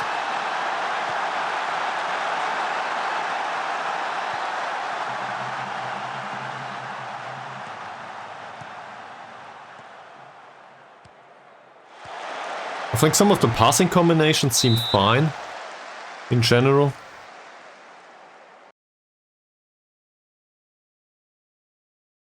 The low block. I do play a low block so far, with higher intensity pressing. But as you can see, we barely have any possession. So I wouldn't care much about that, about the possession. But we do not get the ball in the areas where it matters. It can. It worked pretty well, for example, in Indonesia. With PSIS. And I did... Well, I think you can do both. Depending on the attributes of the players. What never worked for me, actually, is less closing down. I have a hard time making that work. No idea how that should do. You know, with less pressing. And this is really bad. He should be marked tightly. Well, that's a good tackle by Abdul Malik. Sadly, he's on a yellow already, so that was kind of risky. Mohammad's pass is fine. Ankun. That pass is fine too for Sakai. Yeah, and Sakai is no good. Mohammad. Not bad. Taib. Could somebody try to score, please? What the hell?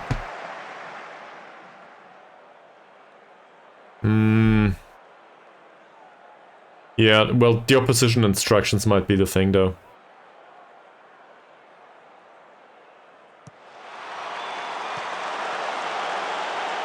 I do not necessarily feel that the high pressing is the problem. Because they do the high pressing once players pass the... you know, the pressing line. But... in this situation here, they transition too fast. We are trying to do a low block here. But I'm not sure why the players are up there, to be honest. And the low block doesn't work. You saw? This Mohammed guy is able to evade 2 players.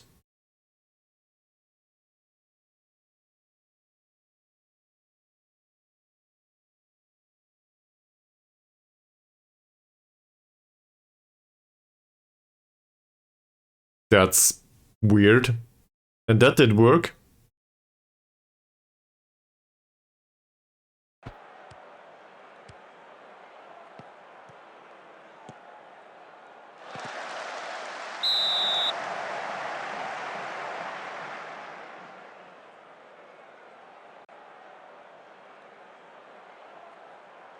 With this formation, we should actually stand a better chance of getting the ball back in midfield.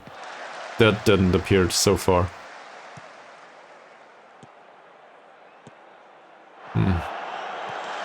Nice tackle. Taib. There it is. There it isn't.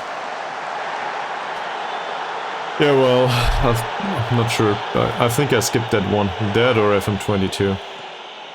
Yeah, thought so too.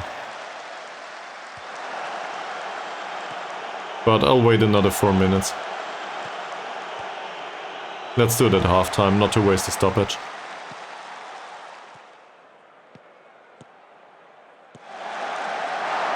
True.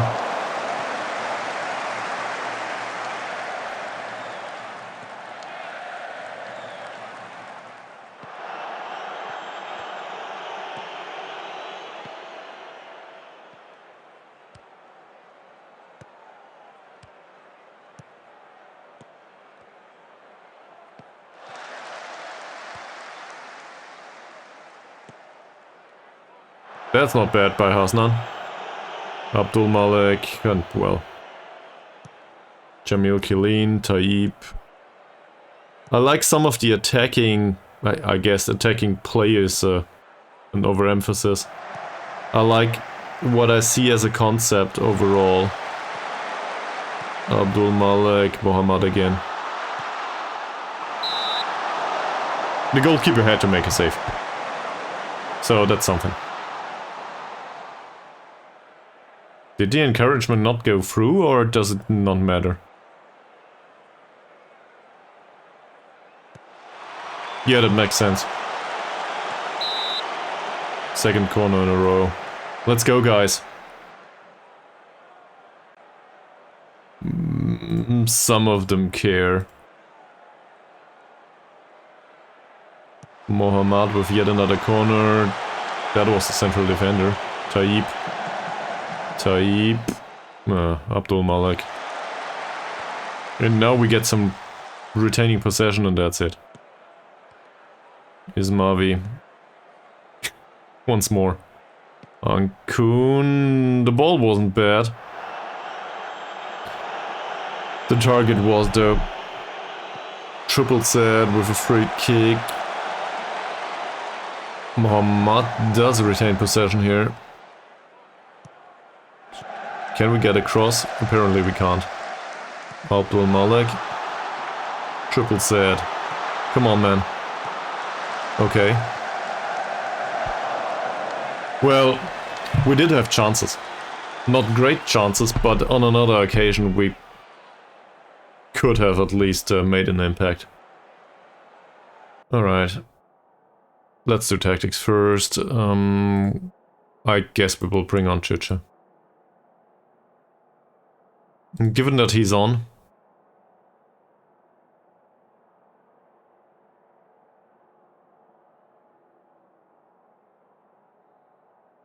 Yeah, we can try. Guess this is not good enough. Mohammad, for some reason, still has a decent game.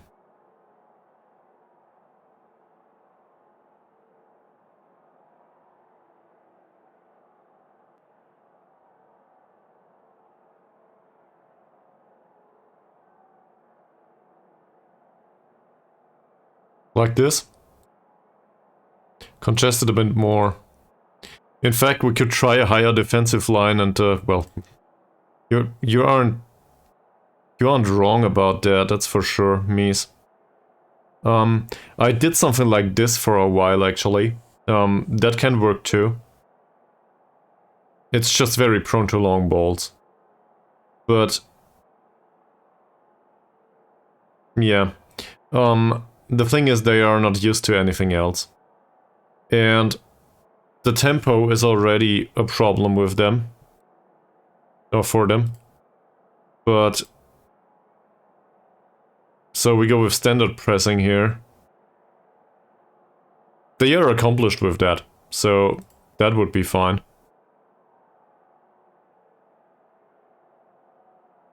They would even be accomplished with triggering the press. Is this true? Apparently. So they would actually also be okay with triggering the press less often. On the other hand, we want to win back the ball at some point. I also think that this entire thing here with much of the pressing might not work that well.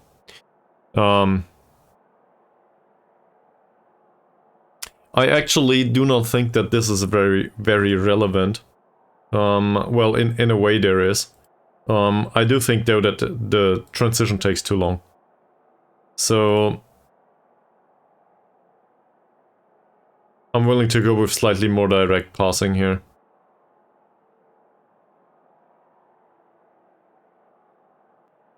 Yeah, sure. Of course. That's true. Also thought about hard tackles, but we really do not have strong players at all. It does work. It's basically a question of decision making, I think.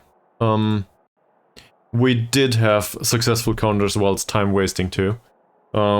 They tend to waste time most of the time, but in case they see an opportunity to go, they go for the counter attack anyway.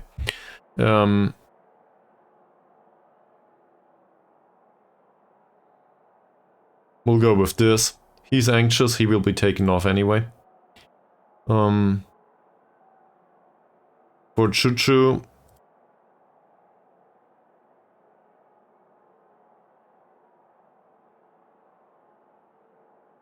yes, but it depends. If you have really good tackling overall, at least until FM24 it worked. Yeah, FM23, sorry. So last iteration it still worked. Now, not so sure. And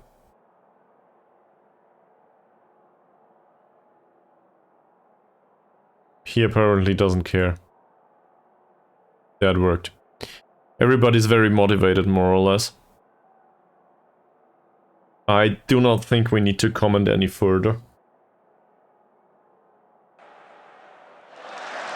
Also, demand more it is.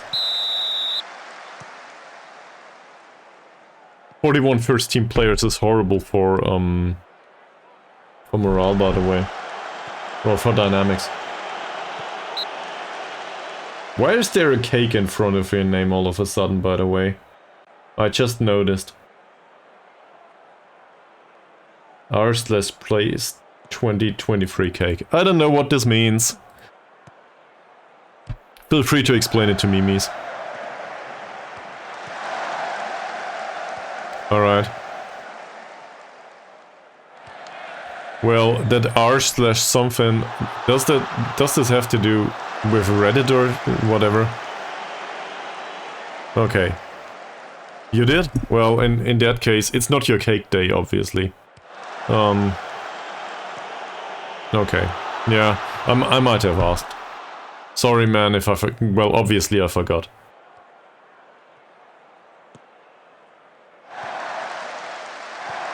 That just means that it might have been an explanation that I didn't get. Thank you very much. I will have a look.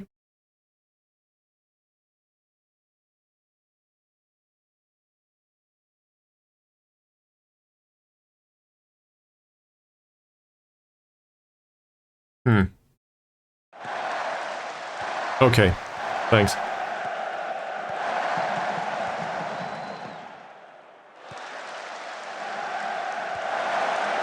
That's a good well, it's a bad finish, but it is a good chance for them. Gotta give him that. Yeah, I will.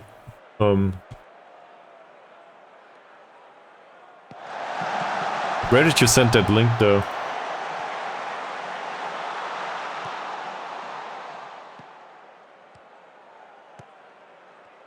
Maybe I just forgot, man. That happens. I'm prone to forgetting stuff. Okay. Type, that's not bad. Oh, come on. Yeah, you take all the time you want. In my defense, I'm just trying to learn about all of that Twitch stuff, and well, I'm not really good at this. I'm not used to most of the customs on Twitch. Neither am I active on Reddit or anything, so whatever. Ankun loses the ball to Azar. Oh, I recall, yes. You mentioned something like this.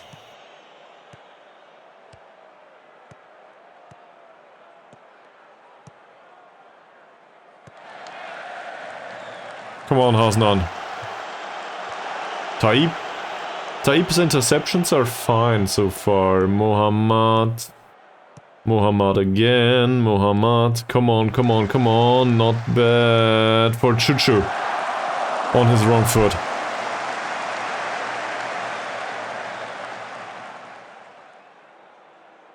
So now we do create some chances. It's not that much though. Why?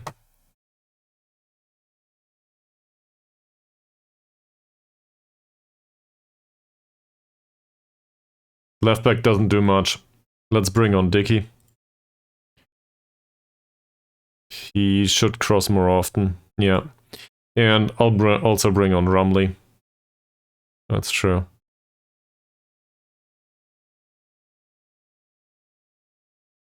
Rumley has 3 points of bravery too. It's not much better. At least Dickey is motivated. He's reliable in that regard.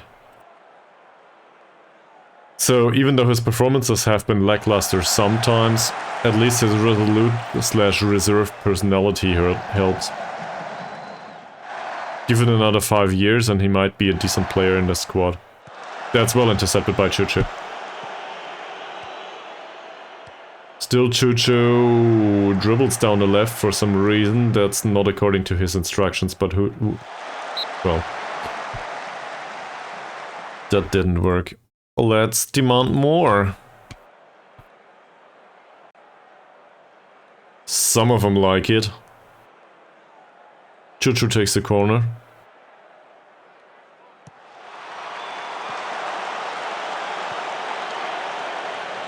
That's another attempt for Chuchu, or not. Ibrahim. Saidin. Another one intercepted by Chuchu. Taib. Chuchu. He's not the fastest guy anymore. Mohammad's header. No. I don't. And that's for a reason. Chuchu's off the ball movement is okay, but his anticipation is really bad. Mohammad's is even worse. Yeah. I think you have a point, Journal. Also, can this stuff stop going away all the time? This is so annoying. This has been in every installment of Football Manager. Am I just incapable of fixing this?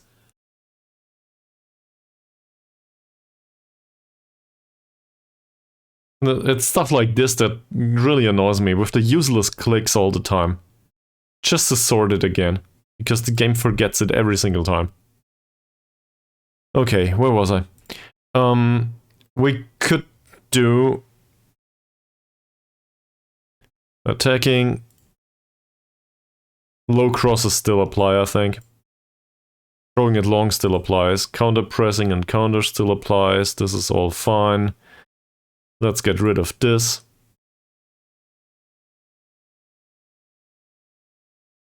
We'll get stuck in. We'll step up more.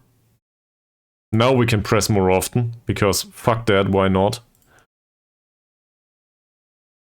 Disappearing quickly is probably not a thing.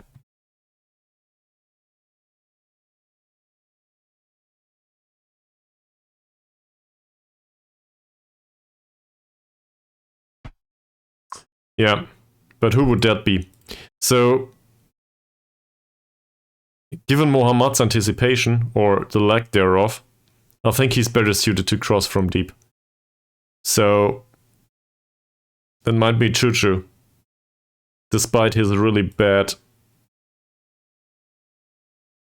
like, his really bad attributes for finishing. To be fair, Mohammad's are not better. And Taib is barely mentionable. Where the hell is Thomas?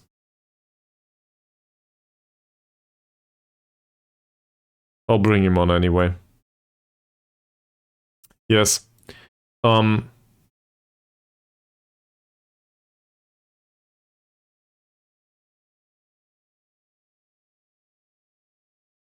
think we'll go with DLP here. Makes more sense.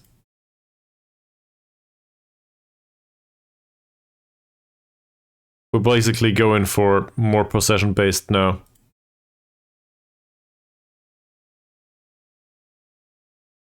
Wow. This is really awkward to them.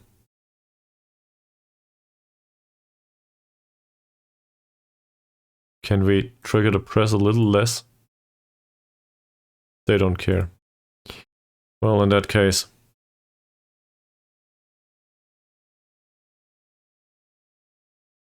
I think he moves into channels anyway. That's part of a Shadow Striker.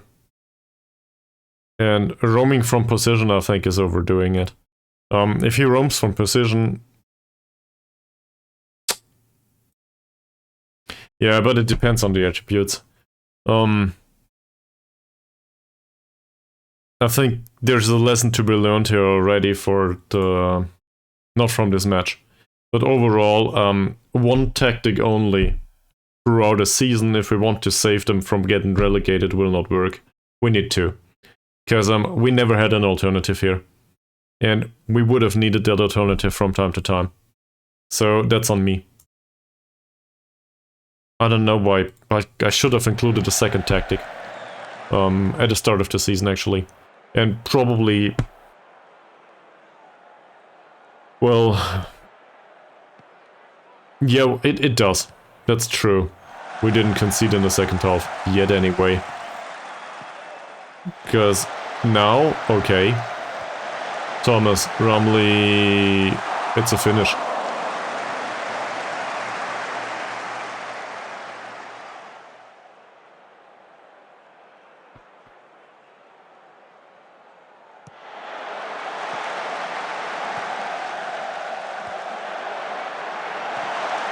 We were also expected to lose, by the way, so it's not like the result is a surprise.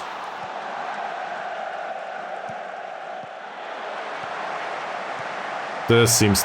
Look at that poacher! No, I will go with berating, actually, in case I can. But... He just skips past the defender, yeah. I'll berate him. I can't do it yet.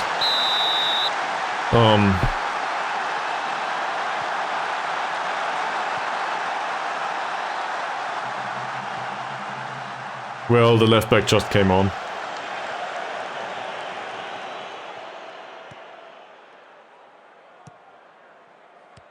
Yes.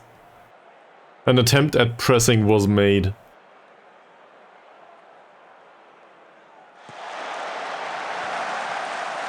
He's all on his own. 4.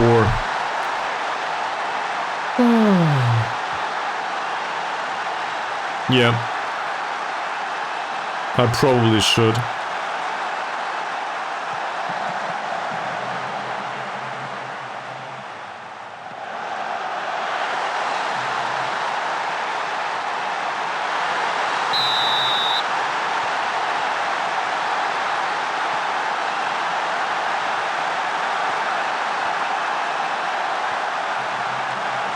Well, second half was fine until this happened. And Thomas apparently cannot skip past somebody.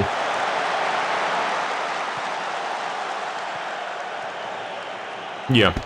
Well, it was the part of the second half that we were focused on defensive football, though. Now that we're trying to score, this goes nowhere.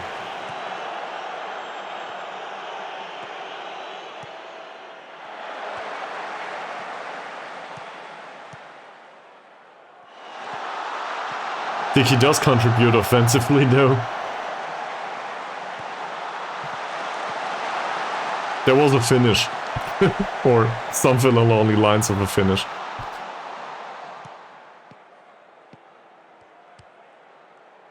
This Mohammad guy is way better than what we have in our player material, though. At least today. Yeah, he's fast.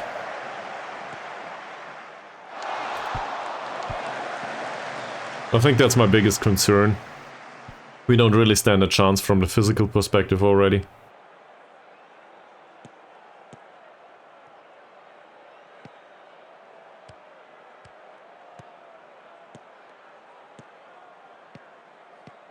The run is fine by Thomas. And that goes over again. Did it deflect off the crossbar? Yeah, it doesn't make a difference anymore, really. Goal difference will not... The goal difference will not matter anymore. At least I don't think it will. And if you look at the amount of chances, we just gave him way better quality of chances. But... well... shall we take off the goalkeeper? Don't think so. An argument can be made, prior to conceding the 5th, that we probably should have done the aggressive approach from the start. Because, well, they seem to have less chances at least. And possession is at 43% now and not at 30-something. So, why can't he take his time there? What's going on, game? Because it doesn't matter anymore. Yeah, maybe.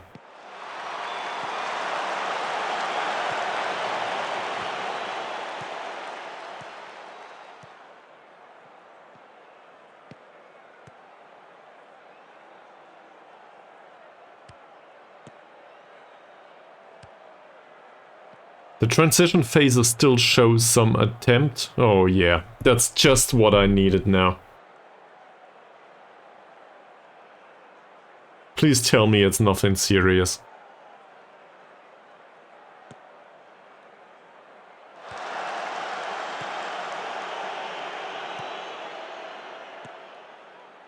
Rumley missed the opportunity to play towards Thomas there. Well, I think the faster attacking works better. That's for sure.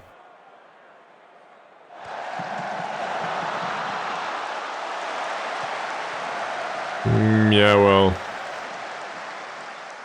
sadly, it doesn't matter anymore. There's also something that I like about this, and that's, I think, including the player with the good passing. I forgot his name. What is it? Ankun? Including Ankun as some sort of playmaker-ish type is probably not a bad idea. That said, we brought the presents today for them.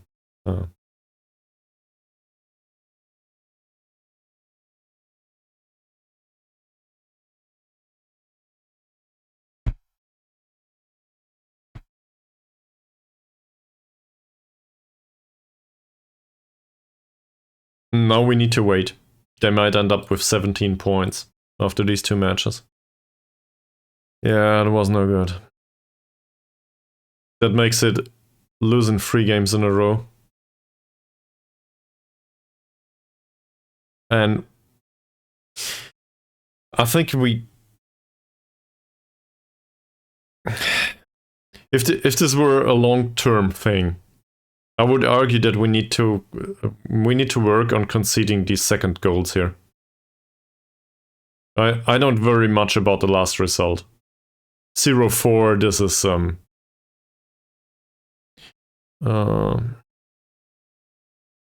what happened there? Anyway, we will play Bukit Tambun, Harini and Malaysian University next. Bukit Tambun are a direct opponent. They seem to have lost 2, so we got that going for us against armed forces. Not going down by 4 though. So assuming we can defeat Bukit Tambun, we're doing much better.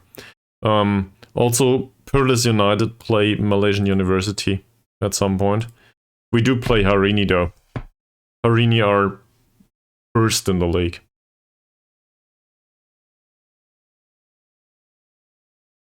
When do they play?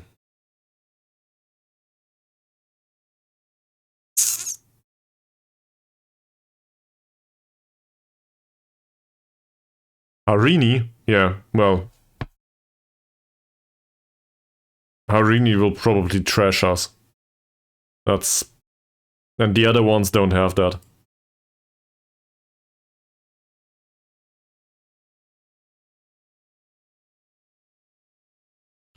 I'm not sure, man.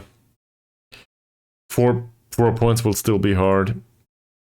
And, well, Malaysian University, they play Perlis United, Naga UKS, so they can lose both of those. If they lose both of those, Perlis are on our heels again. In fact, they will overtake us. Where is it? Yeah, Perlis would overtake us. So the best result that we can get is if they draw, actually. Because, well, on the other hand, I guess we need Malaysian University to lose. That would be better, wouldn't it? They still have 5 matches there. Afterwards, they play Armed Forces and KL Rovers. So it's entirely within the possibility that they lose all of this. And all of this discussion is for nothing. And the game at the last day doesn't matter anymore. That said, for some reason they managed to defeat Immigrisen.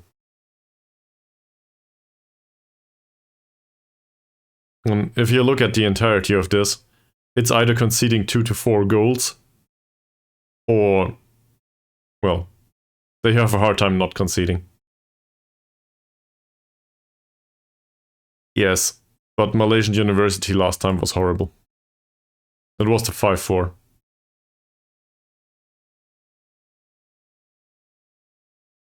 I don't know. Let's be positive with this.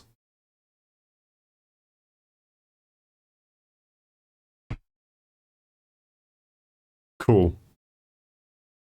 Yeah, wrong Mohammad though. We have a player that is somewhat similar.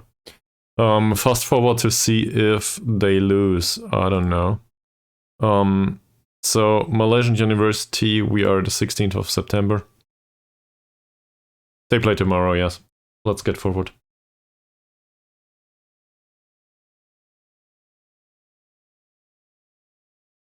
This is our results. Oh, Melaka lost. Melaka lost to Immigrisen. Wow. Krass. So, thank you very much.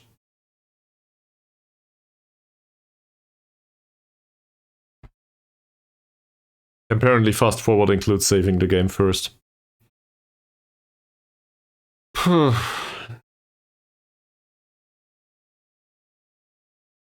We can, we still have some time to train too.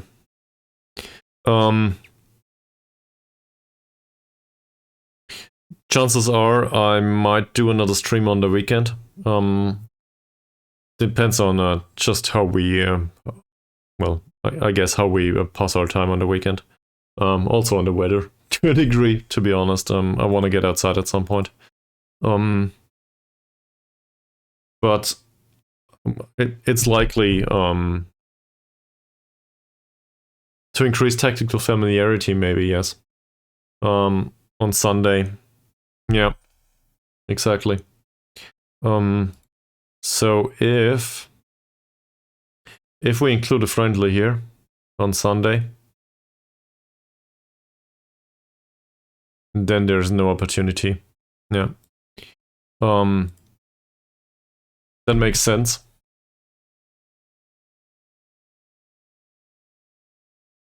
I also think we should set up a second tactic. And let me just try something here. So he played as a... Oh, for fuck's sake. This damn bug.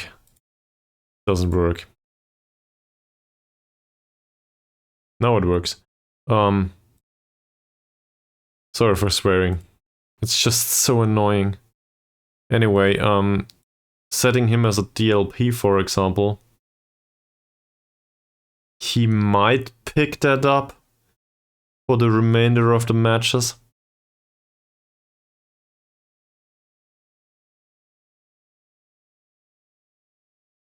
Don't want to knock him back. On the other hand,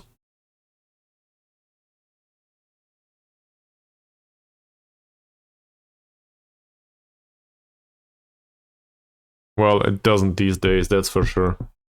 And this bug has been in FM23 too.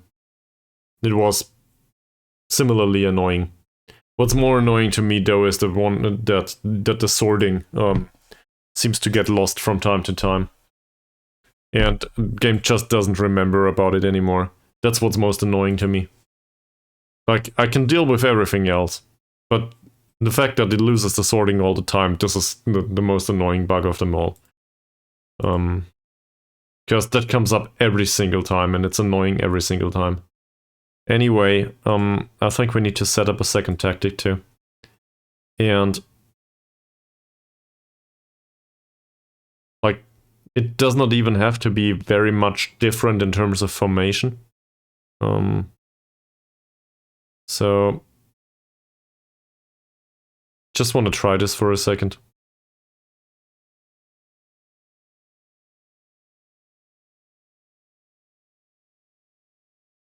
Yeah, it would be awkward to them. Okay. That makes sense. Yeah, sure. Of course. There's no training in between anymore.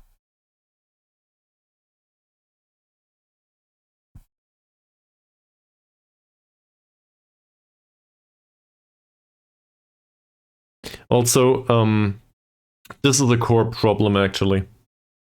The displeasure of over the quality of the training sessions.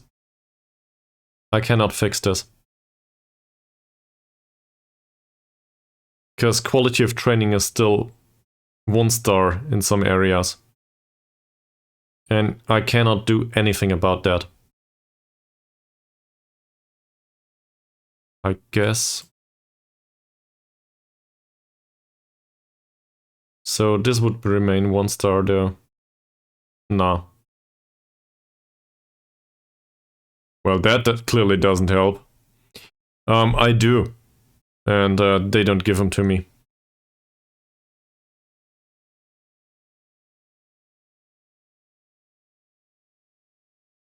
There's just no way to set this up so everybody's happy. I think.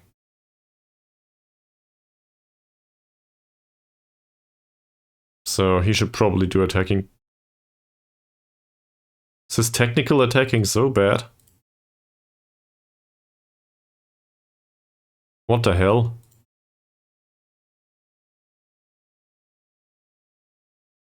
I'm confused.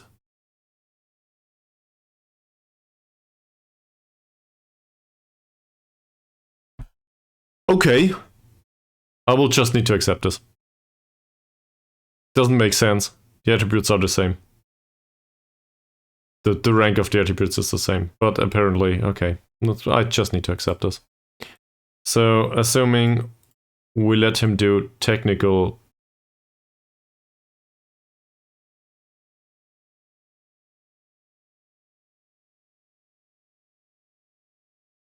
That's not better. But the biggest concern is really, it's the fitness coaching. If we do it like this, we would have reasonable strength and fitness coaching. So say I do the set pieces myself, because apparently I have 5 points in that for whatever reason. Then...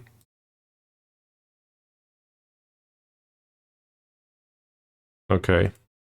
I do not understand what's happening here. Like this it would work. And then we could do it like this. So now Mr. Gopal Mohan would be responsible for strength and quickness coaching. So them being annoyed should go away. But then they will be annoyed about the lack of appropriate defending training or whatever.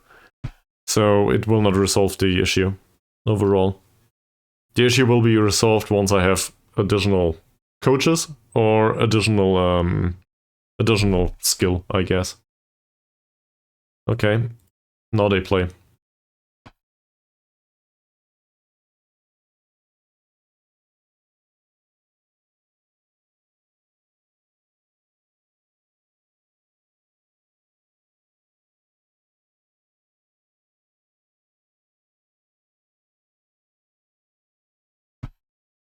Well, they should.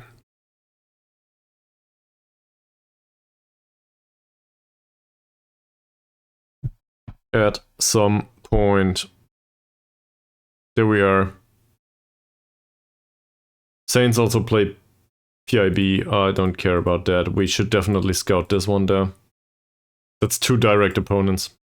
I guess we could also watch it, but I really don't want to suffer through this. I don't know, man. If we get a draw, both of them remain below us. On the other hand, if Malaysian University lose, that would probably make things better because they would keep their distance. We just need one team to stay below us. Yes, it's one team relegated.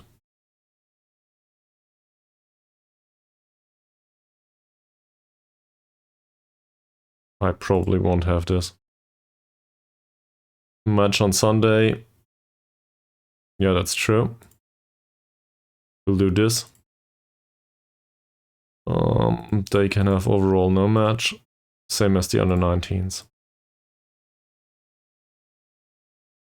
All of this overall training comes with the added benefit of well-distributed coaches' workload. Assignment was completed. What's the result then? It's a draw. Yeah, where was it? I don't know. I didn't see it. There it is. It's a draw. So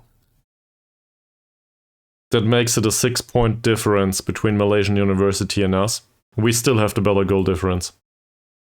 By a landslide. Well, by 15 goals, so whatever. We do have 3 games, they have 4 though. So,